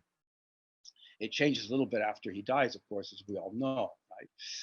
And then in 1937 at the Paris World's Fair, there's the Soviet Pavilion, and you can see there the statues as Soviet propaganda or socialist propaganda.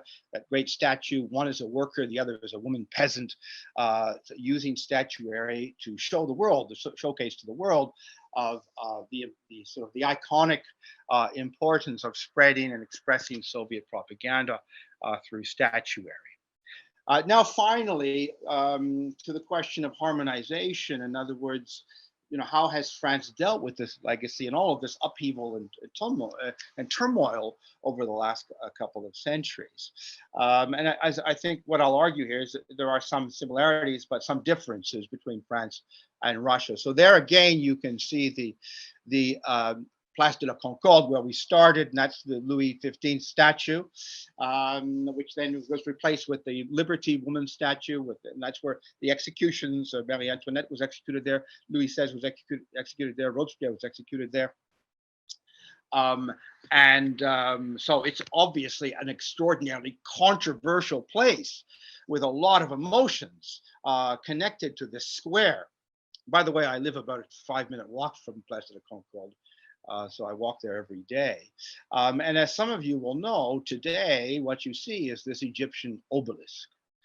And the reason why the obelisk was put there under Louis Philippe in the 1830s, I think, was quite deliberate. Louis Philippe, the king, decided that there would be no more monuments connected with any historical events in France. And so this was from Ramses II's in Egypt, from the tomb.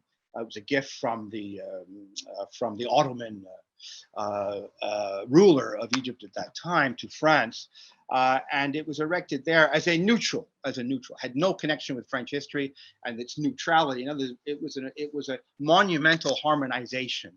And Louis Philippe said himself, this square will no longer be the subject of any dispute because this monument is completely neutral. And we see the Egyptian theme today is carried through just a few hundred yards away in the Louvre with the pyramid, which was meant to accord with the obelisk, which is lined up in direct symmetry, as many of you will know.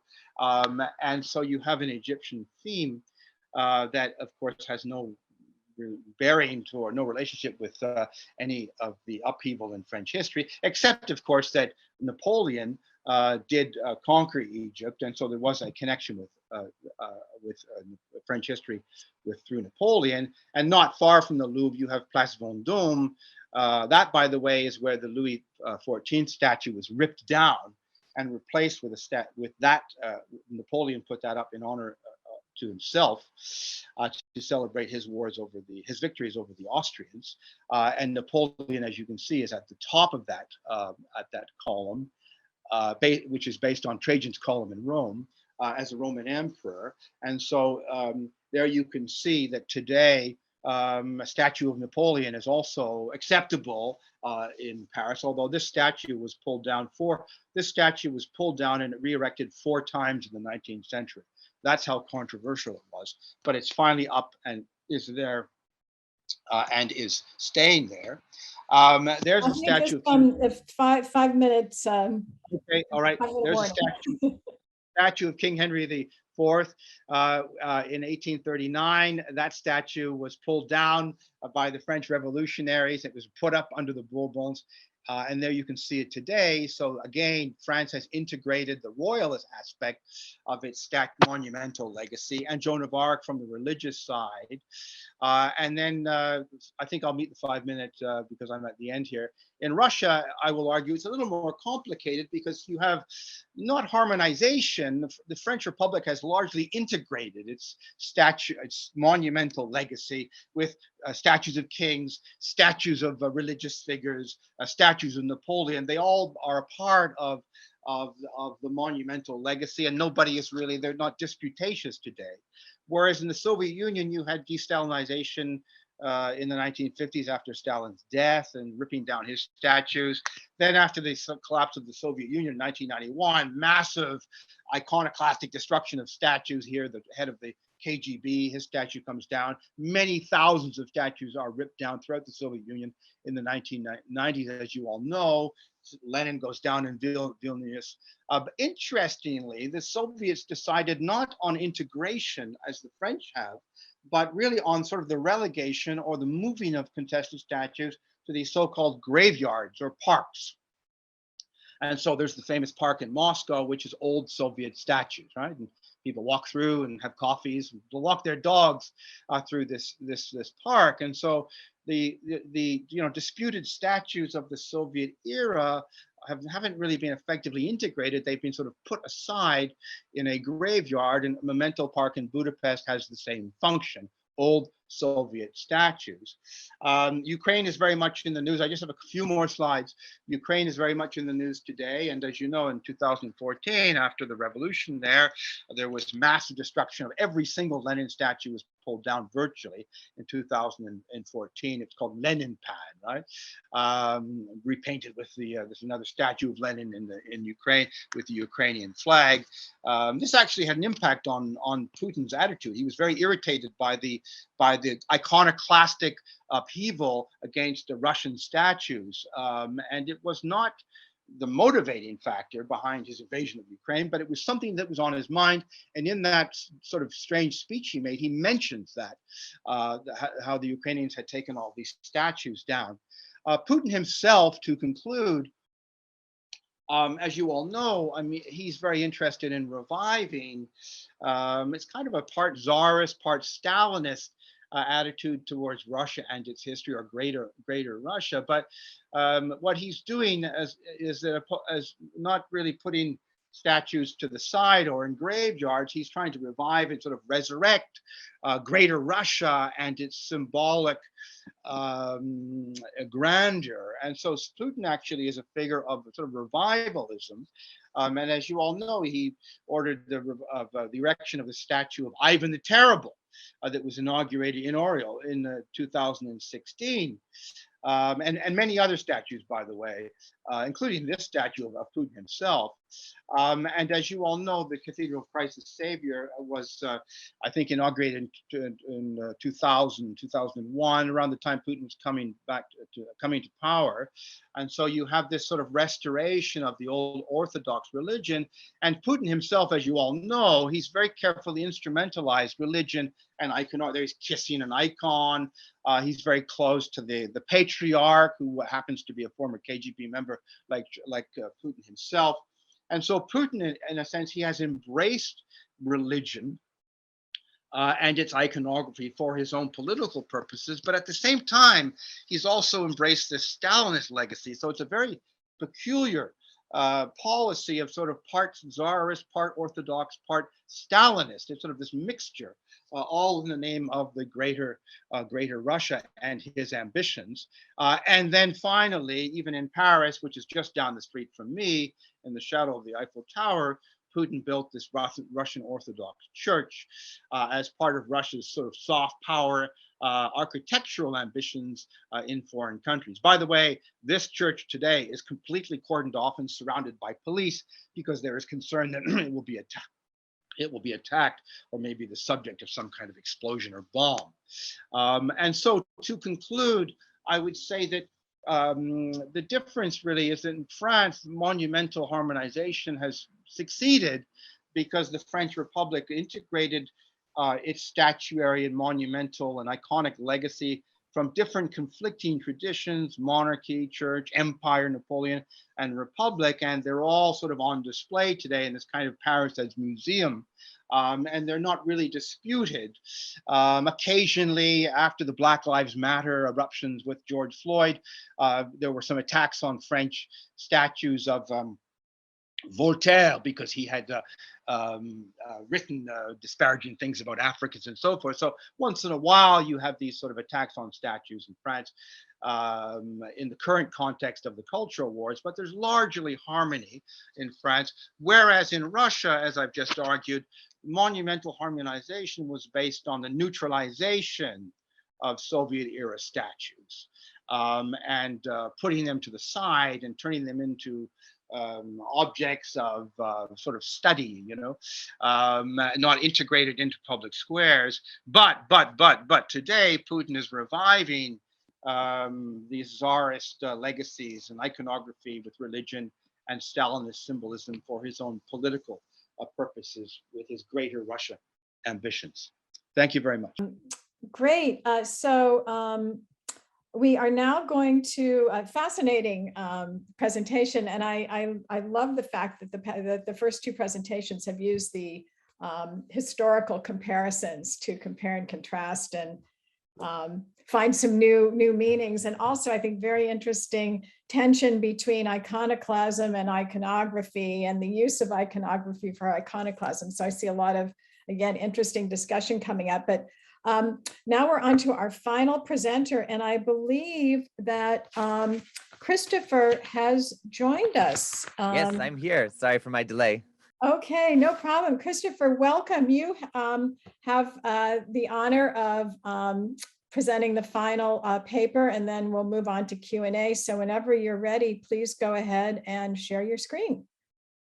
Sure, let me pull it up right now. So my presentation is a little bit different. It's not historical, but it's based in my anthropological work of Orthodox Christianity and of nationalism, both in Greece and in the Balkans, the Middle East, and in Eastern Europe. So my presentation is entitled Communist Saints and Martyrs, Iconography, Memory, and Ritual in the Soviet Union, and I should add and beyond, because that's a very important part as well.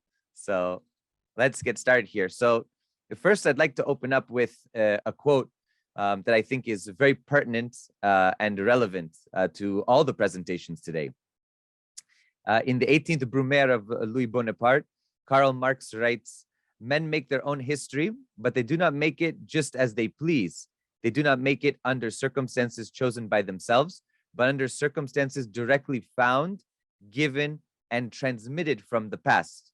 The tradition of all the dead generations weighs like a nightmare on the brain of the living.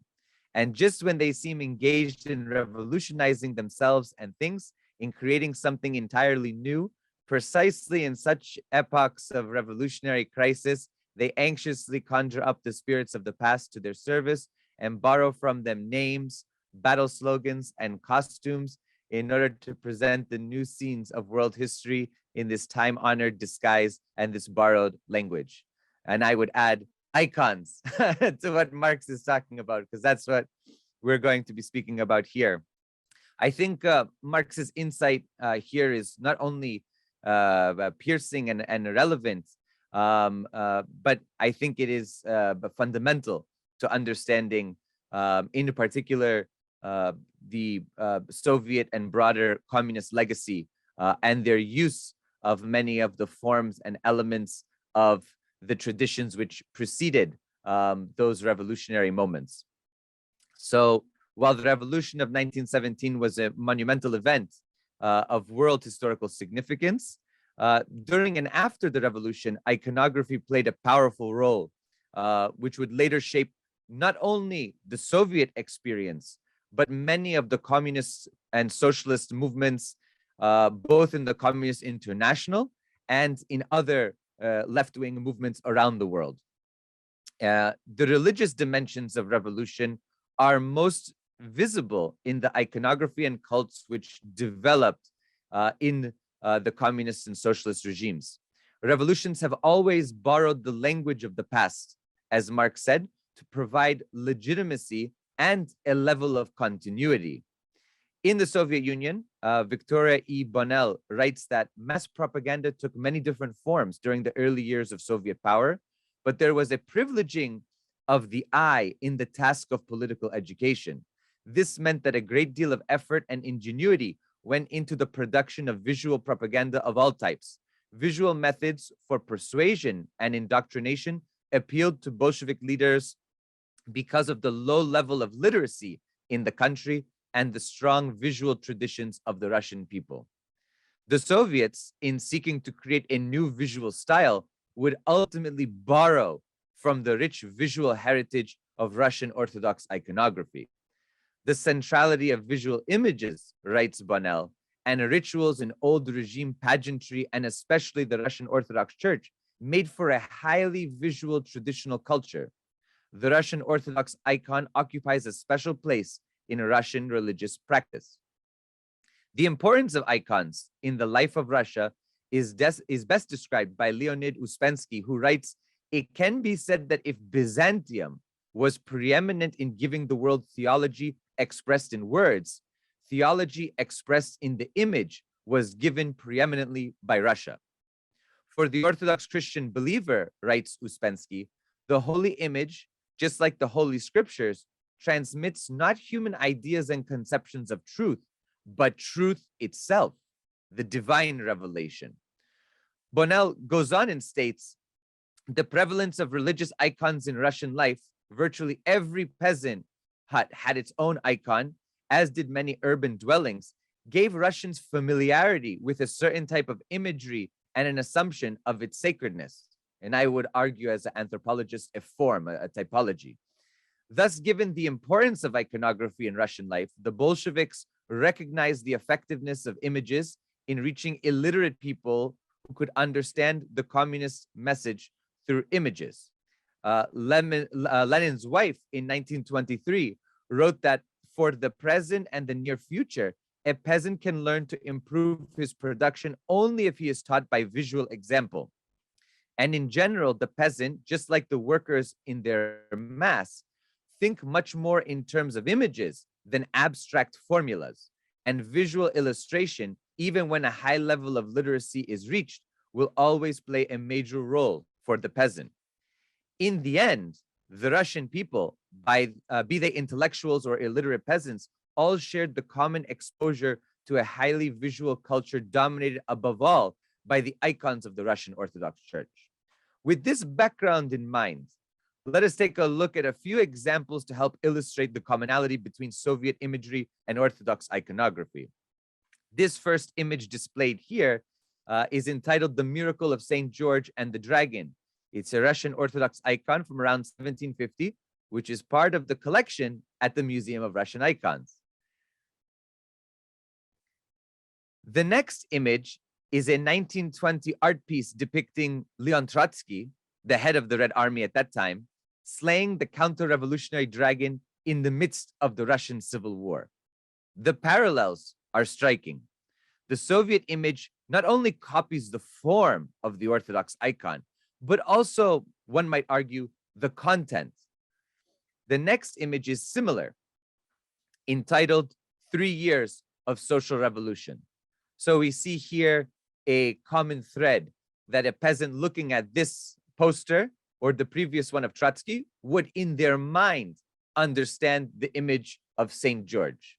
And that's important because that's an important feature of iconography we'll get to a little bit later.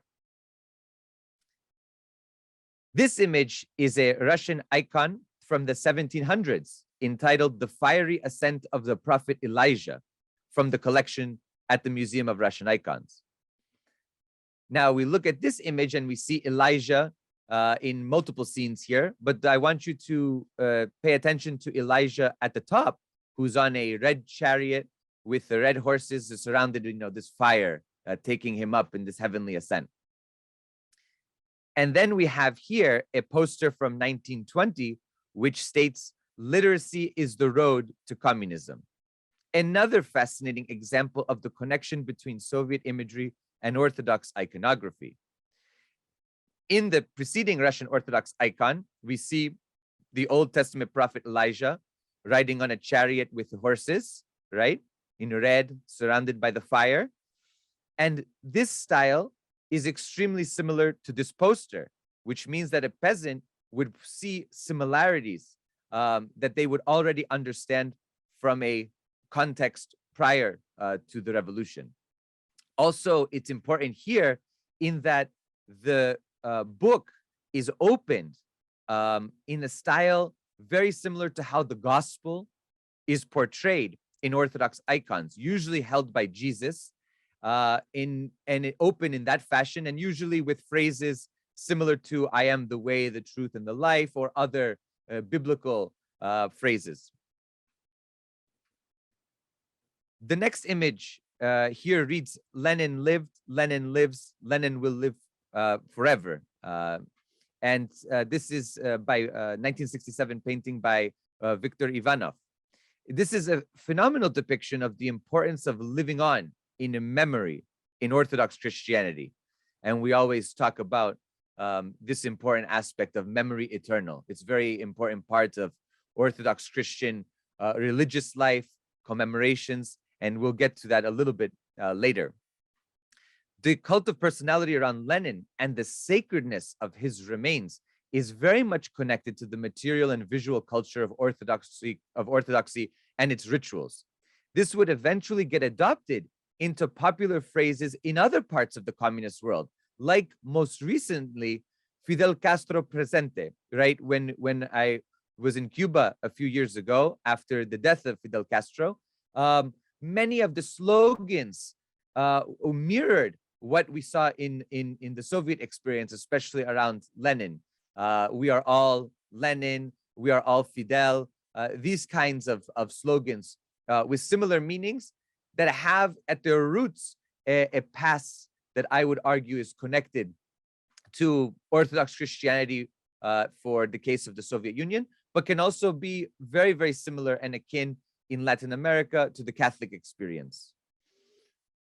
Orthodox iconography in the course of the 20th century has been used to address a wider range of social and political issues than ever before. The collapse of the Soviet Union has seen more recently popular icons depicting Lenin and Stalin. This example is a contemporary icon of Stalin with Saint Matrona, and there are some very interesting academic pieces and works done about this icon and about some of this new iconography. Since iconography constitutes a large part of the cultural symbolism for countries where the Orthodox Church is in the majority, it is unsurprising that it has been used by competing, even contradictory ideologies and beliefs. And here we're going to go into a little bit of the anthropology and some of the theories that help to guide some of my research in this area. Let me make sure. Okay. Michael Hertzfeld, while conducting ethnographic field research in rural Crete in the 1980s, notes that the icon painter's ideas about aesthetic excellence do not seem to consist in achieving originality as such. Whether this is really the case or not, iconography is locally perceived in terms of faithfulness to a model. Is this model not at work in the images from the Soviet Union? Does the model also extend to communist iconography? Margaret Kenna writes, "As with Christ, so with the saints, copies cannot stray far from the original without breaking the link with the prototype and thus losing their authenticity." In other words, an icon is not just a picture, not simply a copy or a reminder of an original. By representing that original in a particular way, it maintains a connection with it, as a translation does with the original text. While both Margaret Kenna and Michael Hertzfeld have identified the importance of a model, the prototype or archetype, they are foundational for the principles of iconicity. Far beyond the usage of iconicity to denote a thought image or idealized form, iconicity in this presentation denotes a resemblance and reproducibility that allows Orthodox Christians to form constellations of meanings and interpretations simply by looking at one image. A single Orthodox icon in the Byzantine style is never simply a standalone icon. The icon contains within it not only a layered history, but a model that has genealogy both in terms of the subject matter as well as resemblance to other icons depicting different subject matters. That is to say that this constellation produces a familiarity with the icon, even if the persons or events are either unknown or undepicted to the viewer. As Michael Hertzfeld notes, Byzantine icons resemble not solely a prototypical saint, but each other. The worshiper will usually never have actually beheld the face of the saint, but the face is already familiar from countless other images. This resemblance further strengthens the idea that models are reinterpreted and renegotiated over time, but always maintain a connection with the prototype. As Kenna noted, this theoretical framework is further strengthened by Jacques Derrida's concept of the trace, which was first developed of grammatology and later formulated fully in Spectres of Marx, with the expression "to be is to inherit." Since Orthodox Christian iconography in the Byzantine world had both didactic and theological purposes, iconography certainly changes over time, but in subtle ways and with a constant tension from within the Orthodox churches. Thus, copies, as Kenna notes, cannot stray far from the originals, but over time their slight changes can compound to eventually create a whole new model which severs its links to earlier models. This severing of the new models from the old is described by Robert C. Tucker as follows. The proposed tactic, which was to offer lay icons instead of religious ones, turned out to be a double-edged sword. In the course of the supposedly Marxist crusade against the opiate of the people, the whole spiritual climate of the system showed signs of succumbing to some of the age-old currents of the Russian Orthodox civilization, absorbing some of its not necessarily most inspiring values. The traditional devotion to and worship of icons, relics of saints, and processions was apparently being replaced by a shallow lay imitation of icon-like imagery, official mass liturgy, effigies, and especially processions and pilgrimages to a mausoleum sheltering an embalmed atheist. Of course, it is well established that after the anti-clericalism and anti-religious fervor of Lenin and early Stalin, World War II, or the Great Patriotic War, necessitated that the Soviet Union, and I quote here, mobilize this vital Russian patriotism by employing national symbols and history, as well as manipulating the most important remaining Russian national institution, the Orthodox Church, in an effort to defeat Nazi Germany. And that's the images that you see here, right? The Orthodox priests blessing Soviet soldiers, and of course, the Orthodox clergy there in front of the poster of Stalin. And of course, for those who might sometimes forget, Stalin was a former Orthodox seminarian. So of course, I think that this link is deeply rooted. Ultimately, I would argue that this same concept of a model can be applied to Soviet imagery and by extension to communist imagery around the world. While communist iconography does not necessarily follow the same Byzantine style, its usage in the community displays a continuity with how Orthodox icons are used and treated. The model here is the heroic figure or martyr, and the inheritance is the memorializations and commemorations which accompany said images. The usage of the image, for example, of Aris Velouchiotis, the commander of the Greek People's Liberation Army, which was the partisan group, the partisan army of the Communist Party of Greece, is a perfect parallel in another Orthodox country. As one person eloquently explained, there is also the classic story that occurred in villages throughout Greece, where candles were placed in front of photos of Aris Velouchiotis, often next to icons like the Panagia, the Virgin Mary. Aris fits the icon profile in that he looks like a priest with a big beard and so on. So during World War II, you have not only icons in Orthodox households in occupied territories, but you have also communist guerrillas next to them who are venerated in the same way as the icons. Likewise, the Great Patriotic War, or Sacred War as it was called, was turned into a cult by the Soviet Union and now has been turned into a perpetual national celebration with strong religious elements in contemporary Russia. In terms of the body, and this is where we transition from icon to the body, to the this sort of a sacred veneration of one's remains. One is reminded of Eusebius of Caesarea, a historian of early Christianity, who recounts the events which transpired following the death of Emperor Constantine the Great in 337. Upon Constantine's death, Eusebius tells us how his body was prepared, being adorned with imperial ornaments, purple and crown, and was then elevated on a pedestal in the imperial palace. There, Constantine's subjects still ceremoniously performed their duties and salutations as if he were still living. Alone of mortals, the Blessed One reigned even after death, writes Eusebius. Let's see here. Where did I get lost here? And the customs were maintained just as if he were alive, God having granted this to him and no other since time began.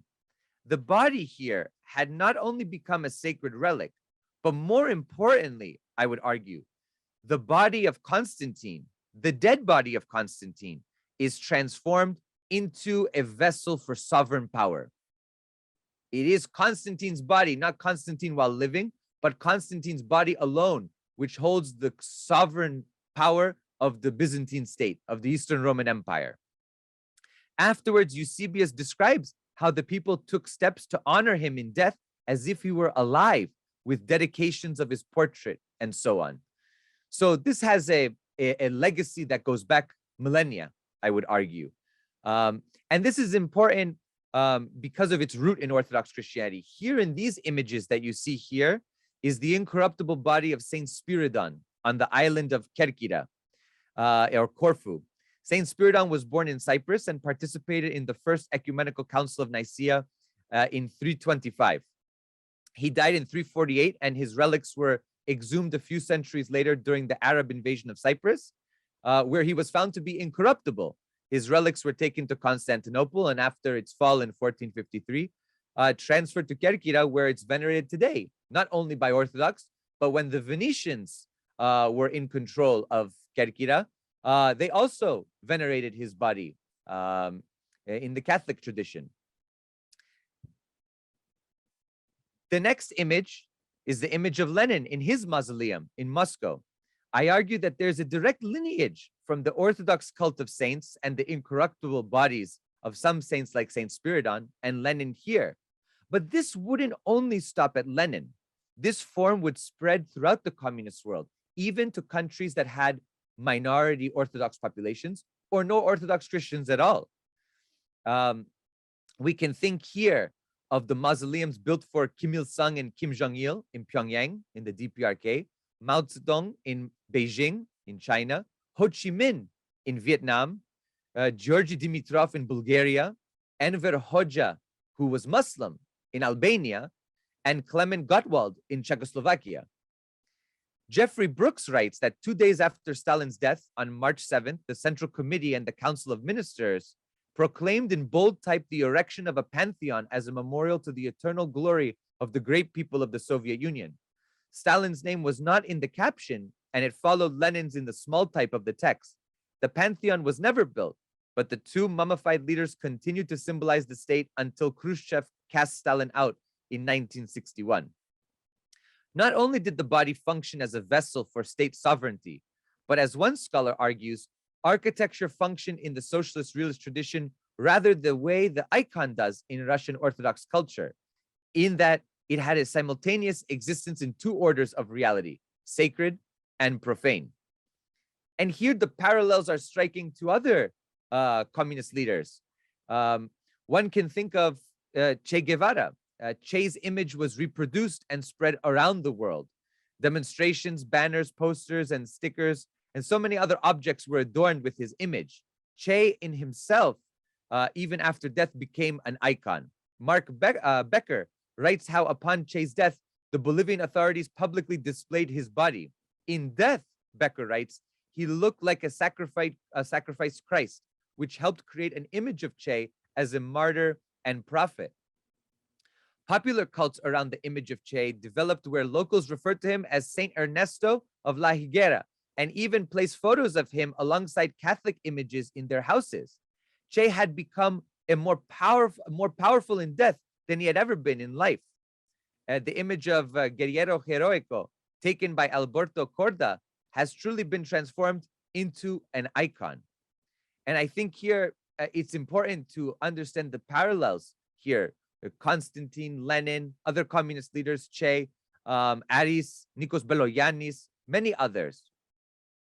In 2004, the Motorcycle Diaries were released in theaters, and the philosopher Slavoj Žižek, in responding to Paul Berman's critiques of the film and the cult of Che, asked, why should revolutionary politics not take over the Catholic cult of martyrdom?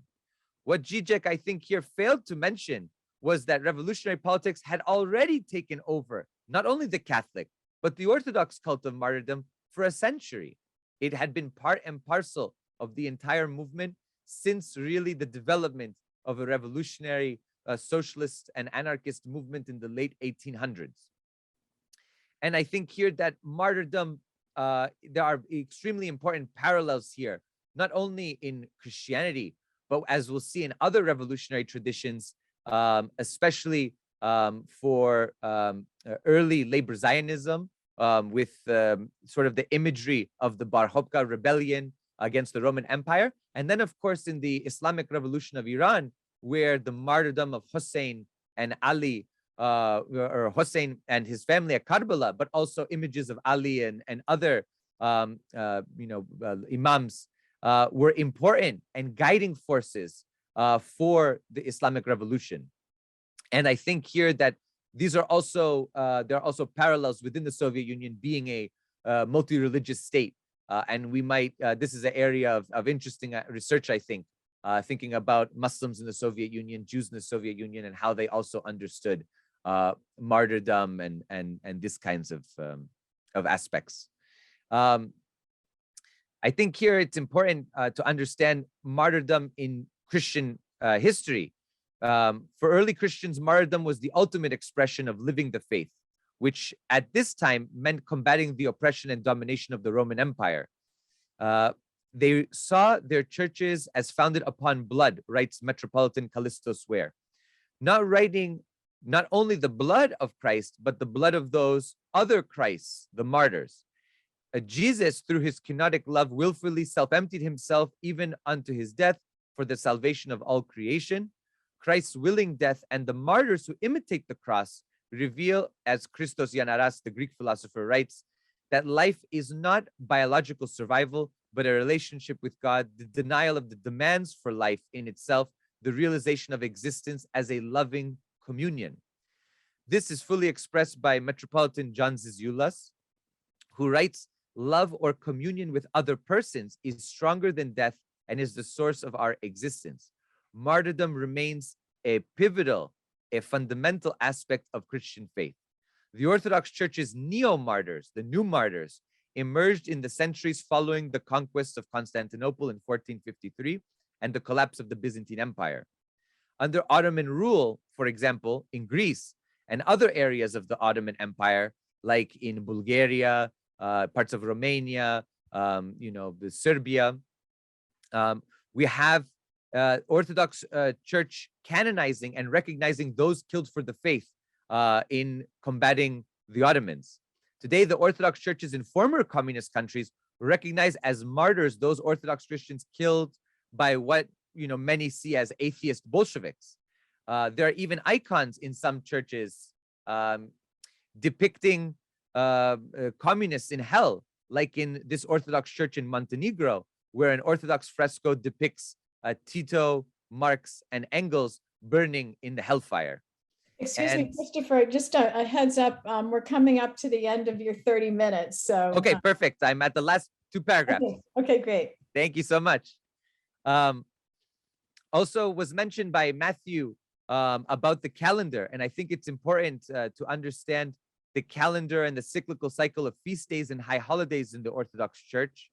and the Soviets calendar, which featured its own prominent days like February 23rd, May 1st, May 9th, November 7th. These various dates of commemoration, mourning, and struggle comprise a yearly calendar, which Eviatar Zerubbabel argues plays a major role in our mnemonic socialization. Zerubbabel states, as a cycle of holy days, specifically designed to commemorate particular historical events, the calendar year usually embodies major narratives collectively woven by mnemonic communities from their past. Examining which particular events are commemorated on holidays can thus help us identify sacred periods in their history. The parallels, I believe, here are striking.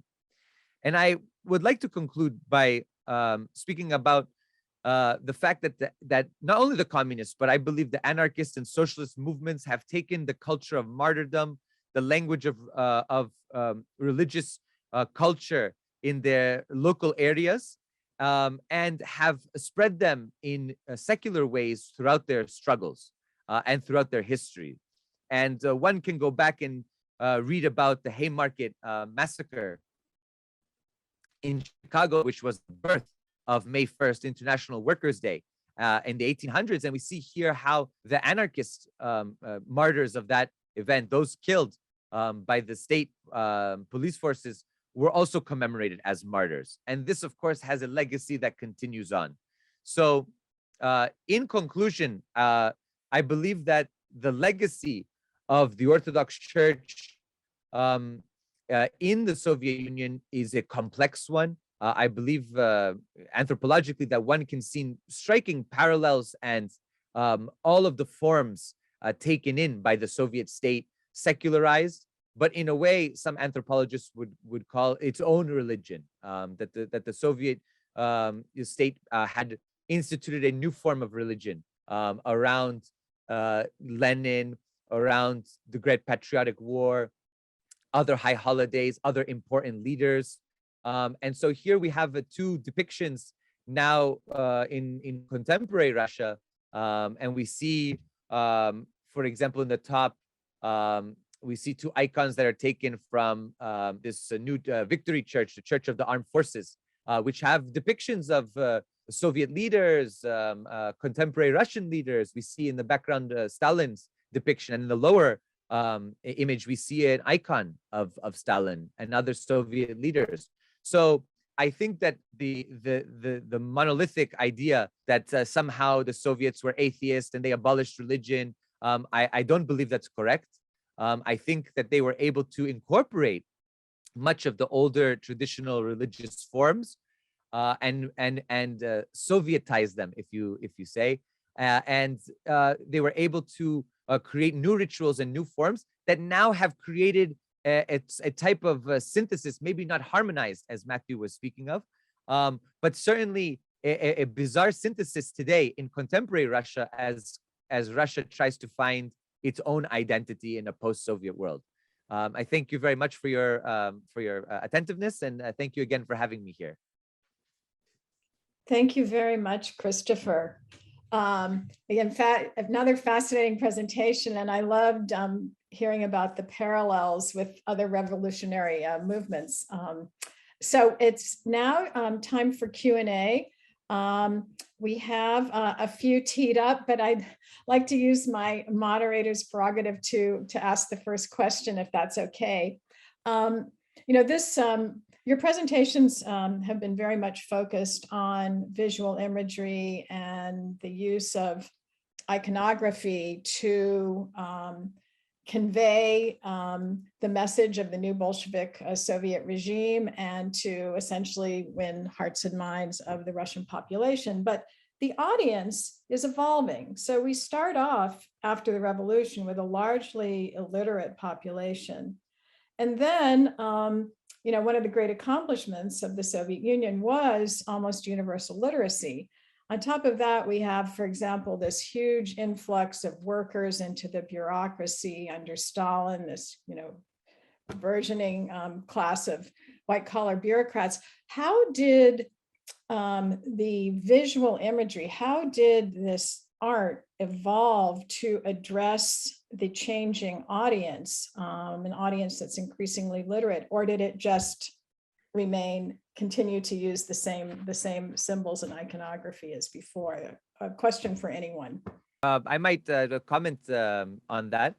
I believe that the transformations of imagery in the Soviet Union parallel various aspects of Soviet domestic and international events and what was going on at the time. But there's some continuity in that images of workers, farmers, soldiers, sort of this idealized image is throughout Soviet history. You find it from the beginning until the 80s.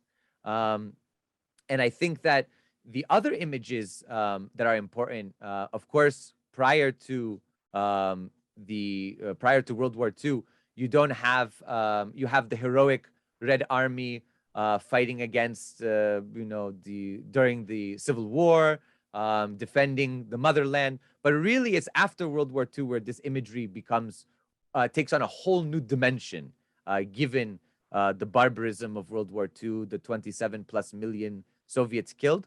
And then also in speaking about the changes in society, I think that the imagery also changes and adapts, in that some of the imagery of the earlier years against religion and so on is still prevalent, but there are other images which take a preeminent role, like, for example, images of internationalism.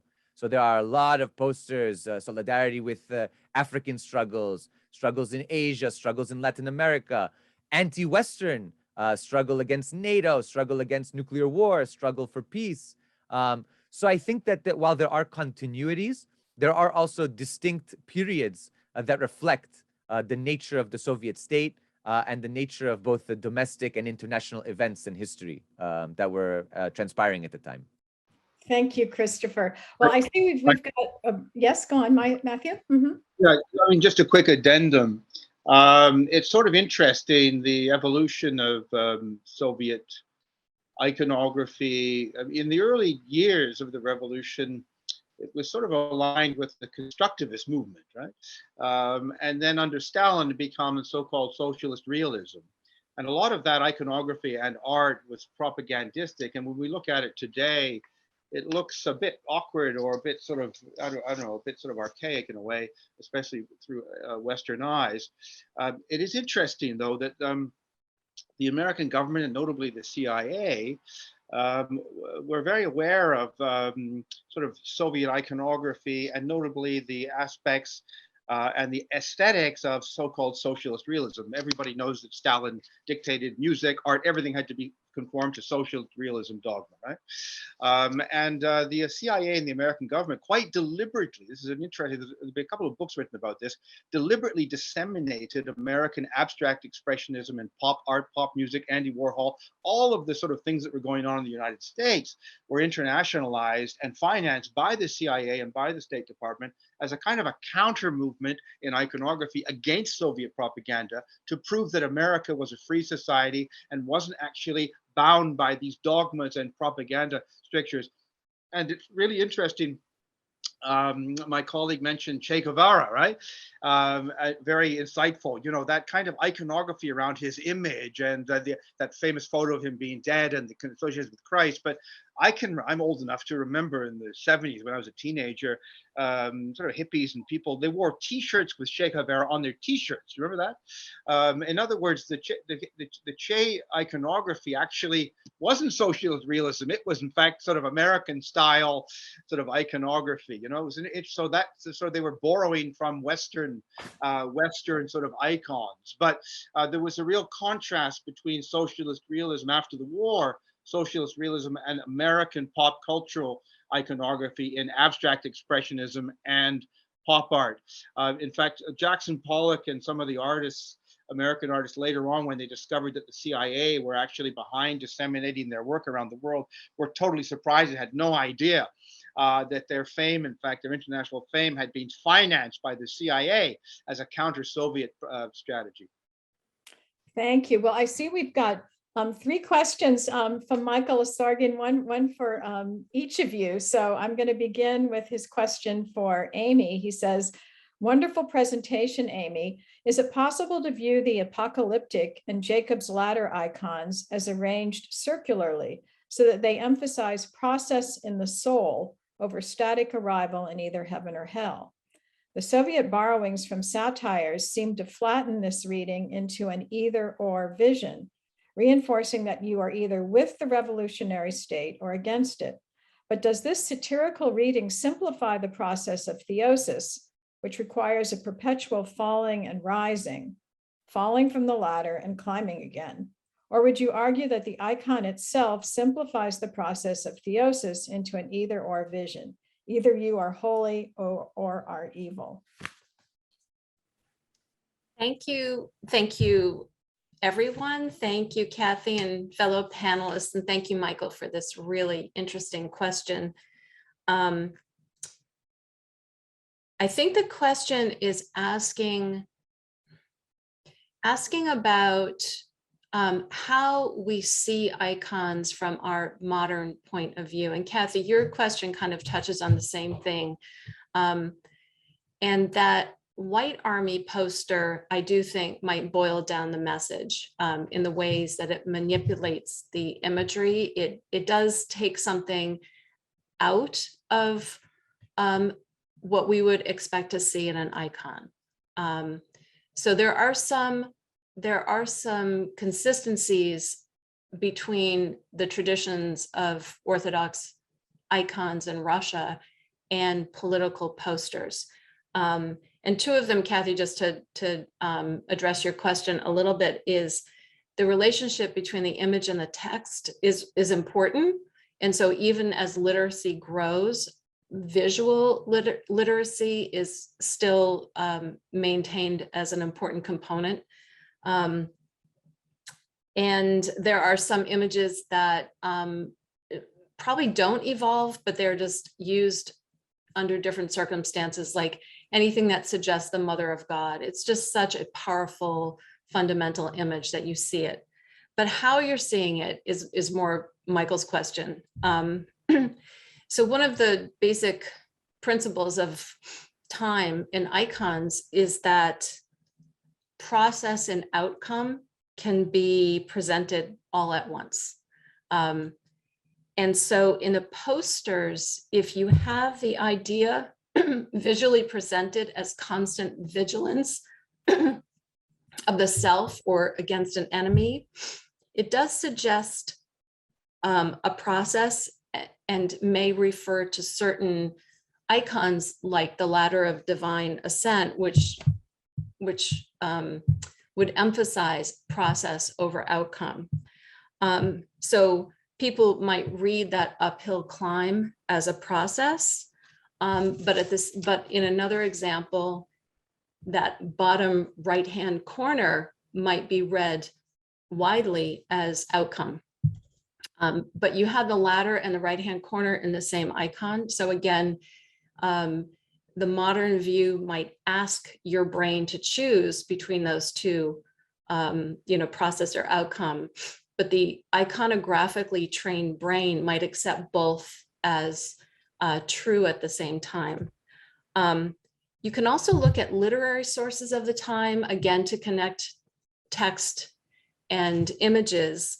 And you can see that these long socialist realist novels will offer readers process, redemption, and political condemnation among the characters. Sometimes it's one character experiencing all that, and that is the kind of master plan of socialist realist literature. And then another thing that occurs to me is you have to consider the leader and the political environment. So early on in the 20s, even before that, when Lenin and the idea of Lenin were still front and center, you might see the representation of the moral process as this idea of the new Soviet person was in the process of emerging as a social construct, to use a modern term. But later, Stalin might grab the same imagery to designate an enemy of the people that would be more based on kind of that black and white outcome. But still, finally, I'll say one last thing. If you step back and you look at the whole Soviet era as kind of a rise and fall of various political figures as the leadership changes and the decades go on, and then you think back to those icons of the Last Judgment or the Ladder of Divine Ascent, and you think of all these apparatchiki, like climbing the ladder or falling off, that the whole Soviet project again is sacralized with that dialectic of a sacred right at the heart of it. And you might even widen it to the post-Soviet era or the late Soviet era, where the idea of political rehabilitation starts to become politically important. And maybe, Michael, I kind of say this half jokingly, that you could consider that as kind of the Soviet economy of salvation. So thanks for your great question. Thank you, Amy. And Michael, thank you, Michael, for these great questions. And he is, as I said, he's given one question to each of you. So we're going to move on to Matthew. And he says, fascinating presentation, Matthew. I wonder how you differentiate between icons and idols. For instance, you've shown iconic symbols, statues, cultural icons, secular idols, but not so much religious icons until the end. Is that right? How do you distinguish the terms in your work? Do you see iconoclasm as different from the destruction of iconic statues? Or is the idea that Bolsheviks and Jacobins didn't make these distinctions, but rather jumbled them while they transmuted the existing iconography into secular expressions? Yeah, I treat iconoclasm very broadly. In other words, I understand the Greek origins of the word and so forth, but in my book and in my analysis, I'm quite expansive. In other words, idols, statues, monuments, and I say this in the introduction to the book. Even today, holograms and street art and graffiti and so forth. So I have a very expansive view. However, having said that, I mean, I think there could be analysis that strictly deals with icons or icons as images and idols as statues. I don't think the Jacobins just made a distinction. You know, they were smashing a lot of statues in public places, but when they went into churches, they smashed stained glass and they smashed icons as well. So they were basically breaking, smashing icons and idols that were representing either royal authority or religious authority. So in their minds, I don't think they made a distinction. They were simply they were obliterating the iconography of the regime. I think in terms of Russia, and I'm not a specialist in Russia, I'm a political scientist. A lot of people in this space, I learned when I was researching my book over the last few years, are either in they're art historians or in religious studies, right? And so I felt like, you know, I don't think a political scientist has ever been in this. You know, I felt like a bit of an outsider. But I think in Russia it's probably more relevant given the importance of icons, right? In the Orthodox tradition, I think the analysis about the similarities between Russian Orthodox icons, religious icons, and the posters and the iconography that emerged in the Soviet era is very interesting, and the parallels are, I think, very insightful. I could have mentioned also the iconography of the great murals, right, of Marx and Engels, right? This sort of obsession with murals and images, which I didn't, for interest of time, I couldn't jam everything into it. So I would say that one, my definition is expansive, although I certainly know the difference between an idol and an icon. And two, I think in the French tradition, there wasn't much of a distinction in terms of the iconoclastic part of it, right? But probably it's more of a relevant question in the Russian context, and I think we had some very good analysis of that, of the extension, right? The the transition from Orthodox iconography, not statues, to Soviet iconography, right? Whereas in France, I mean, there certainly was some iconography, revolutionary iconography. There's no doubt about it. But I think it was probably less important than in Russia, drawings and so forth. There weren't really posters. That's the other thing. The French Revolution was in 1789, right? So it's a different time, pre-industrial. So that would have to be factored into it as well. I hope that answers the question, at least partly satisfactorily. Yes, thank you, Matthew. So Christopher, we're going to wrap up with you. Again, another awesome question from Michael. He says, Christopher, another excellent presentation.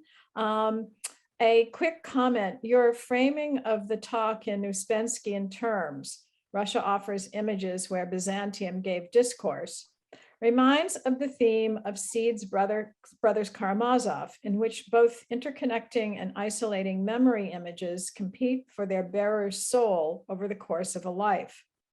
Images are truly formative in this work, and also, as you've put it, in the history of Russia and the Soviet Union. It occurs to me that you are arguing something similar. The battle for the mind of the cradle Orthodox convert to socialism is waged in images, perhaps with the soul of the nation at stake. I absolutely agree, and that is what I believe and what I argue, and I think that in and of itself is for me the pivotal foundation by which you can understand not only Russian history prior to the Soviet experience, but also the history of the Soviet Union, and then afterwards contemporary Russia, the Russian Federation. I think that in understanding the battle of ideology and the questions of nationalism and all of the different political discourses, they can be boiled down to a war of images, a war ultimately waged in that way. And I think that if you look at it even on a larger scale, we have here, which is different. I think Matthew was alluding to this, the French Revolution coming in the late 1700s. Here we have the Russian Revolution and the Soviet experience happening in the 20th century at the same time as the capitalist world. If you're thinking about the United States, Western Europe, Canada, all these countries are producing their own images with their own ideological matrices for the American dream, the good life, materialism, consumerism, let's go on vacation, let's have a good time. So, and also anti-communist imagery and various other types. So you see here, I think, a war between two competing ideological traditions waged both in images. And now we are living in an age of really the image. I can only think of Guy Debord's Society of the Spectacle here, and other theorists who speak about this in the 60s and 70s and even into today, where we are really in an era of the image, of the meme, of the tweet. I think that this is fascinating, and this also represents not only how the Soviets really took this to heart and in many ways were very much at the forefront, at the vanguard, to put it that way, of images, posters, of propaganda in this way, but also how that has helped shape the world that we live in today. Because I do think that had a profound legacy on the world we live in today. And I think that people still communicate even more so today in images, that our lives are mediated through images, that the Instagrams and things have really transformed the way humans see one another, our world, our universe, our religious or spiritual traditions, because of that mediation in images. So I think absolutely that it was a battle for the mind waged in images from Orthodox to socialism. And I think today in neoliberalism, it's also another battle for the mind. So I think it's an ongoing struggle. Thank you. Great. Well, thank you. Thank you, Matthew. So this concludes our morning session. A huge thanks to the panelists. I think I'm speaking for all of us in saying that we learned a tremendous amount from your presentations, and you've given us a lot to mull over and think about. And I'd also like to echo others in giving a huge thanks to Wendy Solman for her leadership in this program. And of course, to Amy Consalvi, Mary Delaney, Laura Garrity, and Melanie Trottier for organizing this wonderful conference. I'm really looking forward to the rest of today's sessions. I think we are now moving on to our lunch break and some networking. So I'm going to turn it over to Amy. Great. Actually, Melanie here. And Melanie, okay. Thank you so much. Great session. Really interesting. And we are now going to move into a meeting part of our conference with the academic lunch networking session. So that will be 11:30 to 12. You can go into your PDF and click on that link. And for the rest of us, we'll meet at 12:30 for the next session, Subversive Icons. So thanks so much. We'll see you in a little bit. Please do fill out your surveys as well. It's really helpful for us. All right, see you soon. Thank you. This is welcome to all the panelists and guests and participants of the conference. This is a panel on subversive icons, a very captivating topic. We have a panel of great, very different presenters and presentations. And the first to present is Eugene Clay, who is an associate professor of religious studies in the School of Historical, Philosophical, and Religious Studies at Arizona State University. He's trained in history at the University of Chicago. And he writes some lectures about religious movements in Russia and Eurasia, and the Eastern Christian tradition, confessional identities, and religious freedom. His work has appeared in church history, Russian history, the Cahiers du Monde Russe, and Arizona Studies in the Middle Ages and the Renaissance. His most recent book in the edited collection, Beasts, Humans, and Transhumans in the Middle Ages at the Renaissance, came out in 2020.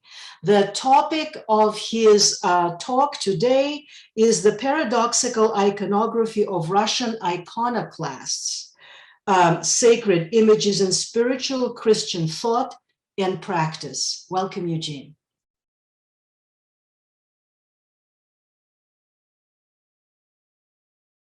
You are muted, Eugene, you're muted.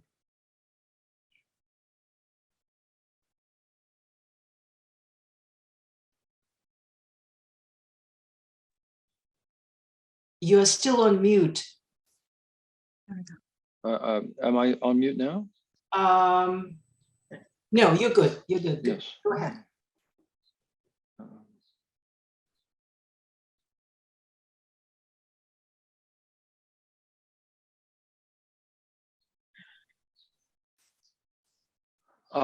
So thank you very much. I'm very grateful for that generous introduction, and I'm so grateful to the Museum of Russian Icons and Wendy and Melanie and Amy for all their work and for being a part of this distinguished panel. The topic of that I'm be talking about is the iconography of Russian iconoclast. We'll be looking at an iconographic, an iconoclastic movement known as spiritual Christianity. But I first want to set this in context. In his famous 1847 letter to the Ukrainian writer Nikolai Gogol, the progressive literary critic Vissarion Bulinsky, who's on the left, Gogol is on the right, claimed that the Russian people were profoundly atheistic. So Bulinsky said that Russians were profoundly atheistic. To prove his point, he cited a proverb about icons. If it works, pray to it. But if not, use it to cover chamber pots. Goditsa молиться, а не годится горшки. покрывать. Belinsky's audacious attack on the conservative views that Gogol had expressed in his selected passages from correspondence with friends quickly circulated in manuscripts. The Utopian Socialist Circle of Mikhail Petrushevsky, which Belinsky was part of, read the letter, and that included Fyodor Dostoevsky, who, and that was one of the reasons for his ultimate arrest and exile in his imprisonment. So here's an example of the letter. This is a copy of the letter. It was circulated in manuscript before it was published. If it works, pray to it. If not, use it to cover chamber pots. And this is an 1853 copy of the letter. Ultimately, Belinsky's letter was, with its audacious attack on icons, was published by Alexander Herzen abroad, and the great Russian revolutionary. And in the 1990s, the literary scholar Mikhail Epstein argued that Russia was divided between the Church of Gogol and the Church of Belinsky. The Church of Gogol held that the Russian people were deeply religious, and that Orthodox Christianity was very much entwined with Russian popular identity. By contrast, the Church of Belinsky held that the Russian people were not religious at all, but atheistic, practical, and superstitious.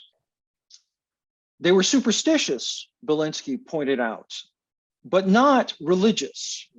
You could be educated and religious, but the great advantage that Russia had was that the people were superstitious. They were practical and basically atheistic. They were superstitious, but superstition could be overcome by education. So Russia's path forward was brighter than that of France, for example, because France, for all its enlightenment, still had religious people who hindered its progress. Russians, to the contrary, were not religious at all, but only superstitious. So religion could be dispensed with. In Belinsky's view, only the schismatics, the Russian dissenters, were religious. And he says, religiosity has appeared among us only in schismatic sects, which are so opposed in their spirit to the mass of the people, and so numerically insignificant before that mass. In the post-Soviet period, in the Soviet period, there was an entire Soviet industry devoted to the Church of Belinsky, the idea that Russians were really not religious at all. And we can see this with the great Russian folklorist, Yuri Sokolov, with his collection Priest and Peasant that appeared in 1931, then later Russian folk poetry against church and religion, and even later the popular scholarly work, the Slavic anti-religious folktale, all of which sought to show that deep down inside, the Russian people and the Slavic people more broadly were deeply anti-religious. And we can see this in a poster, Soviet poster that's much later, right, of the fighting pencil that's already been mentioned yesterday. This group of artists who worked in Leningrad. Here we see the doctor asking, "Kakim obrazom," by what image, literally, or how are you being treated? And the patient, this old woman, points to an icon, an obraz, and says, "By that one," right? So here again, we see the practical peasant kind of using the icon. If it's good, it'll help her. It'll help the patient. If it's not, she can use it to cover chamber pots.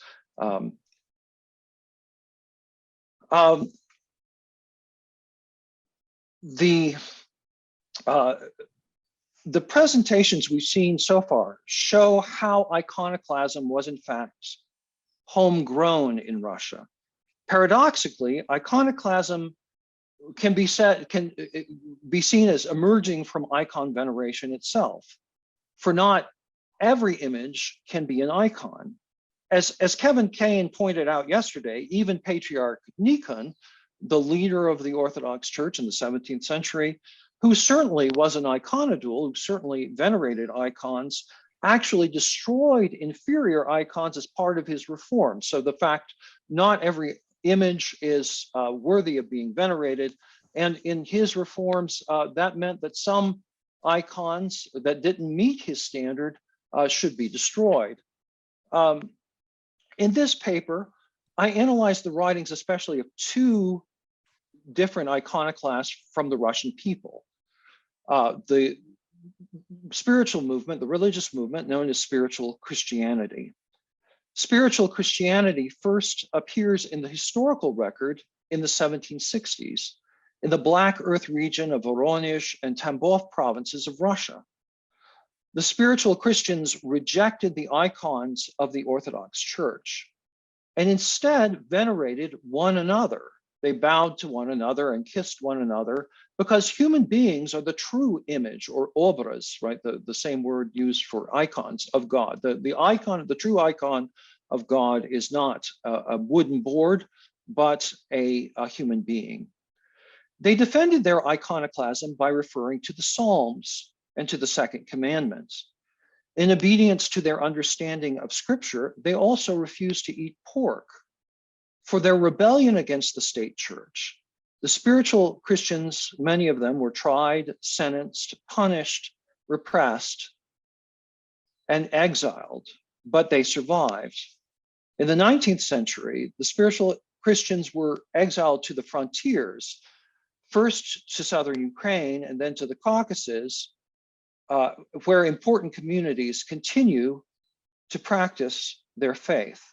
And so this is a photo from the 1870s from the New York Public Library by George Kennan in his album showing Molokans, the one group of spiritual Christians who are known as Molokans because they drank milk during the fast. They rejected the Orthodox Church and drank milk during the fast when milk drinking and the use of dairy products was forbidden. Here's a picture of Molokans who are being exiled. This is another group from the George Kennan collection of young Molokan men. Here is a group in Ukraine in the 1820s. Molokans were exiled to Ukraine. Here's a group from an international Congress of Molokans in 1992 in Astrakhanka in southern Ukraine. Here's another group in the Novovasilievka, which unfortunately is occupied by the Russians now, but this is the Molokan ensemble, The Bird of Paradise, from last year, a picture taken last year by a Ukrainian journalist, and they practice singing. Here's another community of Molokans in Ivanovka in Azerbaijan, where they were exiled in the beginning in the 1830s. A collective farm still exists there. This is a funeral. It's a funerary or a death ritual performed 40 days after the death of a believer.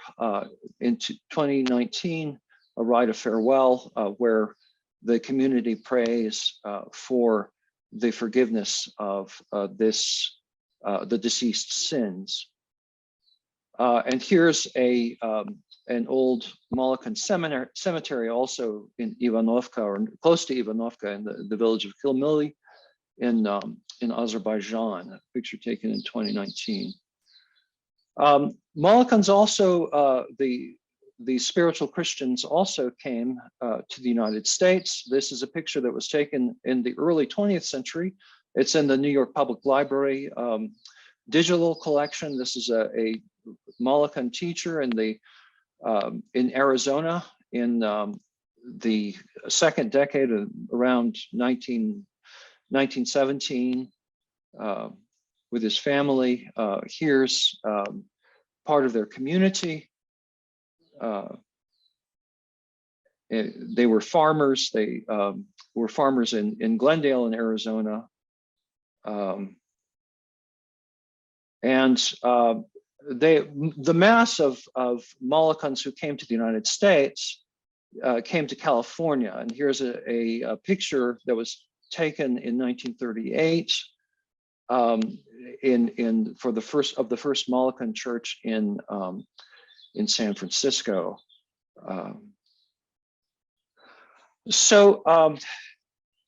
In this paper, by the end of the 18th century, spiritual Christianity had split into two movements, and I'll be talking about one of them. One is the Doukhobors, who de-emphasized the authority of the canonical scriptures. And then the second group, which is what I'm concentrating on today, are the more strictly biblical Moluccans, who insisted on the strict obedience to the written word of God. In this paper, I first want to look at the work of there are two figures writing about the same time.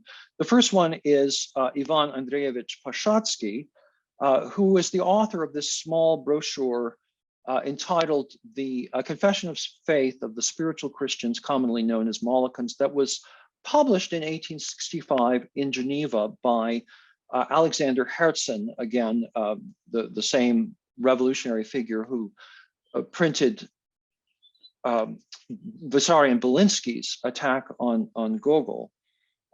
This brochure was printed anonymously, and it has been mistakenly attributed to a gentry adventurist, Nikolai Shevelev.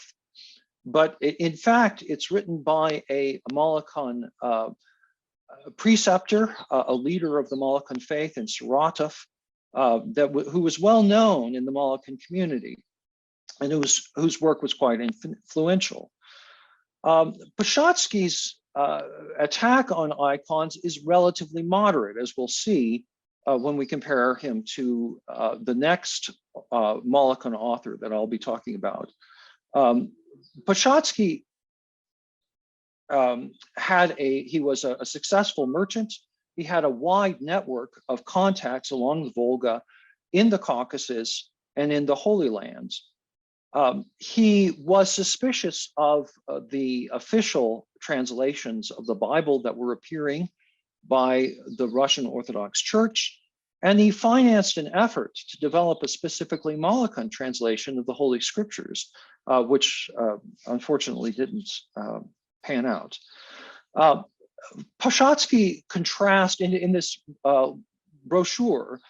Poshadsky contrasts the false teachings of what he calls the Greco-Russian Church with that of true Christianity, which is faithful to the Scriptures, as translated, which he cites. As far as I can tell, the citations are pretty close to translations by the Russian Bible Society. He, of course, begins with the prohibition of the second commandment in Exodus 20 and Deuteronomy 5, not to make any graven image. He then cites both New Testament and Old Testament authorities, including the deuterocanonical books, that is, the books in the Protestant Apocrypha, to support his arguments. So he quotes, for example, from the Wisdom of Sirach to support his argument. And he moves on to 1 John, which declares that no one has ever seen God. Poshadsky quickly dismisses the iconodules distinction between veneration and worship. And this is what he says: in vain, the Greco-Russian Church justifies itself by claiming that it does not worship its icons, but only venerates the saints portrayed in them, and that it does not worship the image itself, but only what the image portrays. According to the teaching of the Greco-Russian Church as contained in its books, this is correct, but it is already a sin against God, for we are commanded to worship God alone. Interestingly, Poshadsky does not tackle the classical arguments of the iconodules, such as Saint Theodosius, that link icon veneration to the doctrine of the incarnation. This may be because among many Moloccans, there was a strong tendency toward seeing Christ as having a kind of docetic tendency, seeing Christ as having a special kind of angelic flesh. For example, in 1906, the Molokan preceptor, Semyon Gavrilovich Morozov of Nikitina village, who died at the age of 102, and he preached that Christ did not have a human flesh, but rather angelic flesh. So that the doctrine of the incarnation was at least rejected by at least some Molokans, though their beliefs and practices are in fact quite varied over their different communities. Poshadsky goes on to say that the actual practices of the Orthodox belie the distinction between veneration and worship. If, in fact, Orthodox Christians worship the signified rather than the signifier, treating some, then they would treat all icons equally, he argues. Yet clearly, the Orthodox Christians distinguish among its signifiers, treating some as miracle working, so that you have some miracle working icons, and those must be venerated under the pain of anathema. Moreover, icons that are poor signifiers in Poshadsky's view, that is, icons that have no artistic merit, are favored above some icons that are better from a purely artistic point of view. So Poshadsky argues that icons that really do a bad job of portraying what they're supposed to portray are often venerated more than icons that are more realistic, presumably, or more, at least provide a truer representation of what they're trying to represent. Poshadsky goes on to say that, in fact, the Greco-Russian church worships and prays to the wooden images themselves. If this were not the case, why then would it carry its icons from one church to another, as if for a visit? Why would the countless number of miracle-working icons and local icons before which burns candles and lamps signify? What would be the meaning of the images that miraculously appeared, or of those that were not made by human hands, to which we must bow under pain of anathema? Poshadsky's confession of faith proved to be very influential. A group of Molokans in the early 20th century adopted it as and approved it and republished it as part of their statement of faith, as an adequate or an accurate representation of what they believed. Poshadsky, however, is not the sharpest person that doesn't provide the sharpest critique of icon veneration. A far sharper condemnation comes from another contemporary Molokan writer, the remarkable spiritual Christian prophet Maxim Gavrilovich Rudamyotkin. Born around 1818 in Tambov province, he converted to spiritual Christianity at the age of 8, when his parents also left the official church. He was forcibly deported with his family to Armenia, where he and the other exiles established a new settlement of Nikitina in 1842. This village ultimately became Rudamyotkin's headquarters. In the 1850s, he became a leader of a new movement within the Molokan, among the Molokans, that where he took the title, the King of Spirits, and began preaching the imminent end of the world and the coming apocalypse and a future millennial kingdom. In 1857, he made this declaration that he was King of Spirits, and very shortly afterwards, in 1858, at the age of 40, he was arrested and spent the next 18 years of his life in monastic prisons, first in Solovyetsky Monastery in the north, and later in the Suzdal Monastery of the Savior. During these years in prison, Rudimyotkin managed to smuggle out 14 notebooks of his prophecies, biblical interpretations, and instructions to his community of believers. When some of his followers immigrated to the United States in the decade from 1904 to 1914, they smuggled these manuscripts out of Russia and began to publish them.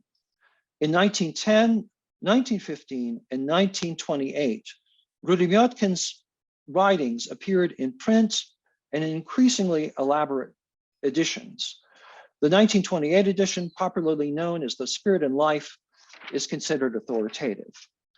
Rudimyotkin's attack on icons is much sharper, and he claims, for example, that icon veneration represents the number of the beast of Revelation. Icons are from the devil.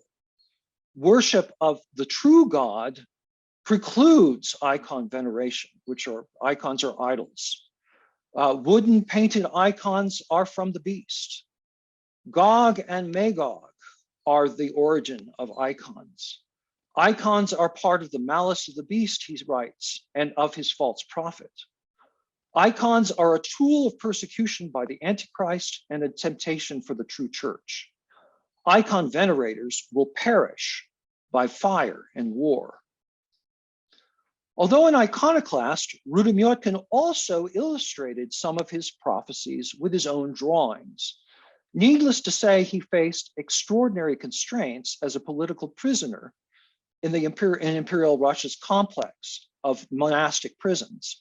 And when his followers came to the United States and published his prophecies in Los Angeles, they also published some of his illustrations. And one of the interesting things is that they're clearly trying to, the authenticity of the illustration is very important. So the first two on the left represents the illustrations of the woman clothed in the sun, one of Rudimyotkin's important symbols. As you can see, the first two have been changed by artists. The original is on the left, right? The original representation, which appears in the 1928 edition of the Spirit of Rudimyotkin's prophecies, is on the left, and there you can see it's a quite primitive drawing of the woman clothed with the sun in a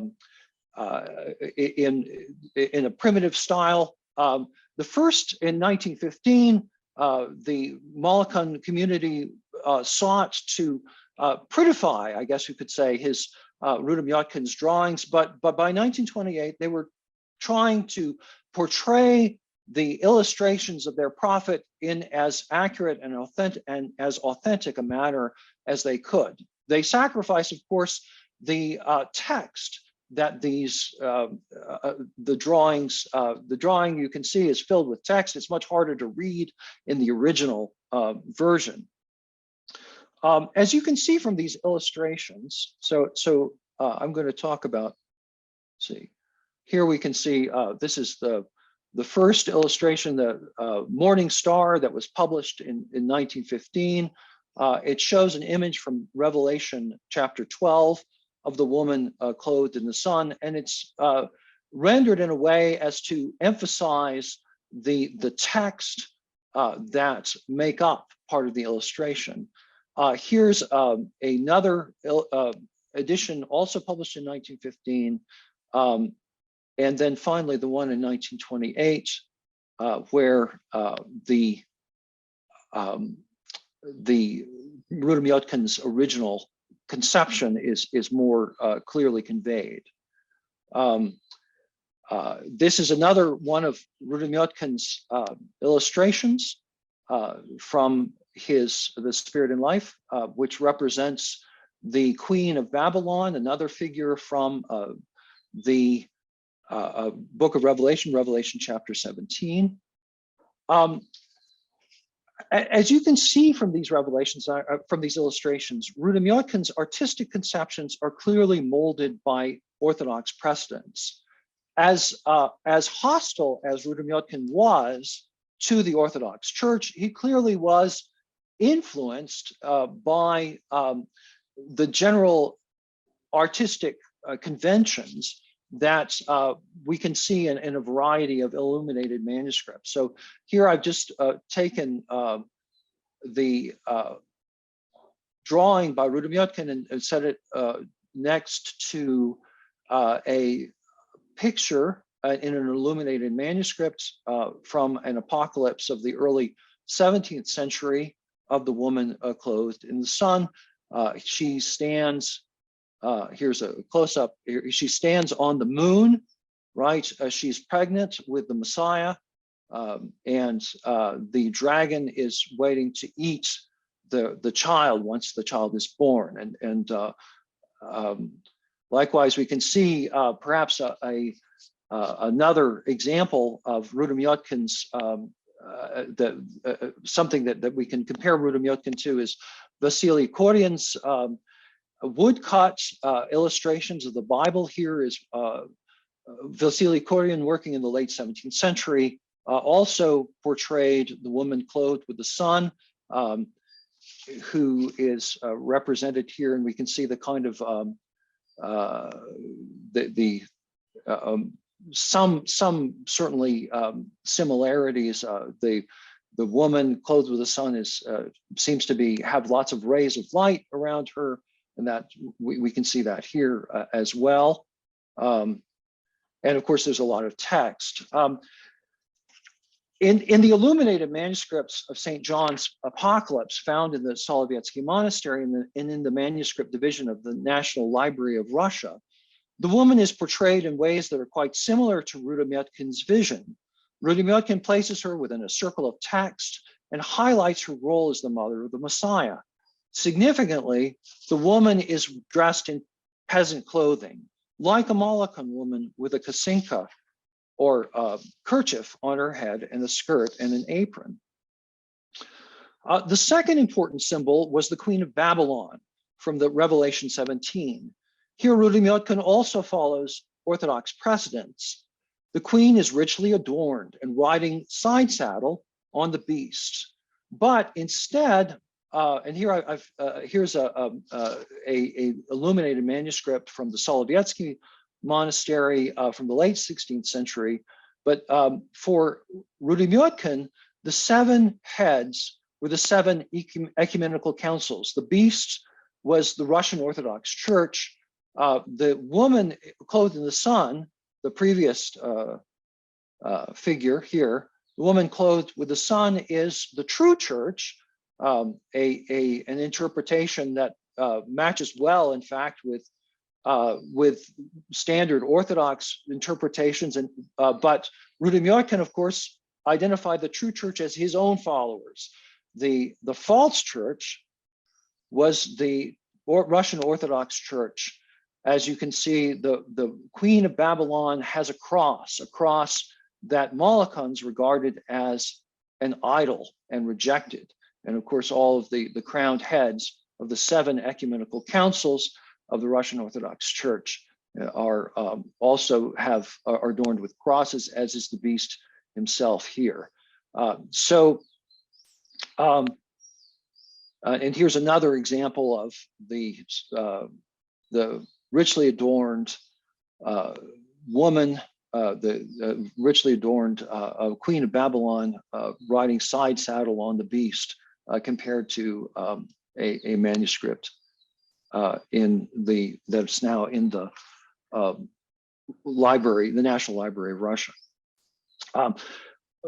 Rudamyotkin included some other examples. This is a picture of the temple in the new millennial kingdom, and a sign of the seal of the conqueror that includes in it, it says the sign of this conqueror for victory over the enemies, the King of Spirits.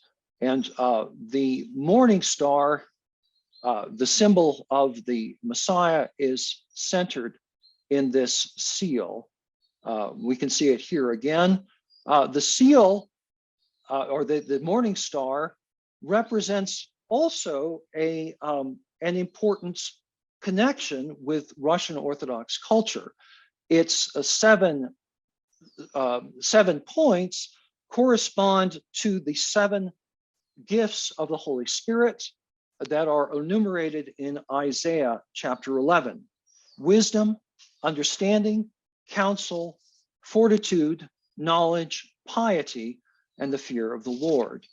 And in his drawings, Rudimyotkin places this star, which is with these 7 gifts of the Holy Spirit that are found in any Orthodox primer of the 19th and 18th centuries, on the iron rod by which the Messiah will rule in the millennial kingdom that's shortly to come.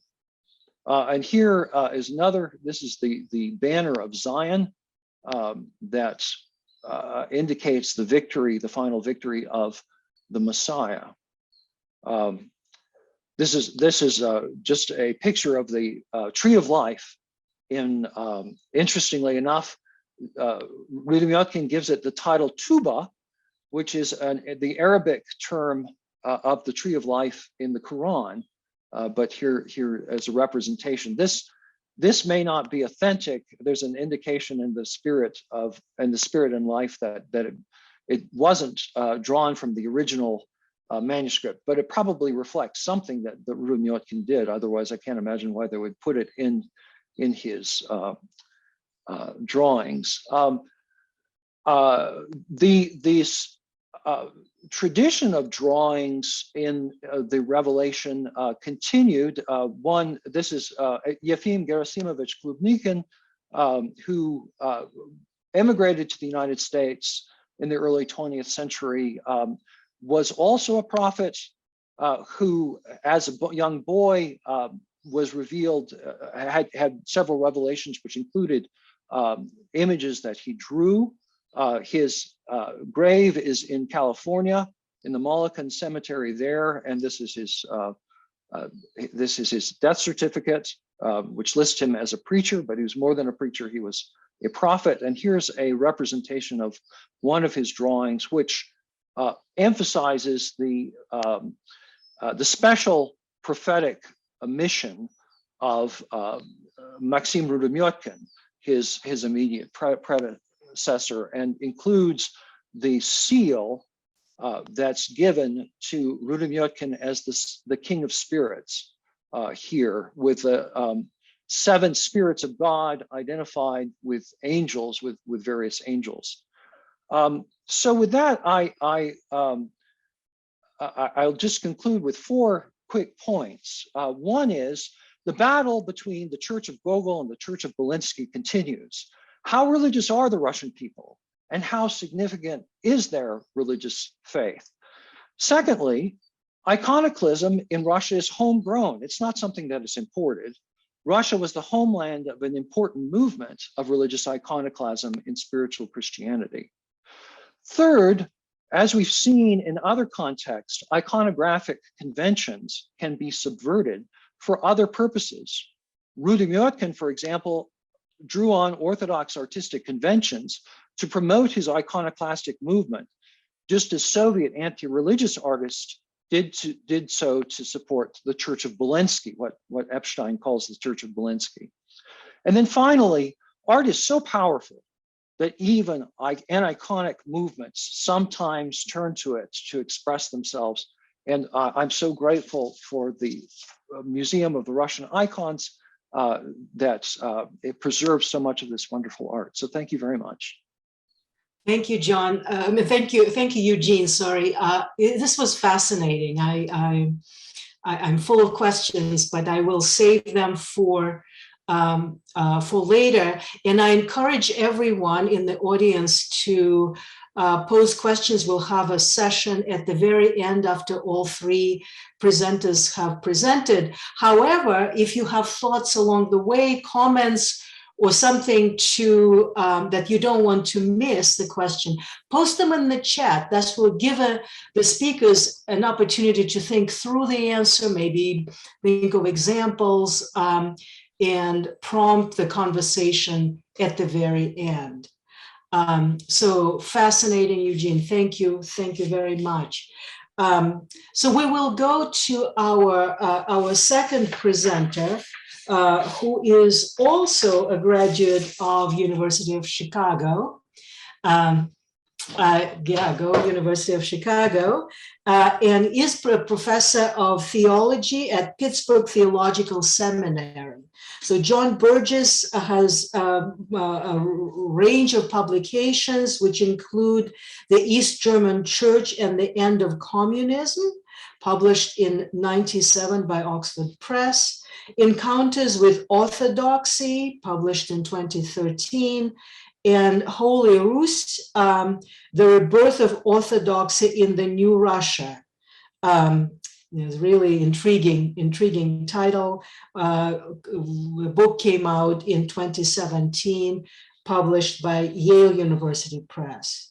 John Burgess was a Fulbright scholar at the St. Tikhon's Orthodox University in Moscow.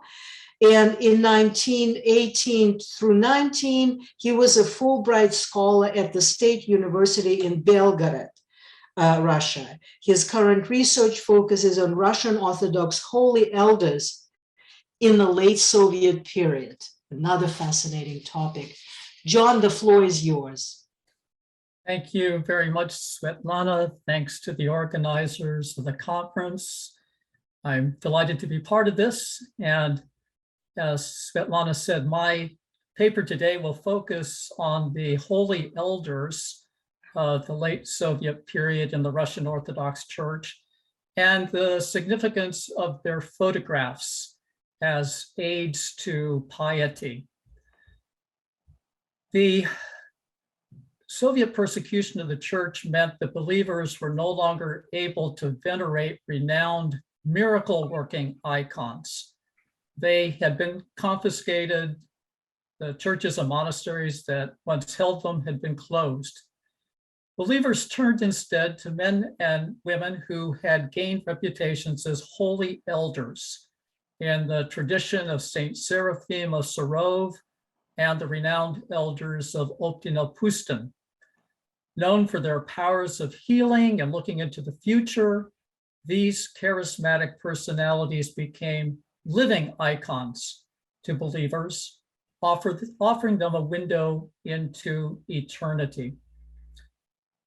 At a time in which few Orthodox believers could obtain icons, photographs of these holy elders, their spiritual fathers and mothers, became important. The Bolsheviks sought to exploit the power of images to shape human consciousness by removing icons from public space and replacing them with photographs of revolutionary communist heroes. My paper argues that Orthodox believers, too, discovered that they could make use of photographic images to nurture their piety. And later, when I share my screen, we'll see some photographs of one holy elder in particular, Seraphim Tyapochkin, who died in 1982. Vera Shevtsov, one of our presenters yesterday, in her writings has described the importance of miracle-working icons in the late 19th and early 20th centuries. In praying before such icons, believers experienced a sacred presence that affected healing and other miracles. And Shevtsov recounts accounts of processions of miracle-working icons during outbreaks of cholera or during times of war. These miracle-working icons transmitted divine energies to those who had faith. As we know, the Soviet attack on religion included the desecration of icons and other objects of religious devotion. In 1919, the national campaign to expose the bodies of saints that believers regarded as incorrupt. In 1922, the campaign to confiscate all valuable liturgical objects, including the gold and silver claddings of icons, and at the same time, the burning of icons by the thousands, except for the few that believers were able to rescue and hide in their homes. However, as another one of our presenters for this conference, as Clemena Antonova has noted, Soviet iconoclasm could take a second form. Icons deemed to be of particular cultural and historic significance were preserved, but removed from the church setting and placed in national art museums.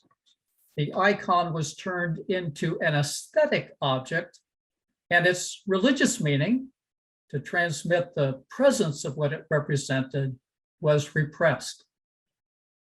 Well, besides destroying and recontextualizing icons, I think the Bolsheviks employed a third strategy, a desacralization, that I would call replacement. A new kind of iconography appeared, photographs and graphic art depictions of Soviet leaders, and especially of Lenin, on posters and book covers, in magazines and films. Already in 1923, the first Lenin Corner, the Ninsky Ugoluk, appeared in the Central Peasants' House at the All-Union Agricultural Exhibition, and was soon imitated on a smaller scale in workers' clubs throughout the country. So the traditional icon corner was now replaced with a veiled Soviet portrait of the Bolshevik leader. Scholars debate to what extent Soviet citizens interpreted this new Leninist iconography in terms of traditional religious devotion. Some have argued that the Bolsheviks created a pseudo-religion. Like Orthodox saints, Soviet leaders were revered and even divinized. Their portraits became a new kind of icon. Lenin's body was preserved from deterioration. But another scholar adds that even though some Soviets prayed, knelt, and even crossed themselves at the site of the dead leader, pilgrims were not allowed to touch or kiss his body, and there are no reports of their asking for miracles at his shrine. If Lenin's body manifested his ongoing presence in the world and the power of his life and teaching, yet it did so in a way that was significantly different from a Christian relic. It was not a conduit of grace, but rather a model for emulation and a sign of dedication to the socialist revolution. Scholar Devin Ford has made a similar argument about Lenin iconography. And he notes that 4 poses of the great leader became typical. And here, let me share my screen.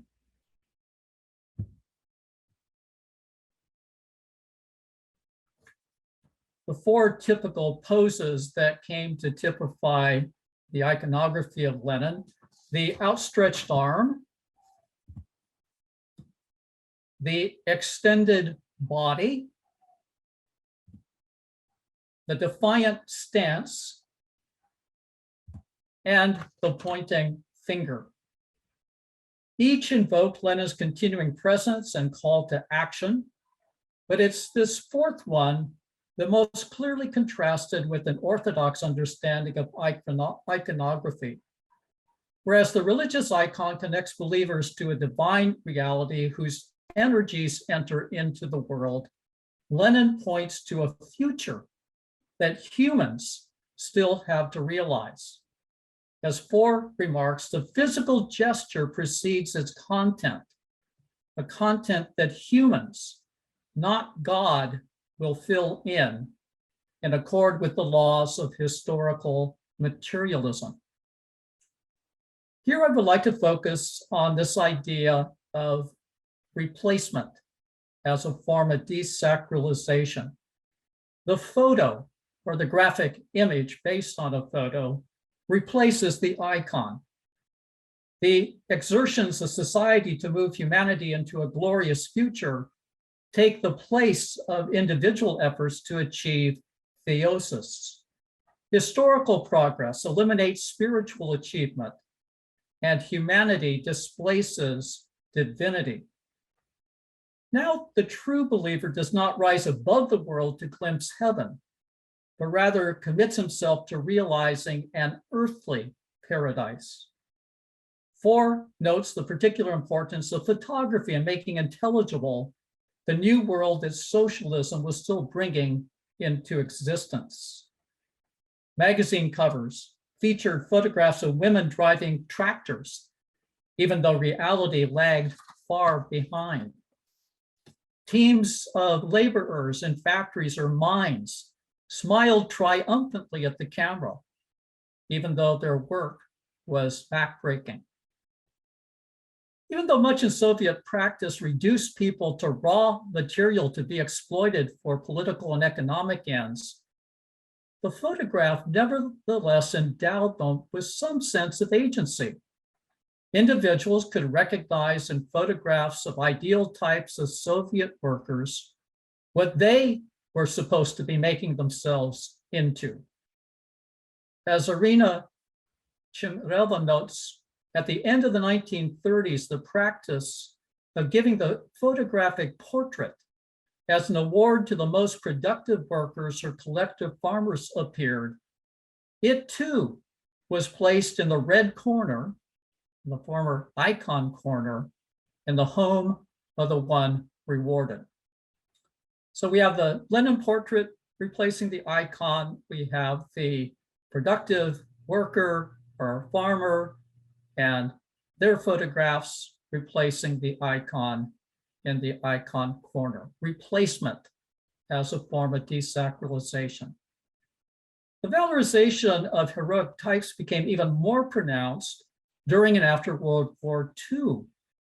The state glorified past military heroes, including ones whom the church had canonized as saints, such as Alexander Nevsky and Dmitry Donskoy. Photography and cinema remained favored media for disseminating these images to a popular audience. A different set of heroes emerged in church circles on the ground, what in Russian Orthodoxy are known as holy elders. As I've said, believers could no longer make pilgrimage to miracle-working icons, but they turned to certain men and women who were reputed to have the same kind of spiritual powers. They could see into a person's future, heal physical and spiritual ailments, and practice an intensity of prayer that seemed to lift them up into eternity. While much of the official church was firmly in the hands of the state, which controlled appointments of bishops and priests, monitored sermons, and regulated church finances, these holy elders occupied a charismatic, prophetic office outside of the church hierarchy. Holy eldership has a long tradition in Orthodoxy. Generally, it is referred to the practice in monasteries of a younger monk submitting to the spiritual direction of an older, spiritually mature monk. In 19th century Russia, however, a new type of holy elder emerged, one to whom not only monks but also ordinary believers came for help and guidance. Seraphim of Sarov in the early 19th century became especially well known. After his death, stories of his ascetical feats and miraculous powers appeared. And also the monastery of Optinopustin became a center of spiritual eldership, to which some of Russia's greatest intellectuals came, including, of course, Tolstoy, Dostoevsky, Gogol, and others. There were other centers of such holy eldership at Glinskaya Pustin, Zosimova Pustin, and in the person of John of Kronstadt, the gifts of holy eldership also appeared in a parish priest. Hundreds of people reported physical and spiritual healing thanks to his prayers. This type of holy eldership in the world continued in the Soviet period in such figures as Father Alexei Metsyov in Moscow. But Soviet repression of the church seemed to put an end to holy eldership, or at least to put it at a far remove. Nevertheless, a new blossoming of holy eldership took place in the 1960s.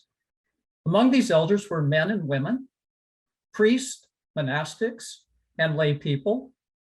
Some were in the Orthodox tradition of fools for Christ, whereas others were highly educated and attracted members of the Soviet intelligentsia. Some of these elders, who became especially renowned, had survived the Gulag and now took up priestly duties in remote rural parishes far from major urban centers where they posed no threat to state power. Pilgrims from Moscow or St. Petersburg might travel a day or more by train or bus, and then remain several days or even weeks to join the elder in prayer, converse with him, and assist with tasks in the parish, such as tending gardens or renovating buildings. So here you can see some of the locations in red of some of the more renowned holy elders of the 1960s and 70s, Estonia, Latvia, Ukraine, Kazakhstan, close to Oryol, south of Moscow, but it was a hike. It took some effort, and that gave these holy elders some cover from the observation and persecution of state authorities. The little circle in green is where Seraphim Tyapochkin lived, a holy elder whose photographs I will be sharing with you in a few moments. So to these spiritual children, the elders were living icons, living saints. They showed forth Christ not only in their miracle working powers, but also in their way of life. Some of the most renowned were known for their extraordinary love. They were reputed to be humble, compassionate, and self-giving. They refused to judge anyone. They were sensitive pastoral counselors, and they radiated spiritual freedom that believers searching for a deeper spirituality could not find elsewhere in the church. All of the elders did not constitute an organized political opposition. They did represent an ideological alternative to Marxism, Leninism. Perhaps because they had survived the Gulag, they were fearless. They felt the state could do nothing more to them than it already had. As we noted earlier, the Soviets replaced icons with photographs, replaced Orthodox saints with communist revolutionary heroes and socialist workers. What is interesting to me is how Orthodox believers now turn the tables on their persecutors. The spiritual children of especially renowned elders treasured the elder's photograph. Whether of the elder alone or with his spiritual children, the photograph represented more than just a visual reminder of a person to emulate or of an ideological cause to which to devote oneself. During this time, icons of the elders were not available. Even after death, these saintly figures were not canonized. And besides, canonical icons were almost impossible to obtain during these years. However, photographs now took on an iconic quality. For believers, photographs of the elders displaced the state's photographic agenda. Rather than reducing eternity to history, and so unlike Lenin pointing into the future, the photograph of the elder pointed to the existence of a God who is guiding history. During these same years, the famous Soviet film director Andrei Tarkovsky recognized the iconic potential of the photograph. He argues that the spiritually sensitive artist is able to present the photographic or cinematic image as the possibility of interaction with infinity. Through the image is sustained an awareness of the infinite, the eternal within the finite, the spiritual within matter, the limitless given form. Tarkovsky explicitly contrasts the artistic image with propaganda. He says, I want to make images which carry no oratorical propaganda speech, but are the occasion for a deep, intimate experience. For an elder's spiritual children, Tarkovsky's words would have rung true. The photograph of the elder promised his spiritual child intimacy with him and through him with divinity. So now let's focus on Father Seraphim Tyapochkin, 1894 to 1982. He was born Dmitry in what is now Poland, received seminary training there and at the Moscow Theological Academy. In fact, he was at the academy when it closed in 1918. He served initially for 20 years as a priest in Ukraine. During the famines of the 1920s, 2 of his sons died of starvation. In 1933, his wife died, leaving him with 3 young daughters. In 1941, he was arrested on charges of counter-revolutionary activity and sent to the Gulag for 15 years, where, however, he continued at great risk to himself to serve secretly as a priest. In 1955, he was released and rehabilitated, but state authorities prevented him from resuming priestly duties in Ukraine. Eventually, Metropolitan Leonid Polyakov of the Kursk and Belgorod diocese took him under his protection. From childhood, Father Seraphim had admired Saint Seraphim of Sarov, and he took on the Holy Elder's name when Metropolitan Leonid tonsured him in 1960. And the next year, Father Seraphim became the priest in the village of Rakitne near Belgorod, where he served until his death. During these years in Rakitne, Father Seraphim won a reputation for his spiritual powers. He celebrated the liturgy slowly and intently. Worshippers reported seeing him transfixed, even miraculously elevated in the altar. When he was not in prayer, he received visitors in his cell and offered spiritual counsel. Reports of his healing prayers spread. In the summertime, pilgrims would camp out on the grounds of the parish, waiting sometimes for days to get a few minutes with him. Among his spiritual children were bishops, priests, members of the Soviet intelligentsia, and ordinary believers, some from as far away as Central Asia. As Father Vladimir Vigdalyansky, a leading priest in Moscow today, has written, all who encountered Father Seraphim regarded him as holy. One of Father Vigdalyansky's close friends, Vladimir Parkhomenko, took photographs of the elder in his last years, when the elder was weak, frail, and suffering from a variety of health conditions exacerbated by his time in the Gulag. Although Parkhomenko was a photojournalist, as we'll see, his photographs are clearly more than photojournalism.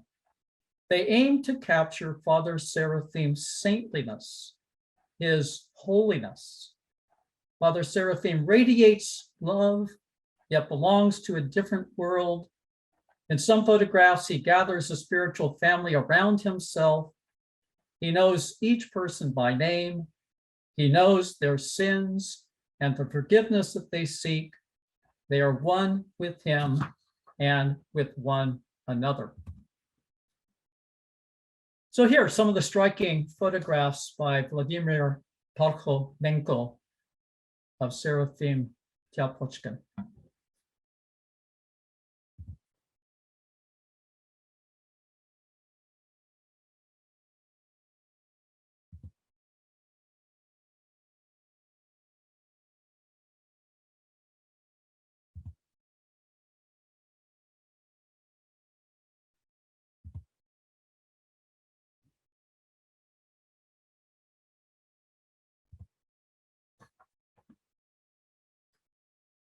Father Vigdalyansky asserts that Parkhomenko's photographs are now in almost every believer's home. That may be an exaggeration, but in my own observation, many homes of devout believers do have photographs of Soviet-era holy elders or of their spiritual children who now themselves have a reputation for spiritual wisdom. People hang these photographs on the wall, just as they might have an icon, or even incorporate them into their icon corner. So here you see an icon corner of a priest, and below the icons, he has photographs of a number of holy elders, some of whom he himself knew directly, others of whom, such as John of Kronstadt there to the left, were inspirations to him. The photograph becomes a supplement to the icon. Now, with the end of communism, unofficial icons of some of these holy elders are beginning to appear, but they clearly depend on the earlier photographs. The line between photograph and icon has become blurred. For example, here's Father Seraphim's cell preserved for visitors. It now has an unofficial icon of him, but as you can see to the left, also one of those famous photographs by Parkhovenko. Icon and photograph right next to each other. And online, you can order either an icon of Father Seraphim or an artistic version of his photograph. This complicated relationship of icons and photographs goes back to the advent of photography in Russia. Photographs of the famous elders of Optina Pustin were widely distributed. Ambrosi, Anatoly, priests who won popular fame, such as John of Kronstadt, had their photographs reproduced on little cards that they could sign and on which they could write a scripture verse or a piece of spiritual advice to a follower. Shevtsov notes a demand at the turn of the century for copies of miracle-working icons, including lithographs, and photographs of these icons were included in brochures about them. In the Soviet era, when icon painting was greatly restricted, believers often resorted to cutting out photographs of famous icons from pre-revolutionary books and journals.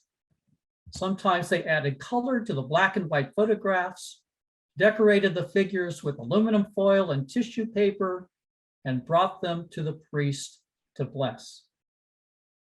I am not aware of any claims of miracle-working properties for these handmade icons or for photographs of the holy elders that I've described. However, even if the photograph cannot replace the icon, the photograph of the holy person now clearly supplements the icon and has its own legitimate status as an aid to believers' prayer and piety. Here we touch on questions for further research, especially in an era of mass production of icons of varying quality canonically and artistically. Thank you very much.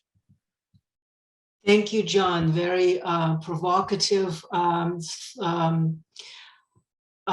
presentation. You already have a question in the chat to think about.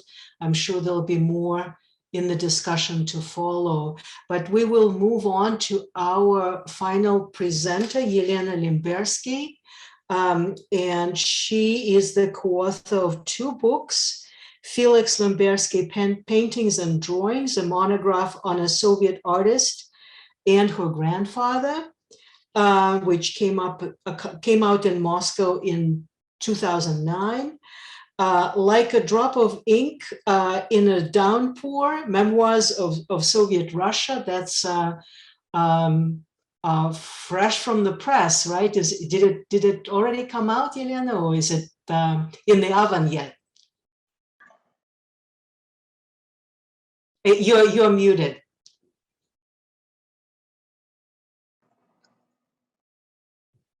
You're still muted. I assume that it is out already, right? But just really recent a recent book that came out in published by Cherry Orchard Books in Boston.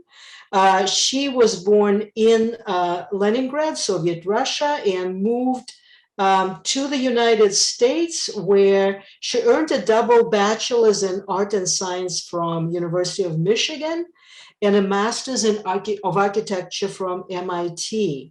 She serves as project director at the Uniterra Foundation, organizing exhibitions and collaborating with researchers of Felix Lemberski, whose art and archives are now located in a house in Massachusetts. Her writing appeared in Cardinal Point's Literary Journal, The Forward, and World Literature Today. Welcome, Yelena. The floor is yours. Thank you. Thank you, Svetlana. I want to thank Wendy Salmon and Melanie Trottier and Amy Consalvi for organizing this wonderful and inspiring conference. I would like to change tables and talk about Iconoclast as subverting Soviet iconography. So if we look at the Soviet socialist realism as icons of this communist ideology, communist man-centered religion, and images of utopian brighter future, then I propose that we can look at the nonconformist artists like Felix Lemberski, as iconoclast that subverts this, this Soviet canon, and at the same time reconnects and contributes to reviving spiritual belief, spirituality in the Soviet society after World War II. So I want to start by telling you my personal experience. I grew up in Leningrad in the 1970s and 80s. And when I started the first grade, I remember my first grade school teacher telling us, our class, children, she said, children, God doesn't exist. God does not exist, and we know this for a fact. We know this because our Soviet cosmonauts had flown into space, and they looked around, and they looked everywhere, and what have they seen? What did they see? They saw nothing. So the poster that Wendy showed yesterday was absolutely carried into the masses, starting early, school children age, and we were taught these atheistic concepts of communism. And at the same time, when I was very young, I remember my grandmother taking me to the Russian Museum and showing me the Russian icons. She would point out the halos, the symbols, Christian symbols, the crosses. She would explain the concepts of crucifixion. And coming home, she would show some of the same symbols in the art of my grandfather. In my home growing up, in a small 2-bedroom apartment, we had over 500 images by Felix Lemberski. We also had Evangelia, the Gospels. It was an old book, still written in Old Russian. It was my grandfather's, and I remember reading it.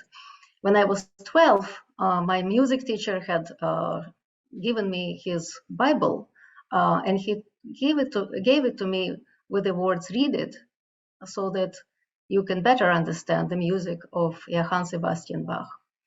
And as an adolescent, growing up in the 80s, I remember going to churches in Leningrad. And I remember this exhilarating, thrilling feeling of curiosity. So this religion at that point was still suppressed. And taking part in the service and the ritual felt like an act of courageous, still to me at that time, felt like as a courageous act of dissidency. I visited Catholic Church and the Orthodox Church, and my mother and I went to the services at the monastery in Odessa. And of course, we also visited synagogues and participated, as Soviet Jews, we participated in the service of the synagogue. So this is the background. So this was the revival of the spiritual and religious phase in the 70s and 80s, but I want to now backtrack to the 1940s, 50s, and 60s, and the work of my grandfather, the Soviet Jewish artist who brought Christian symbolism in his work. So this is Felix Limbersky's photograph from 1940s, just about right after, towards the end of World War II.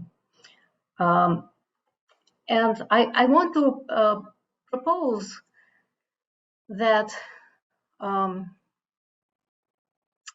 I want to propose the tools of understanding his work, but he was one of a number of artists who were engaged in this spiritual revival through their art. So the kind of the structure that I'm proposing of looking at his work may apply to other artists. We don't have time to talk, but maybe at some future point I can bring another paper about other people in his circle. So a quote from his biography, 1960, "Logical continuation of my work in Ukraine and the Urals is my love for Staraya Ladega, its shoreline, roadways, and churches. In these paintings, I'm less interested in reflecting formal beauty and more expressing my feeling and admiration. I attempt to uncover hidden spirituality in nature and to express objects as a metaphor. I constantly search for expressiveness through color and composition. I find help in this in the great tradition of old Russian icon and the achievement of the first years of Soviet art, and by which he implies Soviet avant-garde." So I want to talk about the spiritual revival in the Soviet Union after World War II.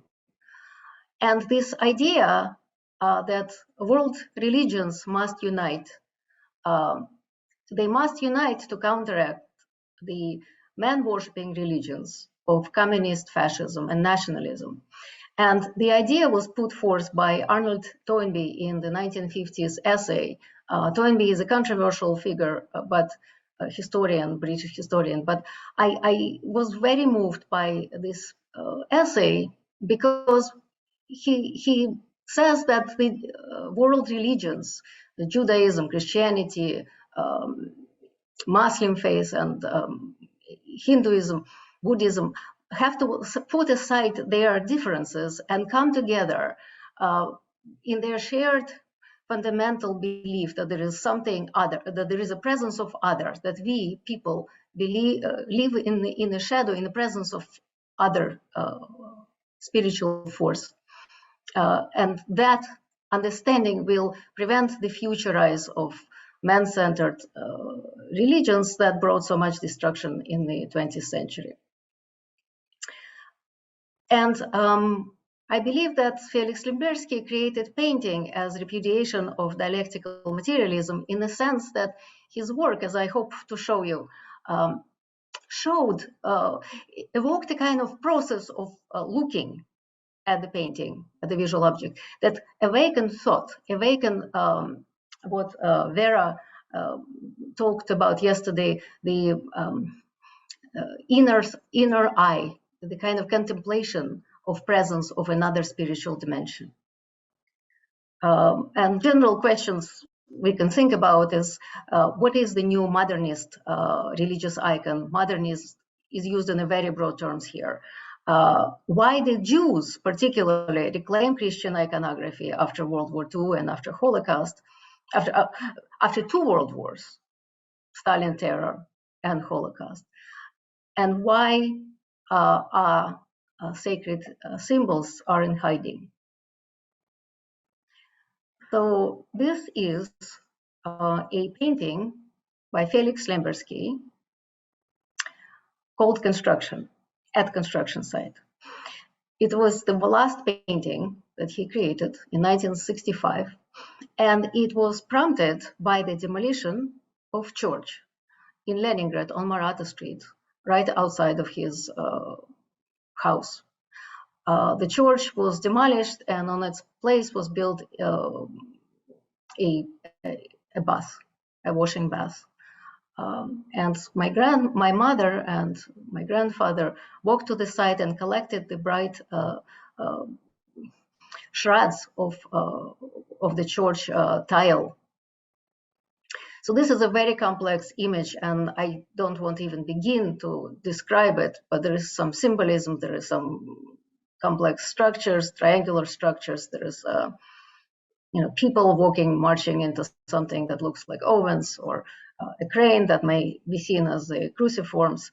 But I do want to draw your attention to this front area that is devoid of all this kind of deconstructed symbolism. And the figure here of a man and a woman, and this little shed in the foreground. This is these 2 forms again.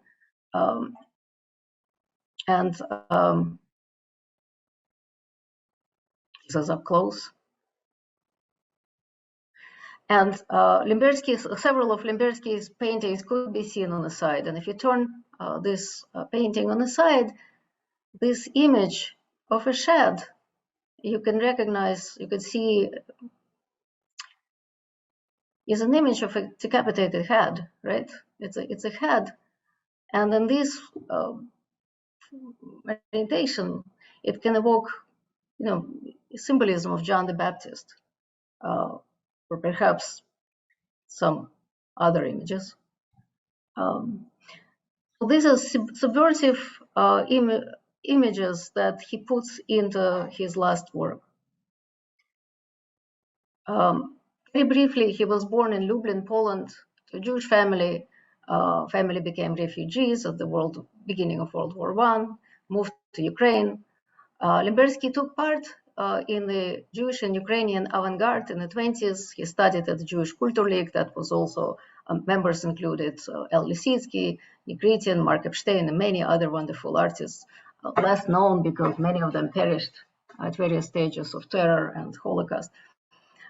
He also studied at Art Kiev Institute, that is now National Academy of Ukraine, and many extraordinary artists like Viktor Palymov, Mikhail Boychuk, and many others also perished as nationalists during Stalin terror.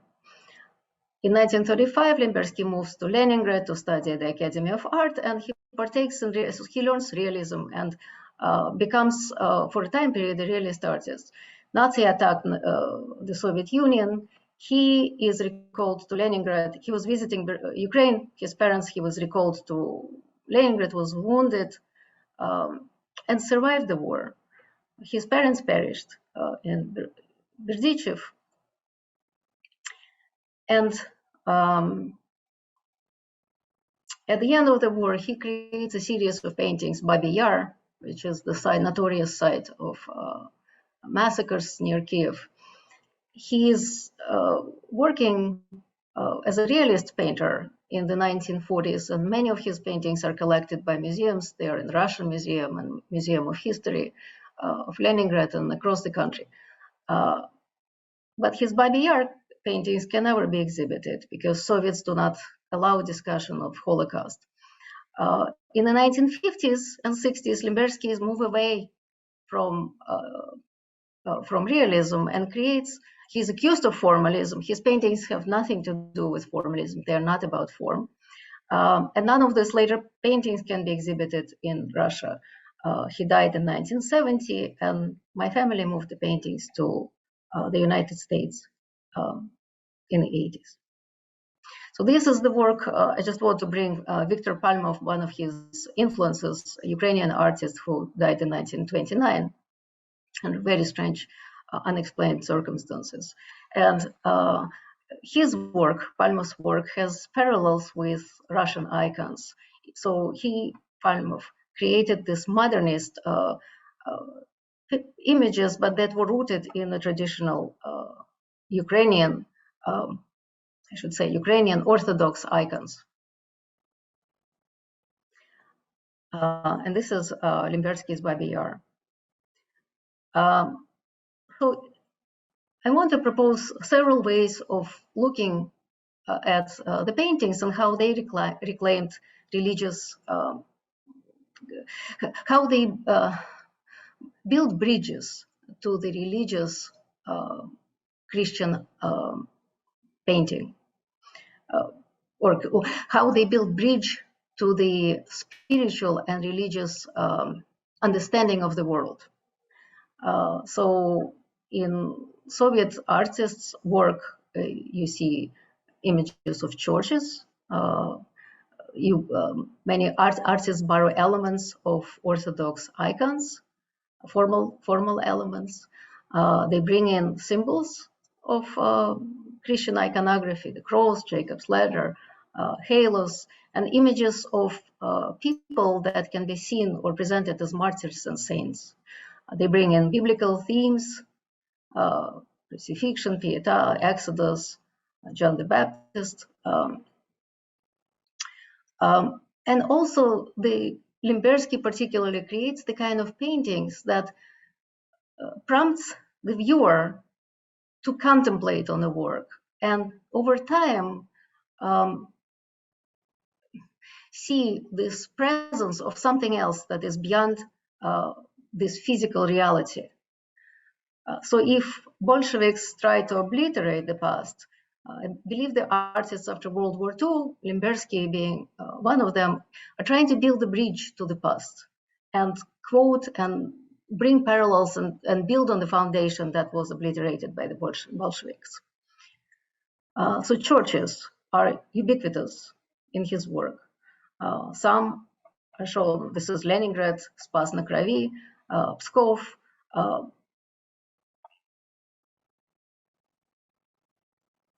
Even the scenes of the cities have churches, kind of, so the life happens in the shadow of these churches. This church is in fairly realist, or you could say impressionist style, but this church is not consistent with the representation of Soviet life, because it does show kind of religious bell tower set in this kind of semi-destructed, obliterated landscape. And in the 60s, he creates churches that now are, distorted and moving towards non-representational work. So the next is icons borrowing formal elements of the icon painting. As we think of icons as flattened space, bright and saturated colors. The painting on the left is Limbersky's wife, my grandmother, set against this yellow background that replicates the golden leaf of the icons. And the symbolism, if you are familiar with icons symbolism, the blue represents the kind of divinity. And this painting is, I'll move on. The next is symbols and the biblical themes.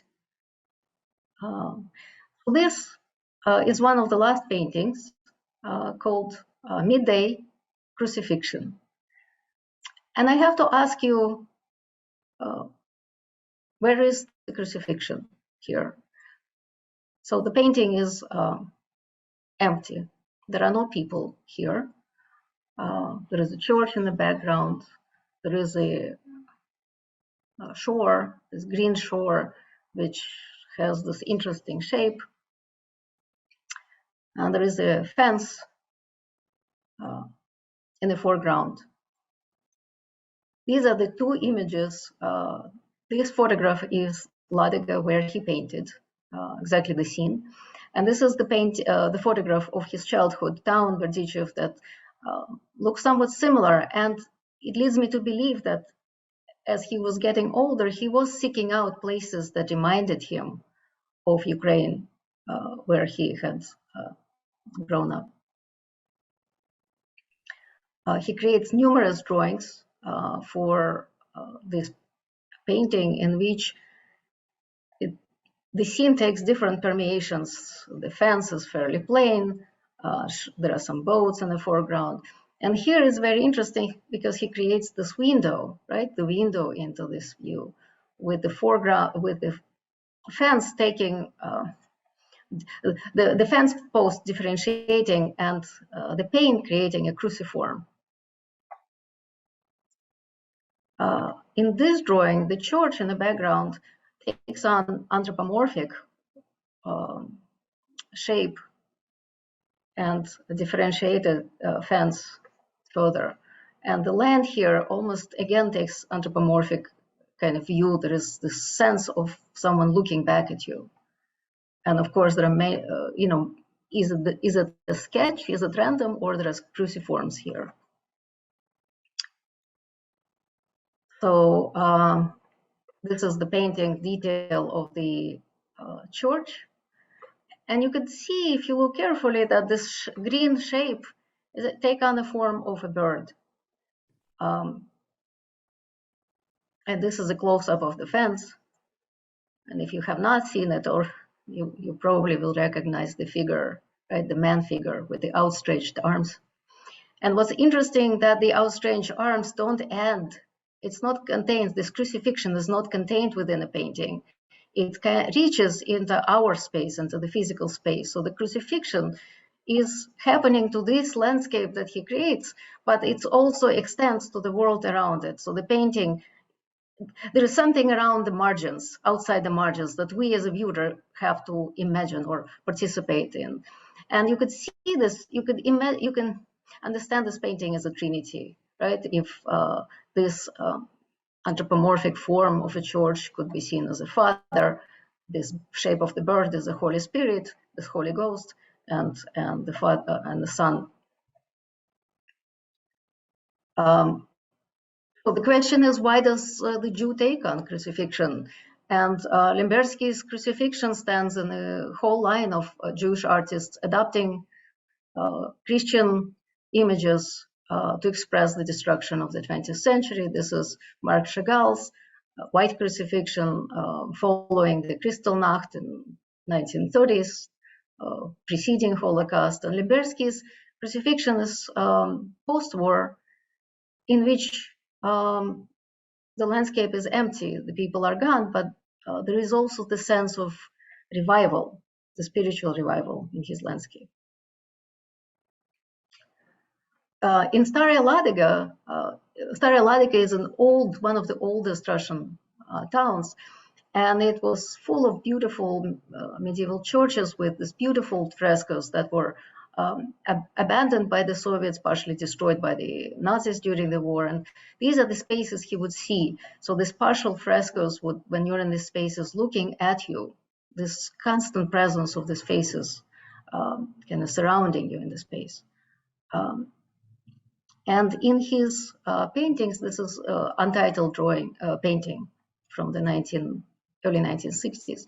He recreates this same texture, similar texture, and the figures, right, almost appear as these frescoes in Ladega paintings. You could see heads in the background, and as you focus on different parts, you may see different heads appearing. The shadow behind this figure is also kind of a hidden human form.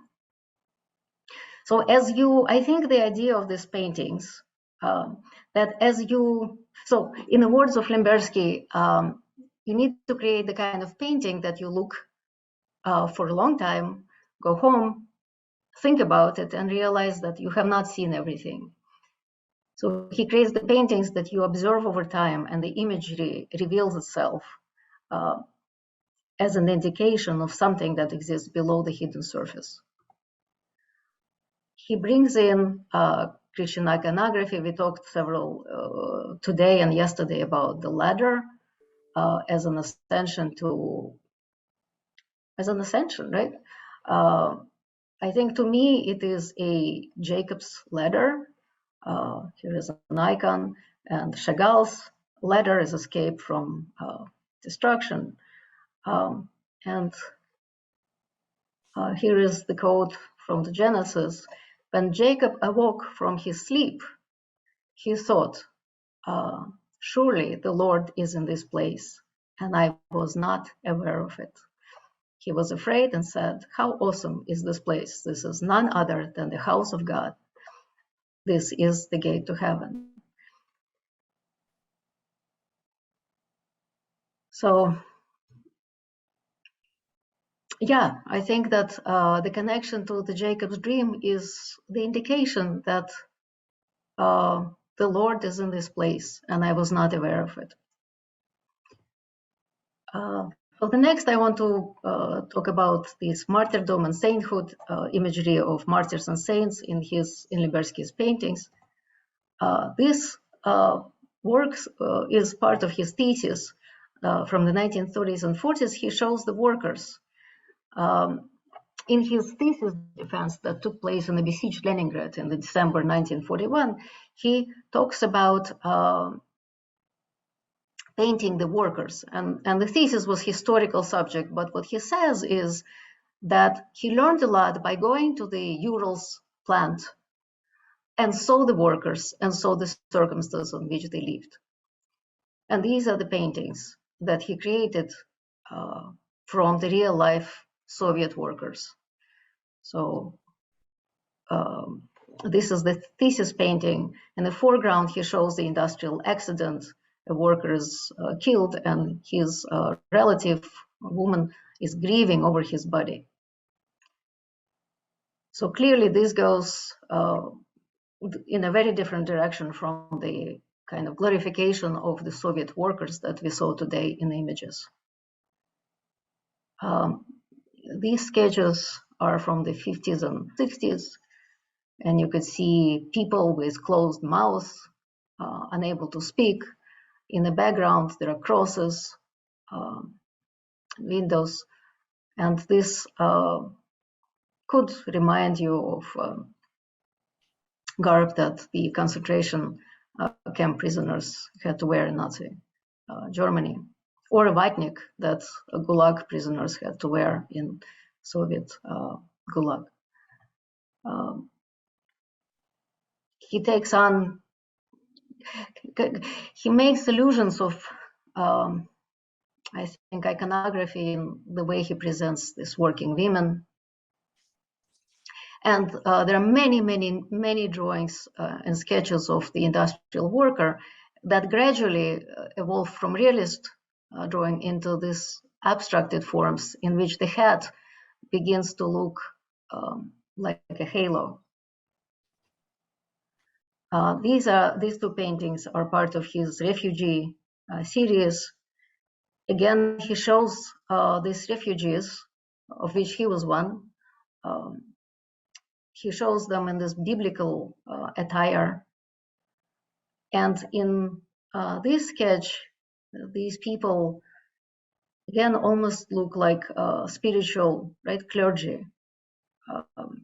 Their head covers remind of either biblical themes or the clergy head attire.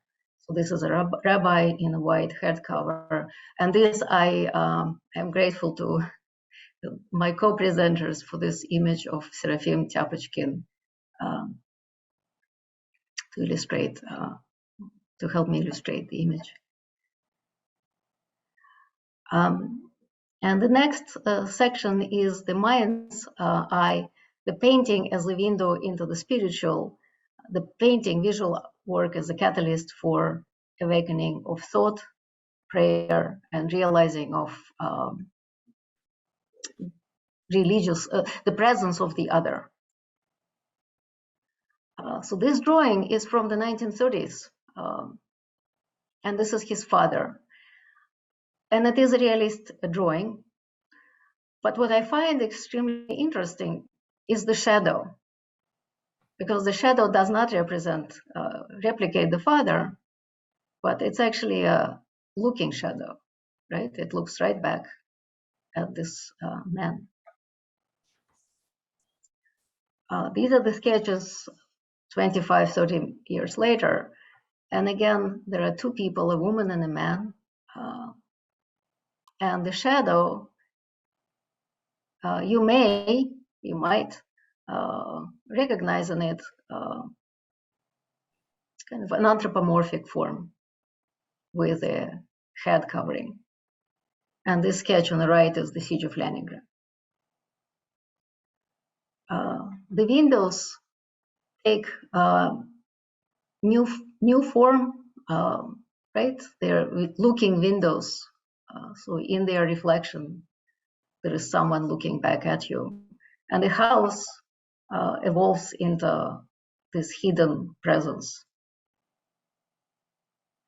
And this is not a random permeations, I believe, in Limbersky's work. It is goes back to this idea that human form, right, human countenance, human face is the reflection, the image of God.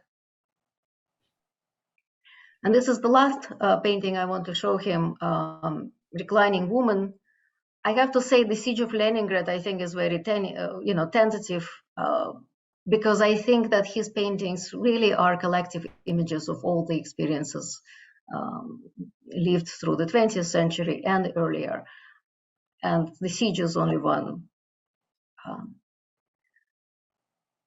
So you could find parallels with the iconographic images of Assumption. And it is a very powerful emotional image. And I do remember my grandmother pointing that the white of this head, around her head is the halo, right? So there is a sainthood, images of a sainthood of this person. There are hidden images in the painting. If you look by her knees, right, there are these hidden whispers that you may not notice in the first glance, but they have symbolism. And in Christian iconography, these are this sacred images, indication of the messages, the religious messages. Many of avant-garde artists turned their paintings. And what's interesting about this painting by Limbersky, it is Reclining Woman, лежащая, which obviously implies that it has to be seen horizontally, but it is signed vertically.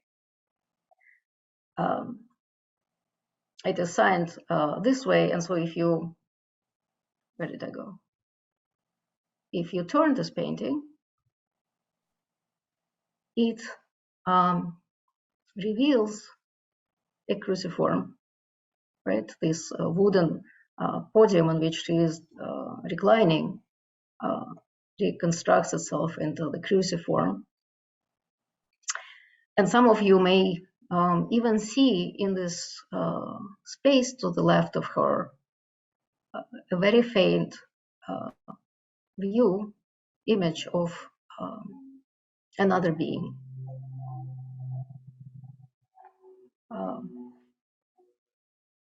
I draw parallels with the scenes of descending from the cross and the Pietà. And going back to his thesis painting, the Pietà, the grieving over the deceased worker who died in the industrial plant, and the images from his 3 paintings of Babi Yar, in which a child is discovering the relative who is killed or wounded. So this painting is a very complex image, and Limbersky constructs it in such a way that there is no granddaughter that will explain all these images. And I think the idea of creating this the method of painting is for us, the viewers, to look at each inch, at each part of this painting, and really question why are these pieces, why is it there, and think about it, and put it in the context of our own experiences, in the context of experiences of his lifetime, of biblical narratives, but also of our own human narratives today, and applying that and recognizing that it is not what it seems, and there is something beyond the physical reality, physical surface that we may find on the first glance. And through this questioning and looking, I believe that he attempts to awaken thought in the viewer. During his thesis presentation on the besieged Leningrad, he says that I wanted to show the awakening of thought of the working people when the deceased worker is brought out to the floor. The people pause and they think about their situation. This is the awakening of thought, and this will be the catalyst of change.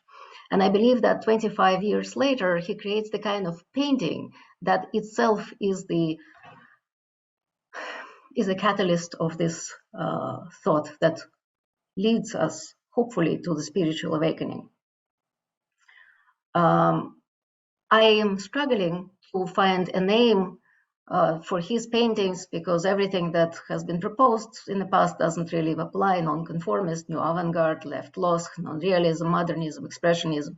So I'm proposing here that I will call this art spiritualism as an art movement, his work and his works of other artists.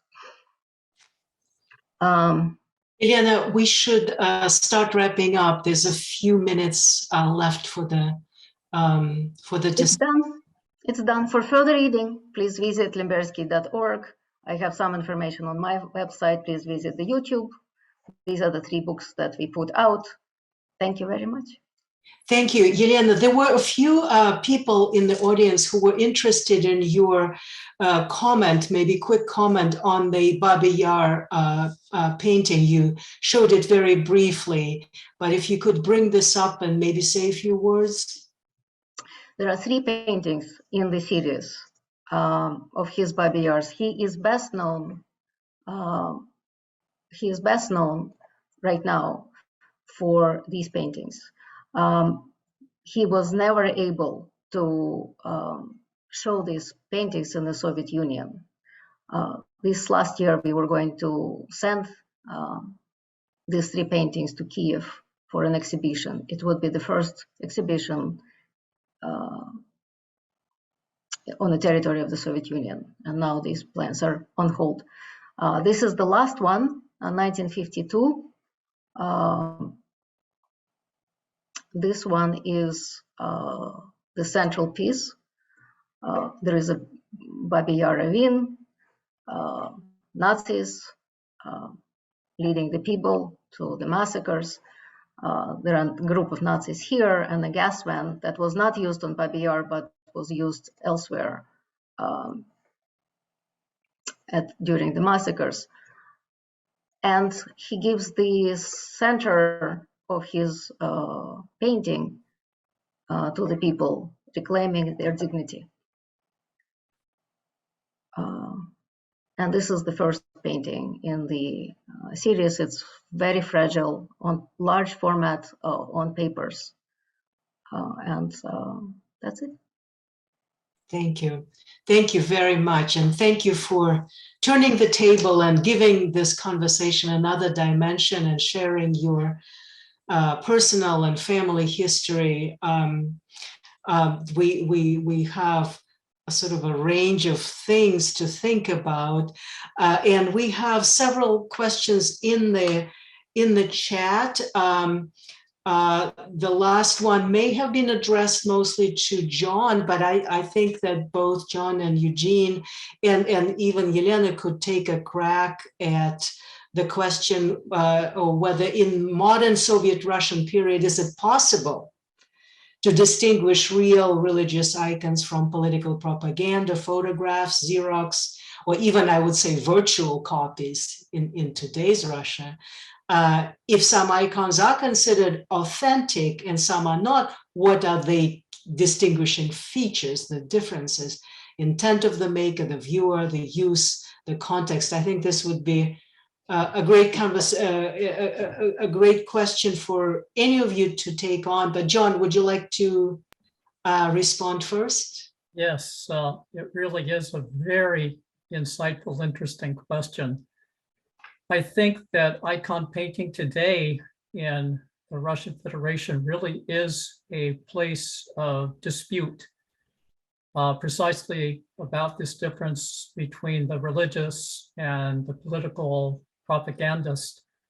So three very brief examples. If you go to the Sretiansky Monastery in Moscow, that used to be under Tikhon Shevkunov, who at one point was reputed to be the spiritual counselor of President Putin.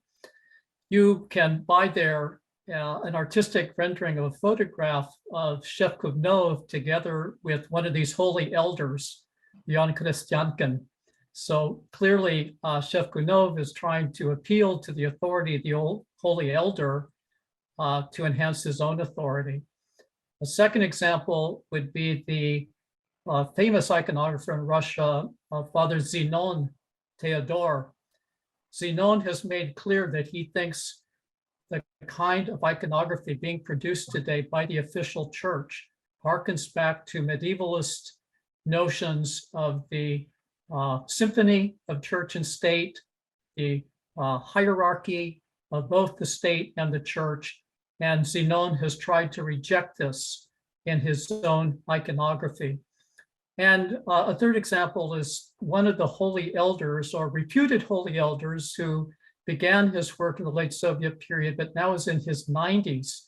Ely is his name, Father Ely, is often seen photographed together with political leaders, including President Putin. So all these examples do is to point to the very relevance of the question being posed and where we have further research to do. But thank you very much. Okay, thank you. Eugene, would you like to maybe weigh on this question and also take on the one posed earlier that was more specific to your presentation? Might artists of the Soviet Godless movement have been influenced by anti-Orthodox and iconoclastic images? Yeah, sure. I think clearly that is the case. I think actually, Professor Shevtsov's Vera's paper yesterday and Kevin Kane's presentation illustrate how for the first question, how the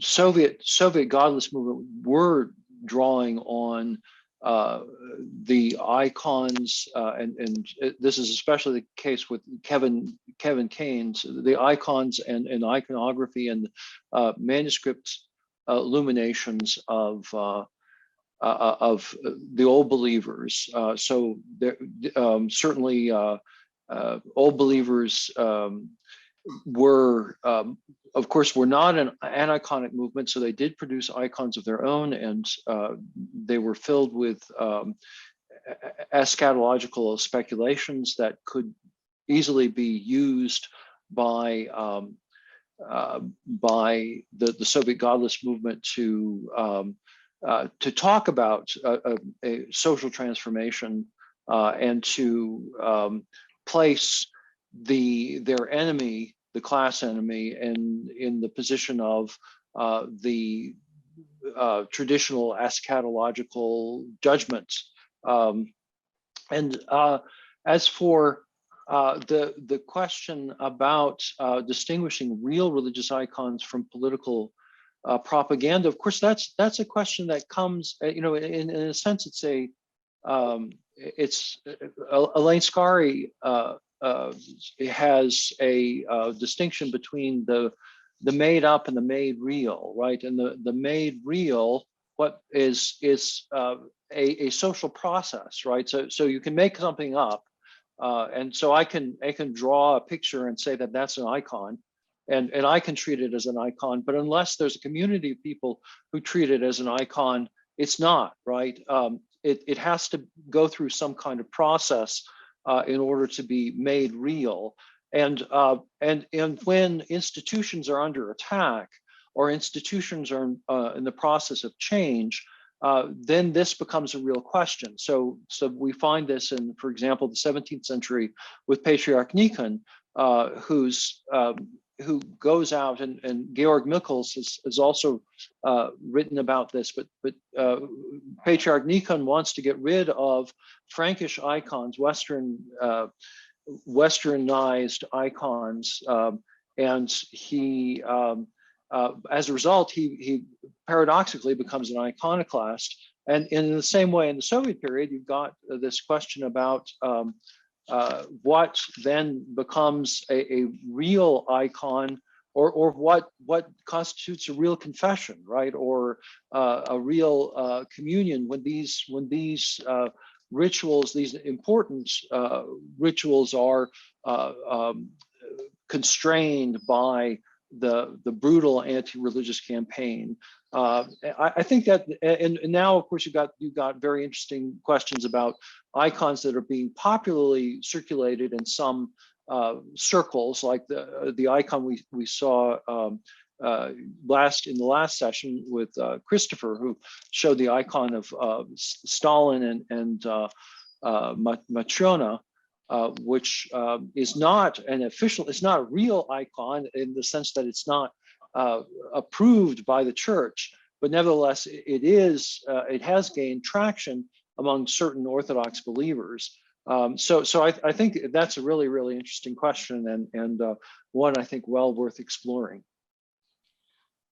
Thank you, Eugene. Very interesting conversation, and there are a couple of questions, I think mostly directed to John, but anyone could weigh in on the folk art statue of Saint Neil, and in how you classify, where you put it in the light of post-revolutionary spiritual leaders, elders, and then representations of Russian patriarch and President Putin in connection to church and state.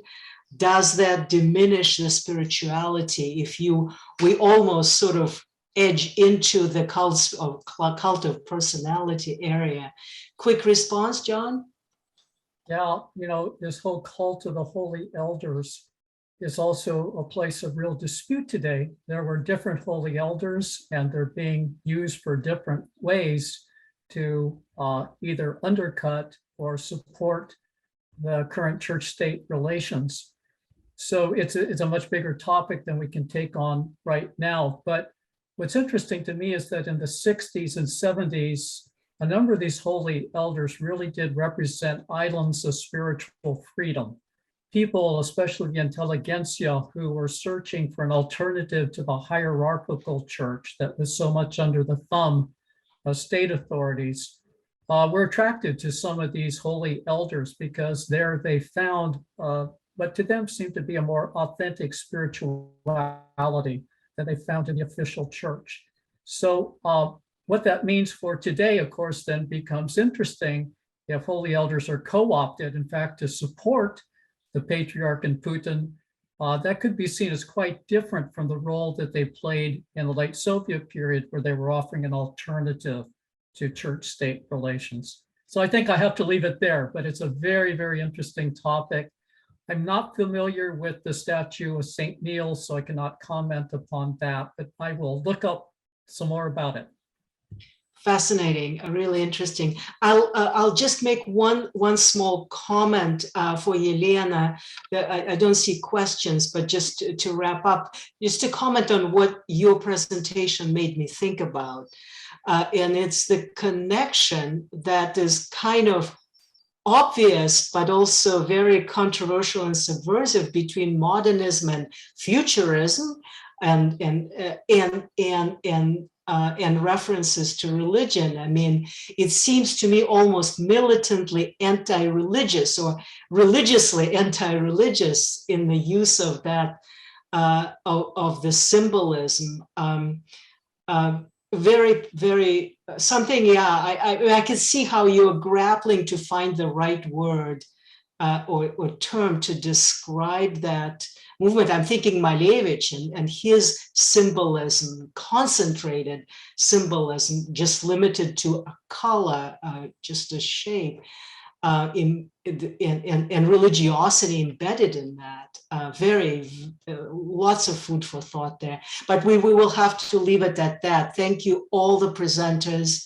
I think this is not the end of the conversation, but a beginning of the thought process and hopefully future exchanges. Great, thank you so much to all the presenters. Thank you, Svetlana, for moderating. And please, again, if you could fill out your surveys, and we will now end this session and move on to our final session of the conference, which will start at 3 o'clock. So we'll see you there. Thank you so much. Great. Well, welcome everyone. I can't believe we are at the end of the conference already. It feels like we just started yesterday afternoon, and we've had some amazing sessions. Really gave us a lot to think about and process, and a lot of good ideas circulating in the scholarly community right now. So for those of you who don't know me, my name is Amy Consalvi. I'm the Director of Interpretation here at the Museum of Russian Icons. And it's just really been a pleasure hearing all the different presentations yesterday and today. But it's not over yet. And so in this session, our scholars will really be examining the role of the museum in iconoclasm and how governments use cultural institutions and cultural objects to sort of achieve their goals and to shape a particular narrative. So it's really my pleasure to be moderating this particular session. So I'd like to introduce our first speaker, who is no stranger to the museum. Klimina Antonova read art history at the universities of Edinburgh and Oxford. She works on topics relating to the art of the icon, Russian critiques of the image with a focus on Pavel Florensky and the role of religion in modernity. She has published 2 books, Space, Time, and Presence in the Icon, Seeing the World with the Eyes of God, and Visual Thought in Russian Religious Philosophy, Pavel Florensky's Theory of the Icon. Recently, Klimina guest curated the exhibition Icons for Our Time, Orthodox Art from Around the World at the Museum of Russian Icons. And just as a quick side note, that exhibition is available online if you missed it in person.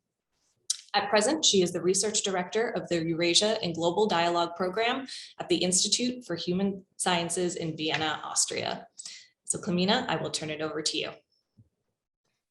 Well, Amy, thank you very much for the introduction. You've been doing quite a number of introductions of me recently, so thanks a lot. And I'd like to thank you and Wendy for including me in this very interesting conference. For me, it's a way of presenting some of my new research, but especially, and more importantly, a way of hearing what other scholars in the field have been doing. As I was just saying, I looked at the program and I really thought that for all of us who work in this field, these are such interesting and in a way important topics.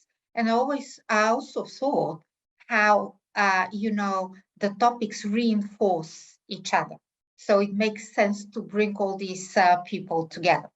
So thanks a lot. And of course, for me, it's always a pleasure to participate in events at the museum. You know, I have a soft spot for the Museum of Russian Icons. So today, my presentation is actually about two questions I've been thinking about for quite some time. So basically, what I'd like to do is to question and to contest two widely accepted ideas. So there is, on the one hand, the understanding that iconoclasm means the physical destruction of objects. It looks intuitively obvious that this is what the term means.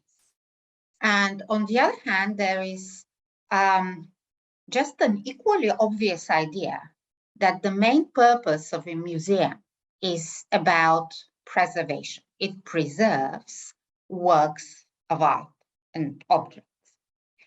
Now, I think that when you start working on religious art, and when you think of ways of exhibiting religious art in the museum, the very phenomenon of religious art, especially religious art in a secular modernity, in a way turns around these assumptions that look so obvious at first glance. So I think that this happens in two ways, and I'd like to discuss them here on the basis of Bolshevik cultural policy on religious art from the beginning of the 20th century, and I'm going to connect that to the exhibition that I curated recently at the museum. So on the one hand, once religious art finds itself in the museum, it is clearly physically preserved. It's very often much better preserved than it would be in its original context in, let's say, a monastery or a church, or, you know, icons in people's homes. At the same time, it is equally clear that once religious art gets moved from its original context into the context of a museum, its meaning changes. Context matters. And what changes is exactly the religious meaning of a cult object.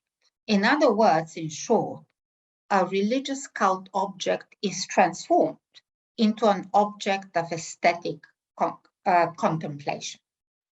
And in the process, what is destroyed, in short, is meaning.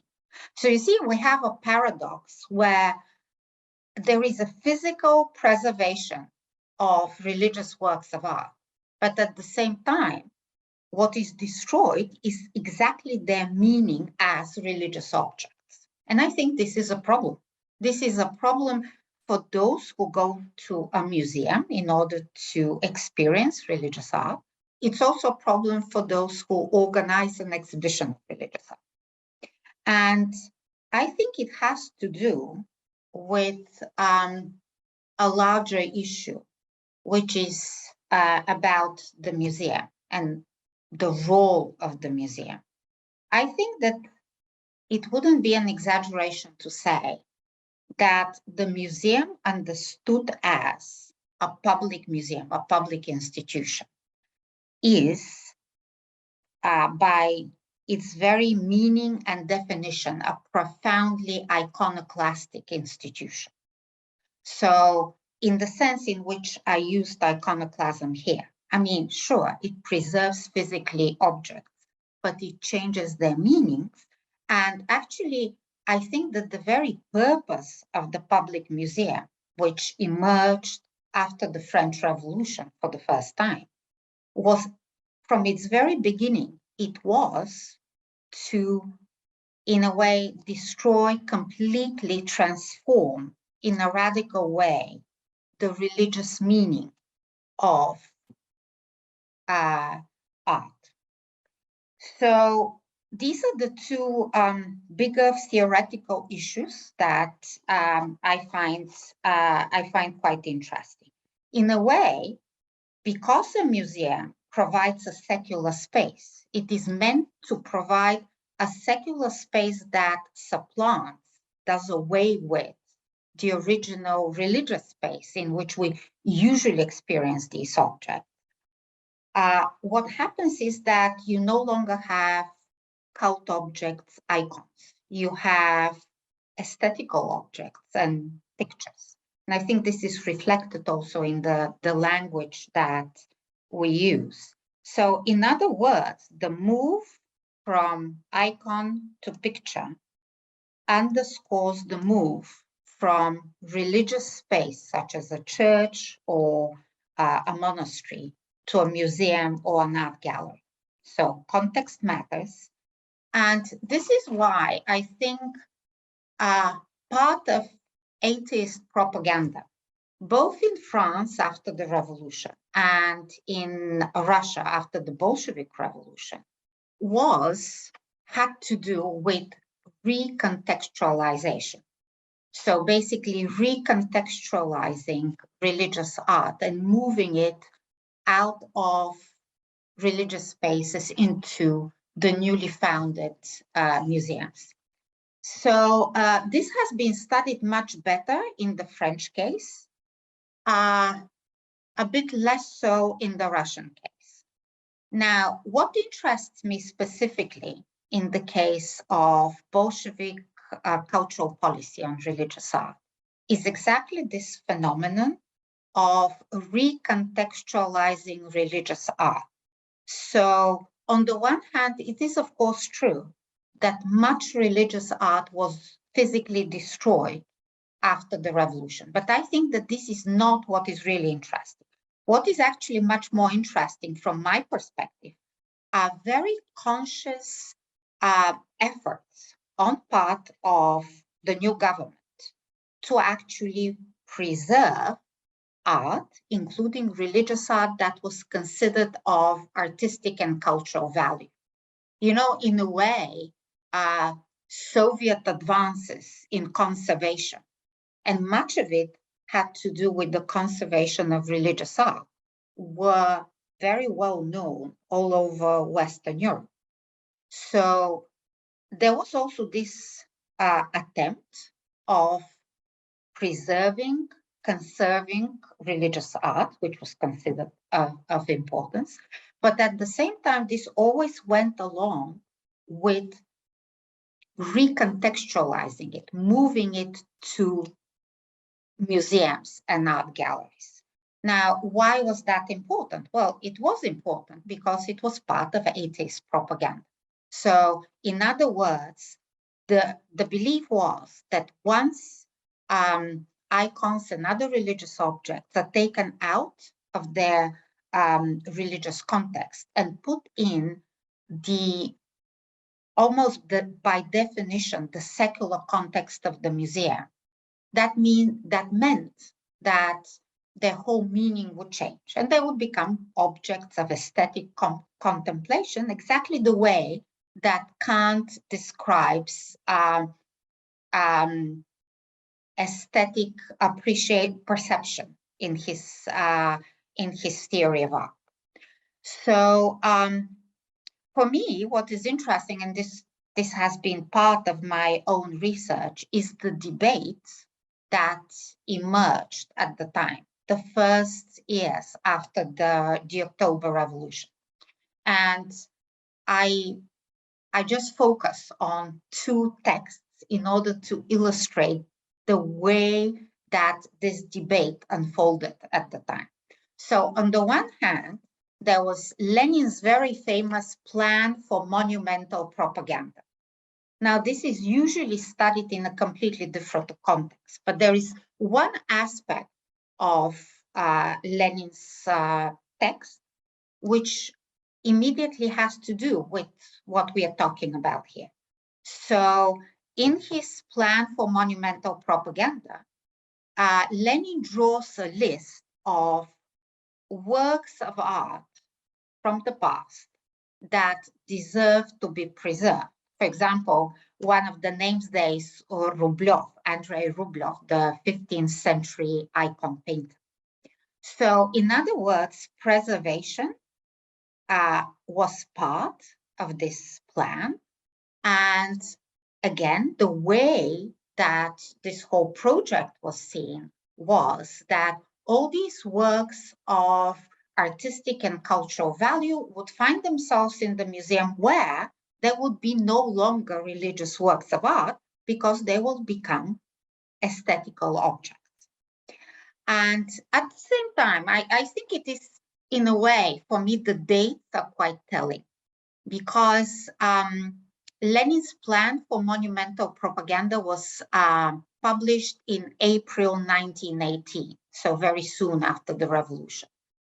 A few months later, Pavel Florensky, one of the foremost religious philosophers at the time, published a text which came out in October, so a few months later, which was called The Church Ritual as a Synthesis of the Arts.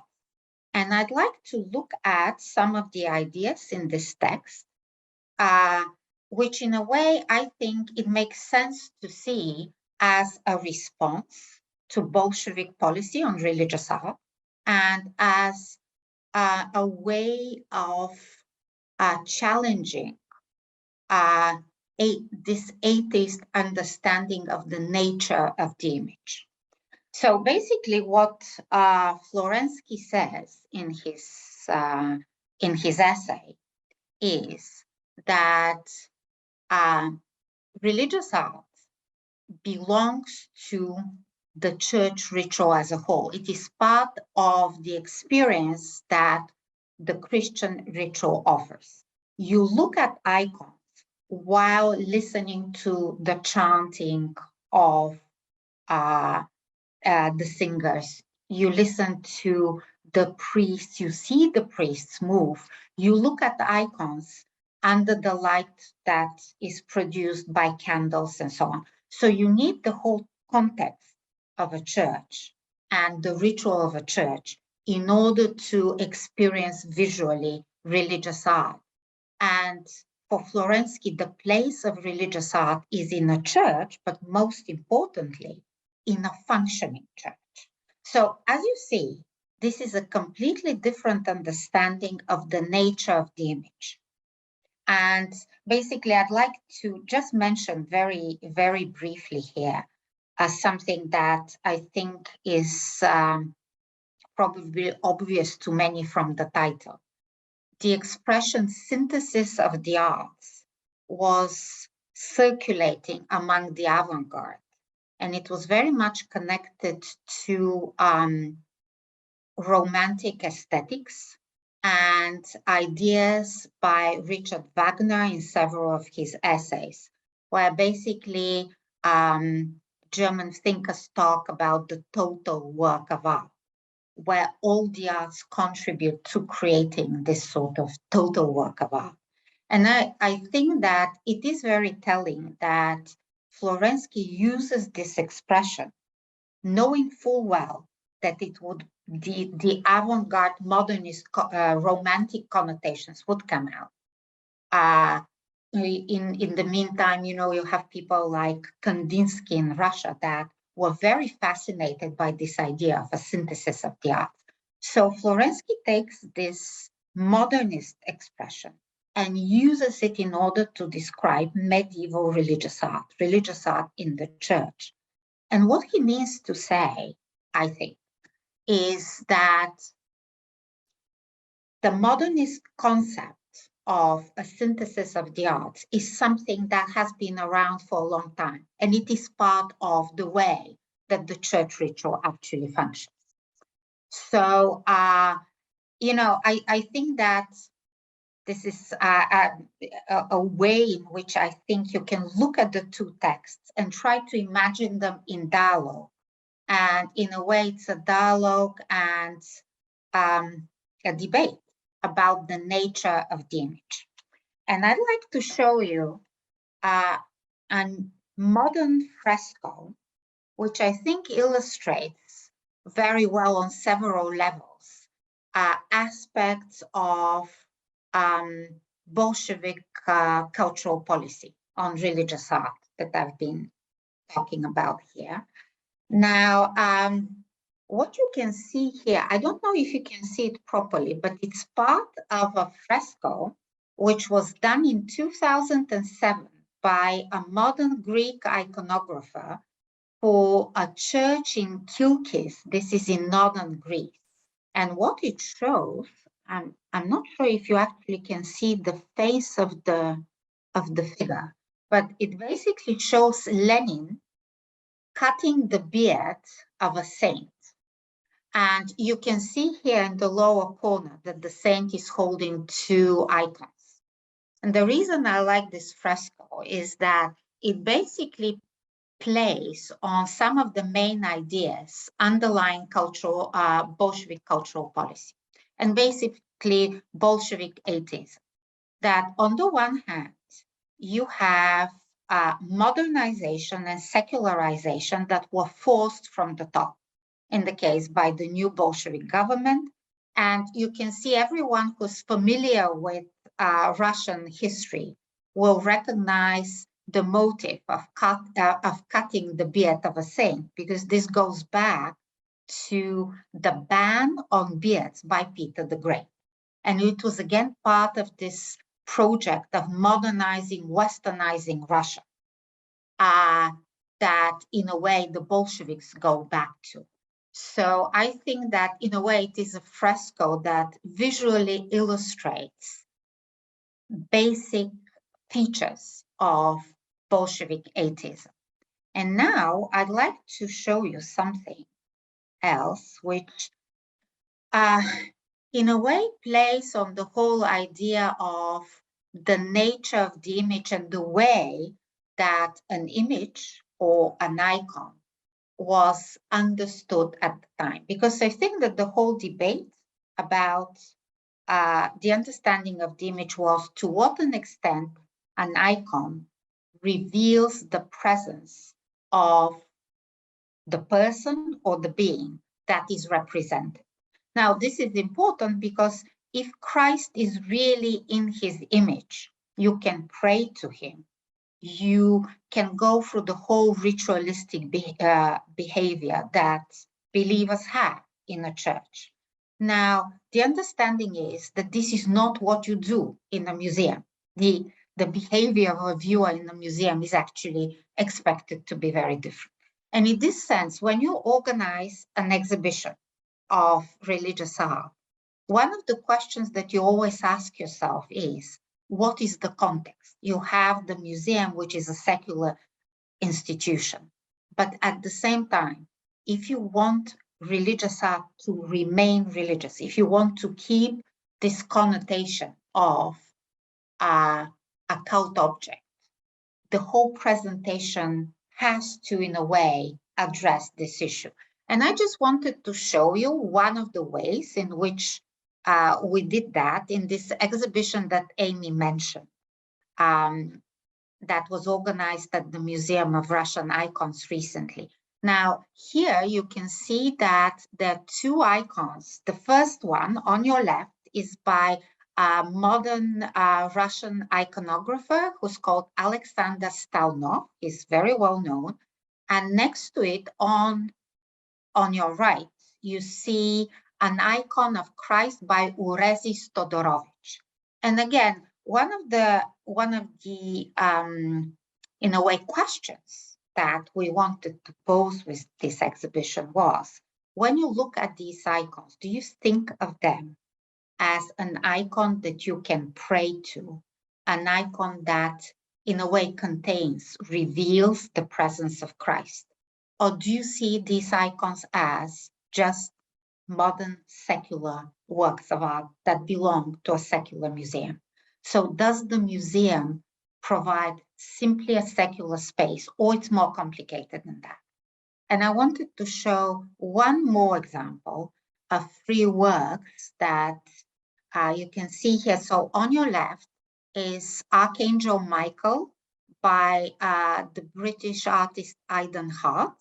In the center, you have Vladislav Andreev's Holy Sophia, which means Holy Wisdom. And on your right, I don't know if you can see it well, is a painting of the Archangel Gabriel by the American artist Patricia Preble. So again, the question is the same. Is it possible to experience these works in a museum as serious religious art, or the museum as a space changes their meaning, which was the purpose of the Bolsheviks?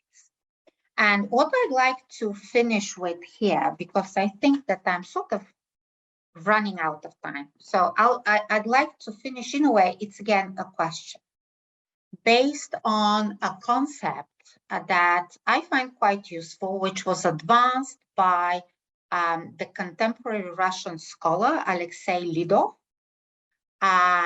He talks about hierotopy, which basically means sacred space. And his main idea, which I find quite interesting, is that the icon itself as an object creates sacred space, no matter where you put it. In a way, he turns around the idea of context, in a way, defines your experience. He says that even if you put an icon out of context, out of a church or a monastery, there is something in the icon itself that creates sacred space. So I'd like to finish with that. I think that some of these questions I don't even have answers to. I just wanted to outline some of the issues that I consider interesting, both on the part of someone who works with the theory of the icon, but also on the basis of my recent experience of curating an exhibition of religious art. So this is it. Thank you, Klemena. If you want to stop sharing your screen, we can move on to the next presentation. But yes, listening to you, I was having flashbacks to planning the exhibition with you. And, you know, just even the question that we had when we were writing the labels, you know, do we refer to our artists in the exhibition as artists or iconographers?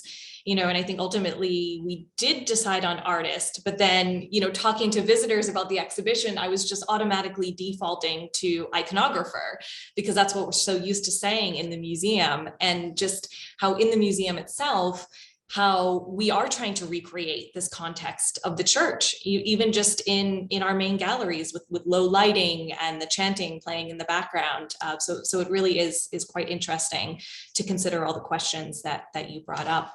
Yeah, if you remember, one of the things we discussed, and to me it is still not absolutely clear that, you know, I decided to do things in this way and whether this is the right way of doing them. But, you know, you remember that we discussed whether actually,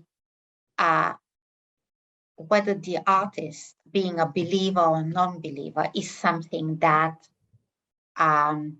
has an implication for understanding the work of art. Because when you think about it in a medieval context, it was very, very clear that an iconographer was expected to be a devout Christian believer. And there was a whole process that an iconographer had to undergo before actually starting to paint an icon. He would fast and pray and so on and so forth. Now, do we expect the same of a modern iconographer? And I think some of the people who gave their works for our exhibition, they are committed Christian believers. And they told me that they prayed and they fasted, you know, before they started doing a work, but not everyone. Mm-hmm. So at the same time, if someone's work has a religious meaning for someone else, but he himself, the author himself or herself, is not a committed Christian believer, do we exclude these people? Now, I decided not to, but I can understand why, you know, there could be a debate about that. Absolutely, yes. And even just the bigger debate of what is an icon and what is considered a legitimate icon? Is it who paints it? Is it because it's blessed? Is it, you know, just all these large questions that, you know, the scholarly community is wrestling with. if you remember, we had this very interesting case of one of our icons that came from the monastery at Minsk, and it was painted by one of the nuns. And before sending us the icon, she actually took it to the church where it was blessed, and they send us photographs of the moment of blessing. So for them, this was an important moment of the creation, a stage of the creation of the icon. So. Yes, absolutely. All right, wonderful. Thank you, Klimina. And just a reminder for our audience, as we go along, as our presenters are speaking, if you have questions, please put them into the Q&A. I'm pretty good at monitoring both Q&A and chat. So if you decide at this point, I'm just going to put it in the chat, that's completely fine. So I would now like to introduce our next presenter. Maria Selena, PhD, is an adjunct professor in the Department of History of Art at Université du Québec in Montreal. They participate in several research projects that addressed communist culture in media, museum studies, and contemporary art activism. Their book, Art History on Display, Soviet Museum Between Two Wars, 1920s to 1930s, is forthcoming from Bard Graduate Center. Maria, I'll turn it over to you. Oh, hello. Thank you, Amy. Thank you so much. Thank you, Amy and Wendy, for organizing the conference. It's so exciting to be here and to actually speak after Klimina, because I'm going to kind of continue her reflections about contextualization and even double contextualization of icons in the museums of the 20s and the 30s in the Soviet Union. And I would love to give you maybe a few examples of how this double contextualization happened in the era. So I'm going to share my screen. Right. So can you see my PowerPoint? Yes. My PDF. And yes. Now? Is it, okay. Okay, great. So I think I'm going to start right away. Okay, so in the 20s, Soviet museum practitioners faced a challenging and sensitive task, the radical introduction of militant atheism to an overtly religious country. Indeed, the majority of the population was Christian Orthodox with a significant presence of Muslim, Jewish, and Buddhist communities. So, but what was to be done with the numerous sacral objects collected in churches, monasteries, and private collections?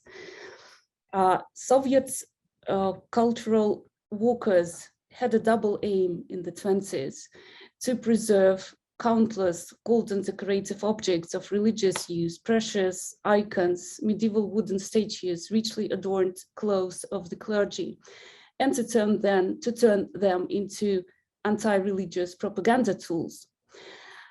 Former monasteries and churches were also to be turned into centers of anti-religious propaganda. And after several years of experimenting, a solution was found, and it was a Marxist class struggle agenda that decodified relics into corrupt, pompous, indecent, dirty, violent, hypocritical museum objects. Museum activists, militant activists, cultural workers, and art historians were to emphasize imperial, colonial, chauvinist, and anti-scientific nature of any religion. And numerous exhibitions, itinerant shows, mass demonstrations, caricatures, postcards, theatrical shows were launched to present this topic. So in this talk, I will focus on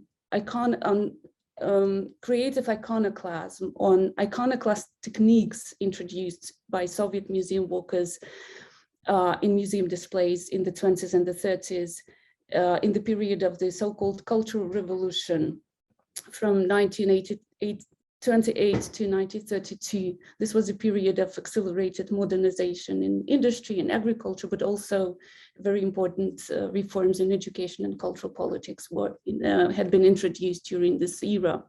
So first I will give you just a short outline of the nationalization of private property and the anti-religious campaign, how these two events affected museums and the tasks of art historians. So the nationalization included alienation, so-called alienation of museum collections and valuable objects from churches. And it was launched in 1918 and triggered a massive influx of objects in state storages. But also in large museums, as well as this influx encouraged authorities and museum practitioners to draft proposals for new museums, as we have learned from the example from Klimina's talk on Florensky. So, and some of the largest museums, largest monasteries, such as an ancient monastery in Kiev, but also near Moscow, Saint Sergius Trinity Lavra near Moscow, they were functioned not only as museums, but also as a complex of workshops and social communes and social residences. And they are now both on the UNESCO heritage list, though they had been under permanent risk of closure during the 20s and the 30s due to uncertainty, among other reasons, due to uncertainty over how to represent objects of a religious cult in a time of militant atheist propaganda.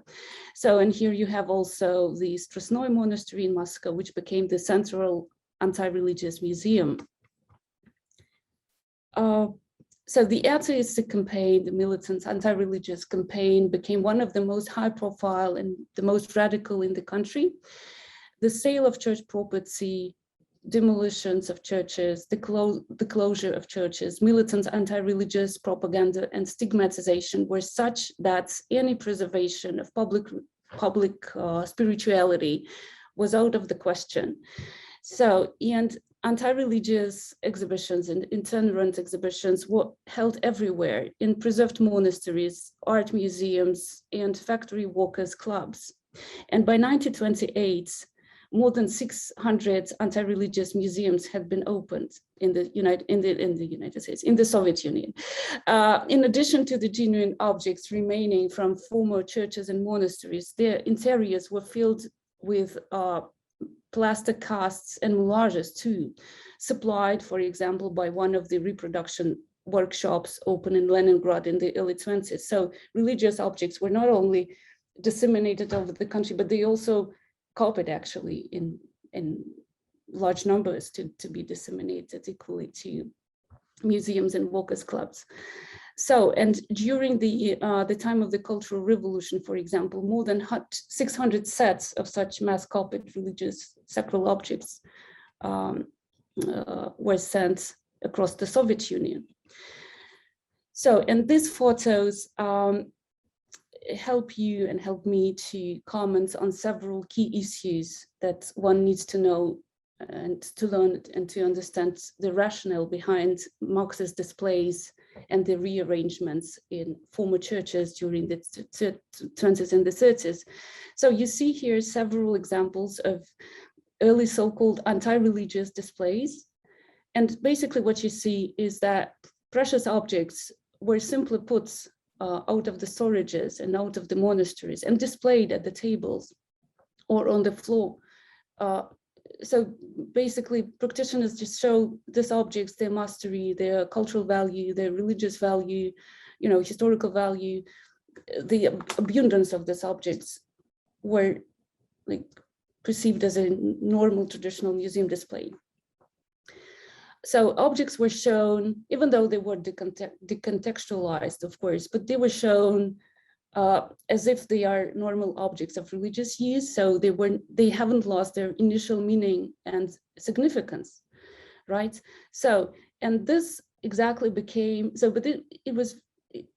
this exactly became key challenge for museum practitioners, as such displays didn't have any anti-religious militant message. So another difficulty was that in the new status of another difficulty was exactly in this new status of the objects, legal status actually. The state could alienate any object at any time from any museum. And by the early 20s, the objects in both museum and churches belonged formally to a newly established organ, the State Museums Acquisition Reserve. And in practice, it meant that museum practitioners had to do their ordinary museum jobs to classify these objects, to restore them, to research them, to store them safely. But the objects were to be immediately alienated if the needs arose at one of the several state agencies, for example, the Ministry of Trade or the Ministry of Culture or other museums also wanted to actually have these objects in their collections. So that is why museum practitioners actually worked very hard to justify why this or that object, this or that icon was in their collection, and why it should not be alienated to another to another museum. And let's take, for example, the case with the Historical Museum in Moscow. In the 20s, the collection of the Department of the Religious Everyday Life at the State Historical Museum included the all-time national treasures, such as a Russian icon, the angel with golden hair, and a Byzantine icon, the Virgin of Vladimir. Art historian Alexander Anisimov, the head of this department at the Historical Museum, undertook the first rearrangement of the collection according to the everyday life principle.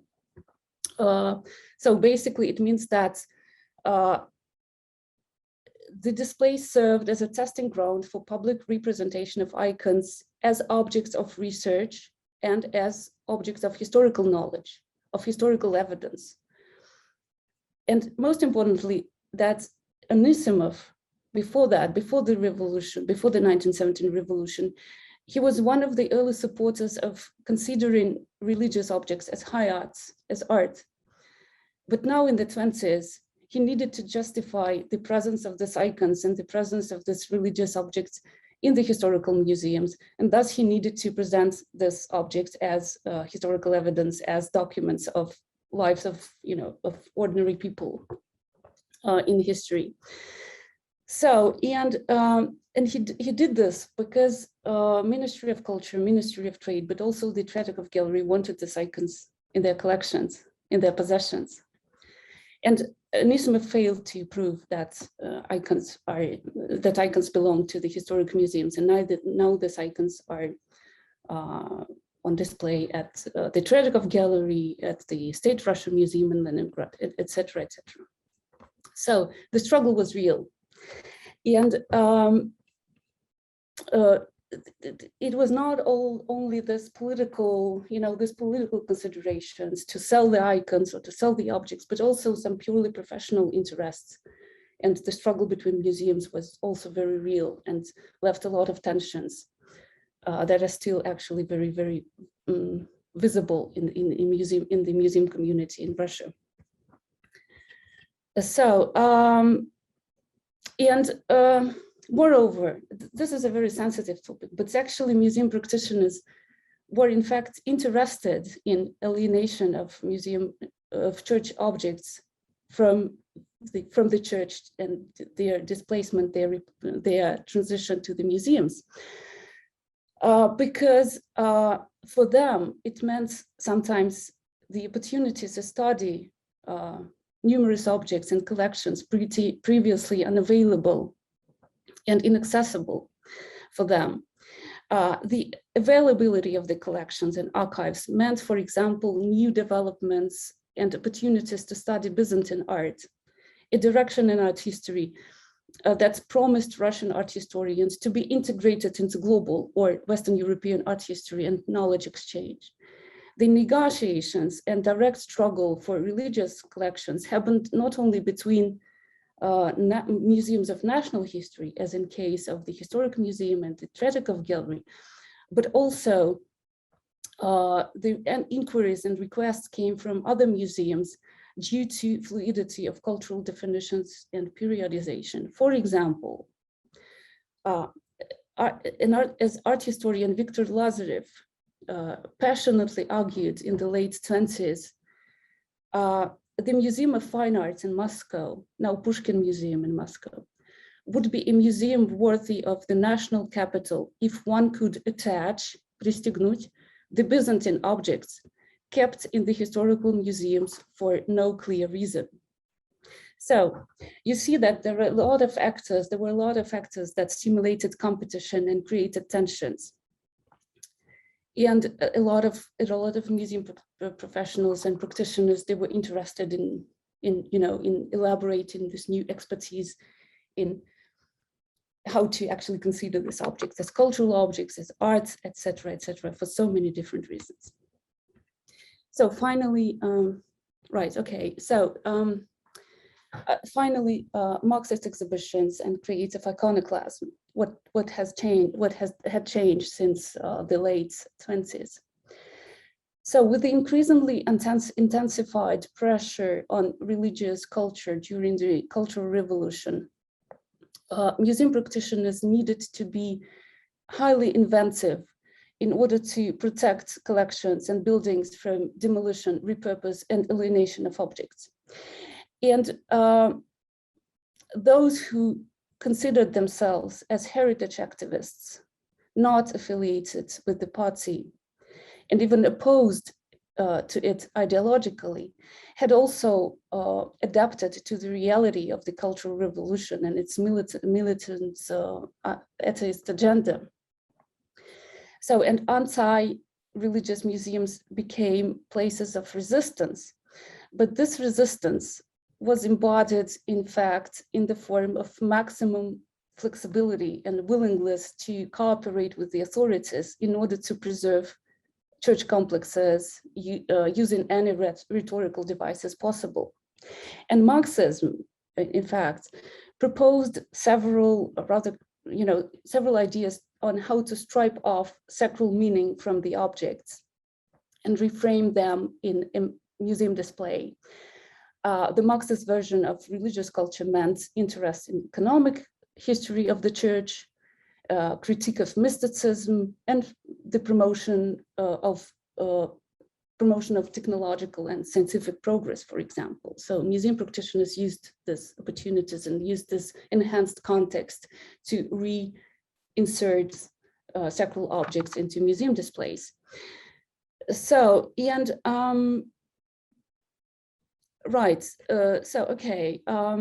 and basically what does it mean, Marxist exhibition, Marxist display? It meant that any objects, for example, a bowl, can be placed in a historical museum to show, to be some kind of a historical evidence about the epoch. It can be placed in an art museum to show the, its artistic quality, but it can be equally placed into anti-religious museum to show the greed of the church. And museum practitioners used this opportunity to recode this sacral objects. So here you see several photos, several images from various anti-religious displays that show some basic approaches to reinvent sacral objects, to put them in new social and political context. So icons were presented not as part of religious rituals, but as historical documents of patriarchy, militarism, colonialism. Icons were often placed next to caricatures that, again, reinterpreted and mocked, for example, their subjects and meaning. Sacral and ritual objects were placed in the context of economic history to be a witness to class struggle and unjust social developments. Richly adorned clerical garments, for example, were exhibited as clues to high-class elite culture and bourgeois fetishization, and were compared to the working class milieu clothing and surroundings. So here on top and right, on the top right, you have a photo of a bowl to collect donations used in one of the churches, and museum guides showed such bowls and emphasized their size, thus the greed the scale of the greed of monks. On the right at the bottom, you also have a collection from the Leningrad Anti-Religious Museum. Medieval instruments of torture were displayed in large numbers to prove the cruel and violent nature of religion and to narrate about tortures that were widely practiced by the church. Another popular approach was, for example, to present the ecclesia militants in a new way as an institution, the church as an institution that supports war. And this was especially vital, especially effective, since memories of the Great War of the 1914-1918 were still fresh. And museum curators mounted displays that showed how portraits of saints and religious paintings, for example, prayers and processions, were mobilized in support of the war. And these images were set along newspaper reports, paintings of anti-war artists showing soldiers in the trenches and statistics of death. So the War and Religion exhibition of 1931 in Moscow, you see on the screen, is perhaps the best example of this approach. So, you know, the exhibition is exemplary in many key aspects of anti-religious propaganda and iconoclastic approaches to visual sources, artifacts, original paintings, but also photographs of icons. You see on the left, drawings and posters, as well as reproductions of archival materials and statistics had been recontextualized to give a vivid and enlightening impression of the dangers of religious beliefs supported by imperialism. Another popular, I'm just showing this these pictures. So another popular approach, a very inventive one, was to recontextualize sacral spaces, to invite artists, to invite designers, to create installations and theatrical shows that were staged in the museums. So, and the approach was very interesting because without touching original church spaces, artists enhanced spaces with militant anti-religious messages by using decorations and collages. So you see here one of the best examples of such reenactments of the dangers of religion and imperialism. So it's really unique. So another example, the artists of the Associations of Revolutionary Artists, the artistic group that claimed to be the most loyal to the party, produced several anti-religious installations for Moscow. One comprised a high number of objects crowded together, and the presence of a small shop selling cult items served to reveal the economically exploitative essence of religion. In another one, monks cell that I think I don't have here. So another one showed, for example, a monk's cell, a monk's room at the former Sergius Lavra in 1925. So in the full duplicity of the monks was played out for the visitor, the preaching of ascetic self-denial being compared with the monastic richly furnished cells. So, and all means were used by museum guides to persuade museum goers that the church is a corrupt institution that is exploitative and is unfriendly to the proletariat. So the uncanny images, for example, pictures of poor working conditions of the proletariat were placed next to these reenacted decorations of monk's cell. And the contrast between the splendor of the church in comparison to the poverty of the proletariat left museum goers frustrated, and personal journal entries and museum visitors' books were full of bitter comments evoked by such comparisons. Finally, another powerful way of iconoclastic work was rearranging religious subjects to debunk myths and to put sacral objects into the context of modern science. Already in the mid-1920s, militant atheists created shows that exposed the human remains of saints together with the remains of rats, dogs, or deceased unsheltered individuals, for example, emphasizing the material and mortal nature of all human life against the pretense of immortality offered by the church.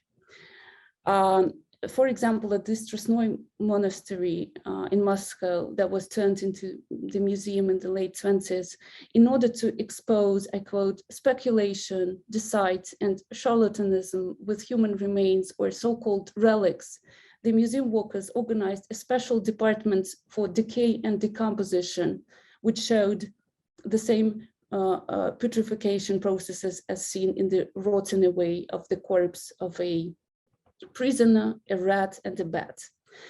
So, and the materiality and tactile nature of religious statuary were also, for example, used as an evidence of the antisocial nature of the church. Statues with visible traces of the contact of millions of worshippers were shown with short scientific extracts about bacteria and immunity, inspiring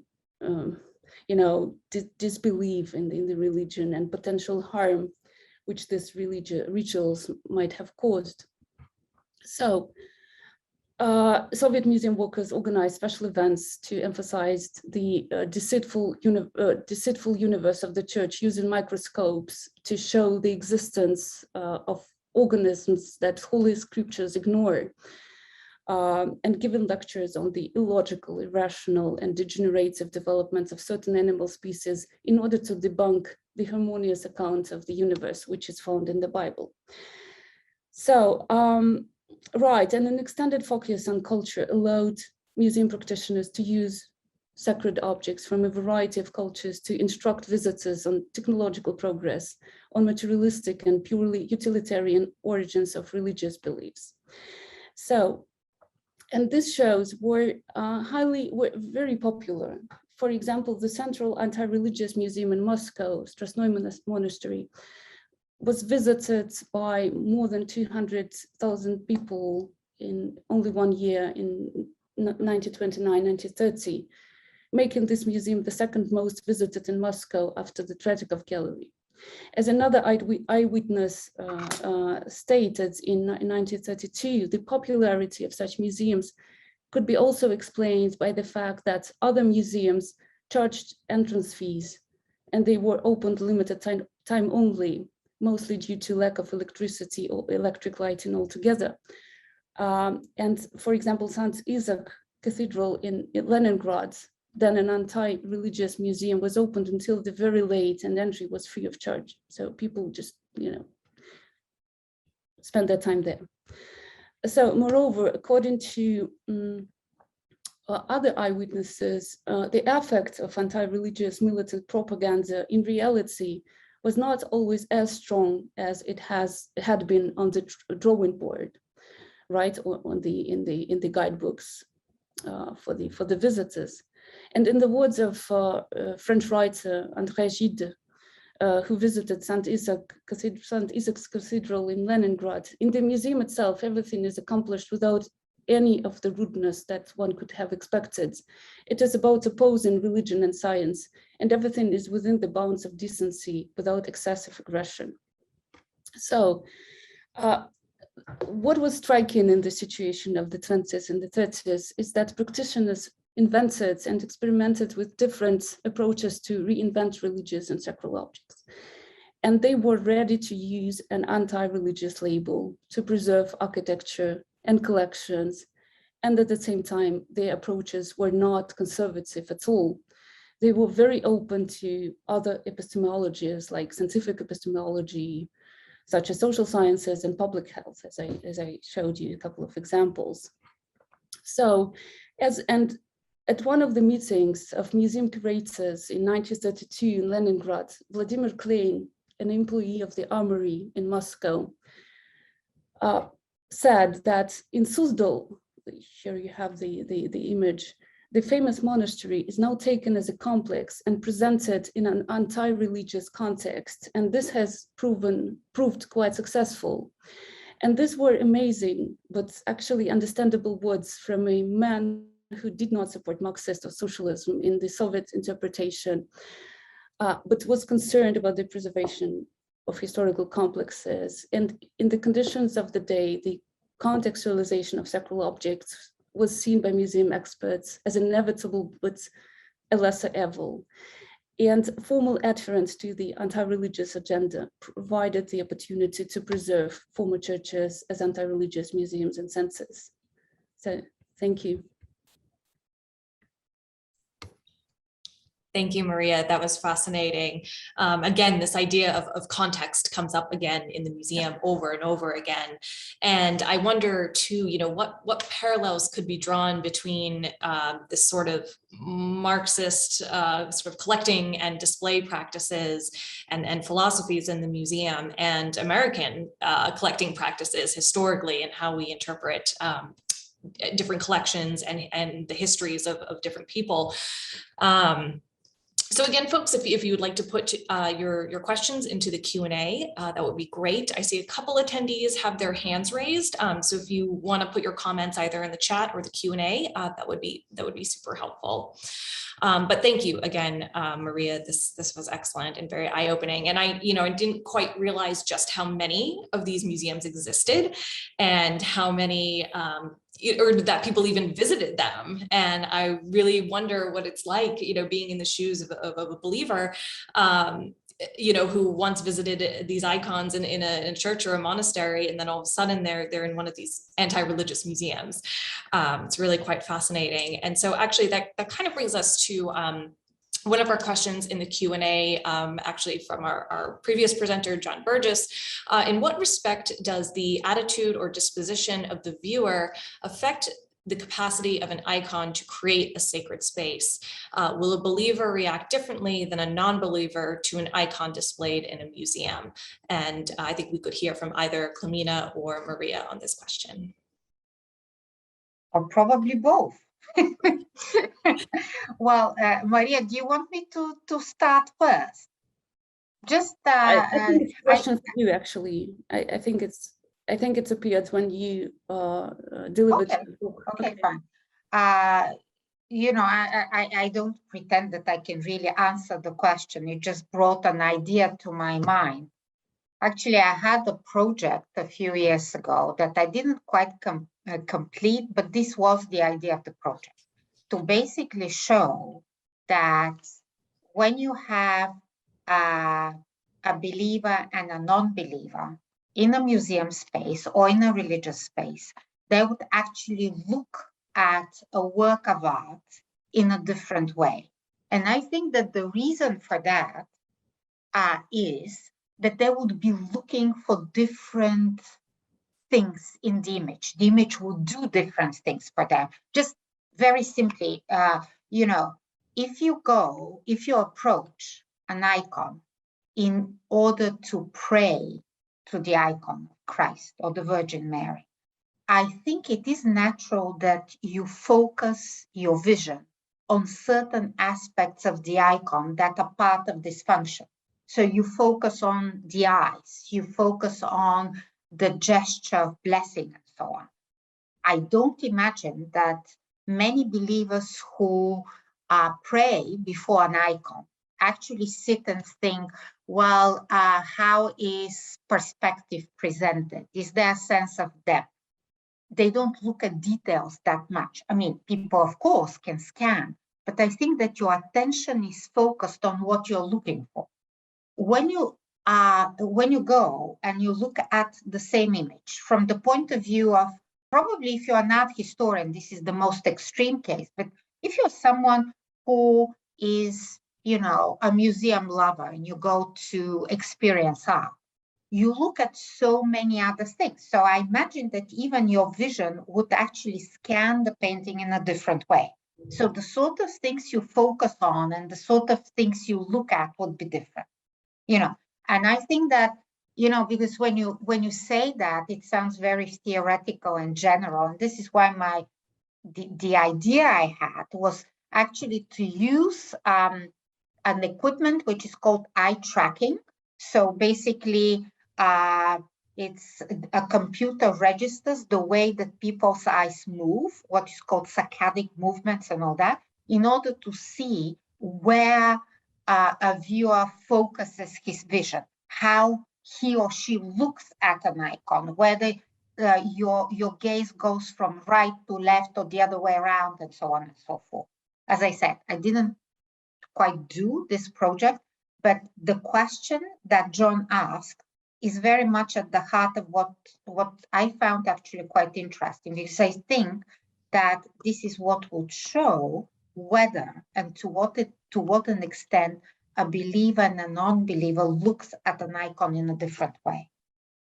So I don't know, Maria, if you would like to add something.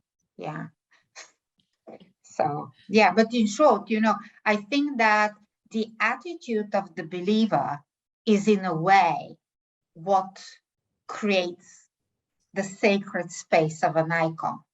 And I think that what is interesting here is that this is such a different way of thinking of the relationship between viewer and object that is viewed, because the viewer is not just looking at an icon, he's also part of creating this space, and the space becomes the common space that a work, that the religious object and the viewer share. So it's a completely different way of thinking about space, the viewer, and the work than you do in traditional aesthetics. This is why I think that religious art is such an interesting way of actually turning mainstream aesthetics on its head, because it actually breaks all these assumptions. Yeah, no, excellent point, Clemina. And I would argue too that, for the believer coming into seeing the icon, there is the question of, does the icon even belong there in the museum? And for the non-believer, I know, just speaking from experience, coming across, so many non-Orthodox believers that visit our museum, there's the understanding that they're looking at something sacred, and they recognize the power of the icon, even though they themselves do not believe in it. That's interesting. So there is still sort of that sacredness being created, even though they themselves do not believe it, but they have that understanding that for someone else and for an entire community, it is sacred. So it's an interesting tension that happens in the museum.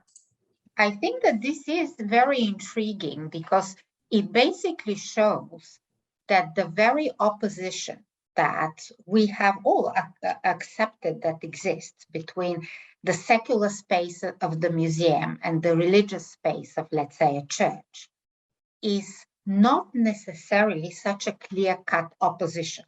I think it is quite interesting that, there's this Russian religious thinker from the very end of the 19th century, Fedorov. He's the founder of Cosmism, and this is what he's known for. But he also wrote a few essays that have to do with exactly museum studies and the concept of the museum.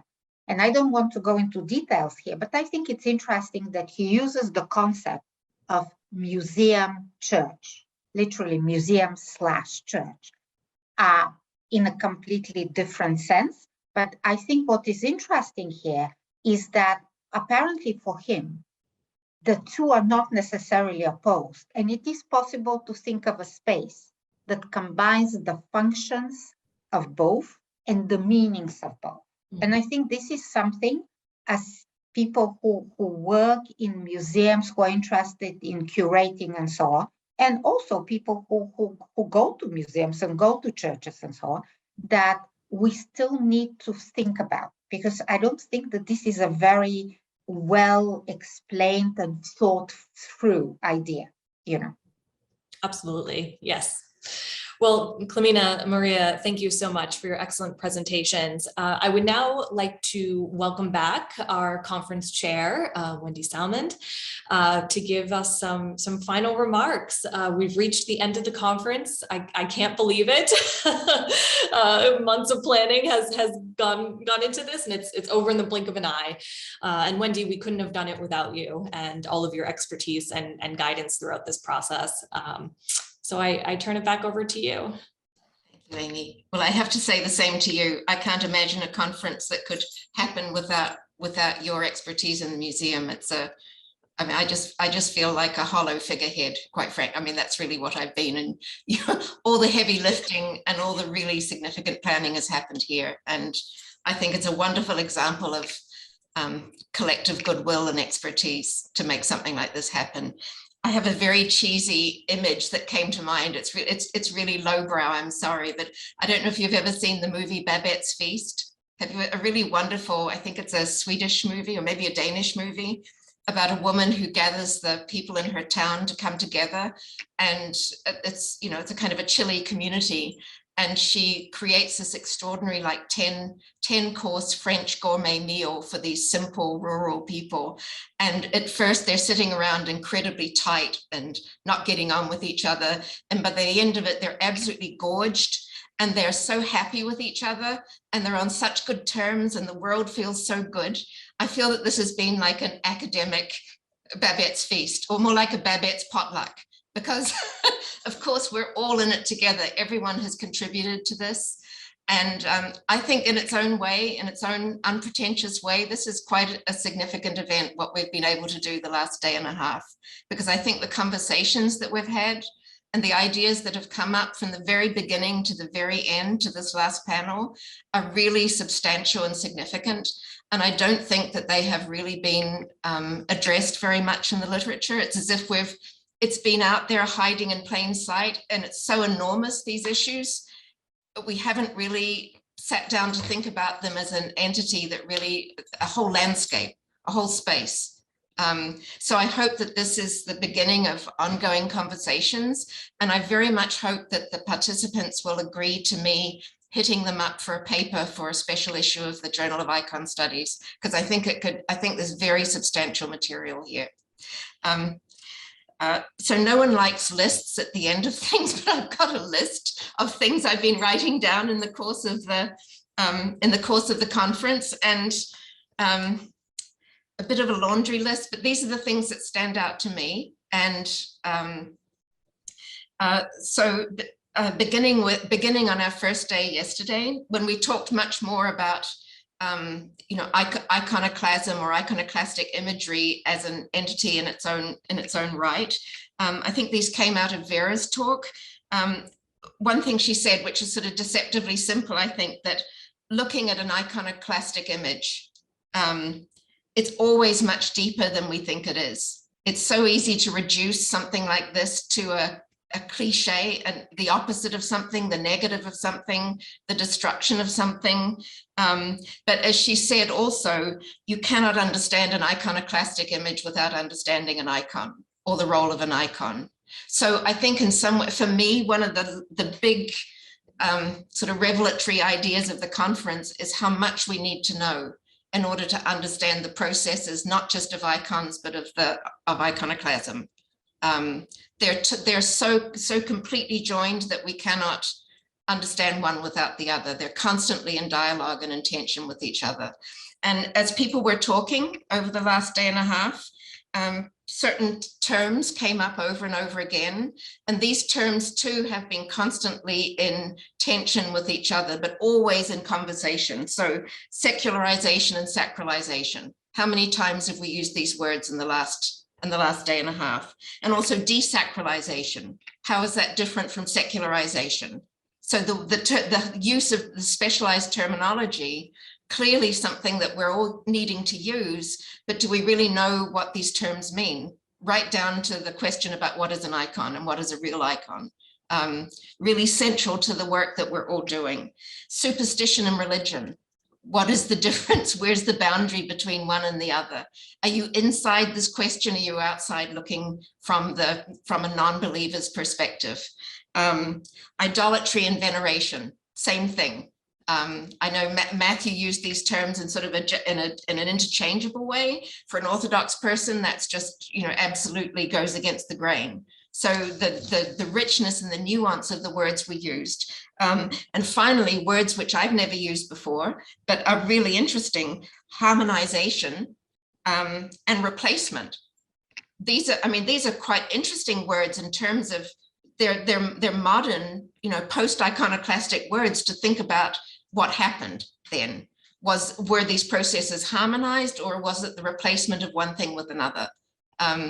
Much of this has to do with mental attitude, I think, with sensibility and how we come to think about such complex things. So this brought me on to, again, an idea that Vera brought up for me, which is replicated in many of the other papers.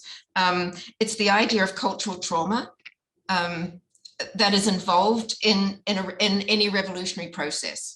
And this, I found this so useful to think that, of course, the Bolshevik Revolution and the French Revolution and many of the revolutions that Chris actually alluded to, they are about the hope of transformation and renewal and positive moving forward, but then, and the creation of a new person and a new society and a new, more wholesome belief. But they're premised on the idea of violence and the killing off of the old in order to make terrain for the new. And that idea about, the trauma that's inevitably involved in a revolution where the old icons give way to new ones, or they're totally annihilated as if we don't need icons. That idea of, and also visual violence that's involved in that, is embedded in all the things we've been talking about, right up to our last panel. And Maria's idea, her looking at the ways, and Clemena too, the way that the cult object becomes an art object, which is essentially how the Western world thinks about icons now. What kind of cultural violence and cultural trauma is involved in that kind of transformation? Again, it depends if you're looking from the inside or from the outside. Is that transformation a natural evolution of all religious cult objects as they make their way into the westernized, modernized, secularized society? Is that just how it is? Or is some terrible loss happen in that process? I thought it was really, certainly a call for papers. You don't plan, you don't know what you're going to get. But what beautiful serendipity that the speakers involved an ethnographer, an anthropologist, historians of art, historians of religion, a theologist, a theologian, a political scientist, a museum curator, and someone that works on the theory of museum studies. It takes a village to understand these issues. Could there be, of course, all subjects benefit from an interdisciplinary approach. But this one, as much as any you can imagine, this truly requires all of us putting our perspectives and our skills and our way of looking together in order to have even an inkling of an understanding of what's going on here. And I think it's especially telling and quite revolutionary in the world of Western academics that we are specifically looking at a visual culture, because ours is the Western academic tradition is so verbal, and to pull our resources to try and understand the nonverbal, even though within the cult of the icon, word and text are one, but we're even understanding the oneness of word and text in icon veneration takes an enormous act of sophistication to understand that. Let me see, what else have I got here? I thought that really not revelatory for me exactly, but certainly expanding my own narrow way of thinking about this topic. I loved the way that the papers together expand the idea of the scope of thinking about both the icon and iconoclasm. So geographically, looking at France and Russia, for example, that linear connection, the source, the prototype really for iconoclasm in the modern world. Lenin looking closely at what Robespierre did. That's so helpful.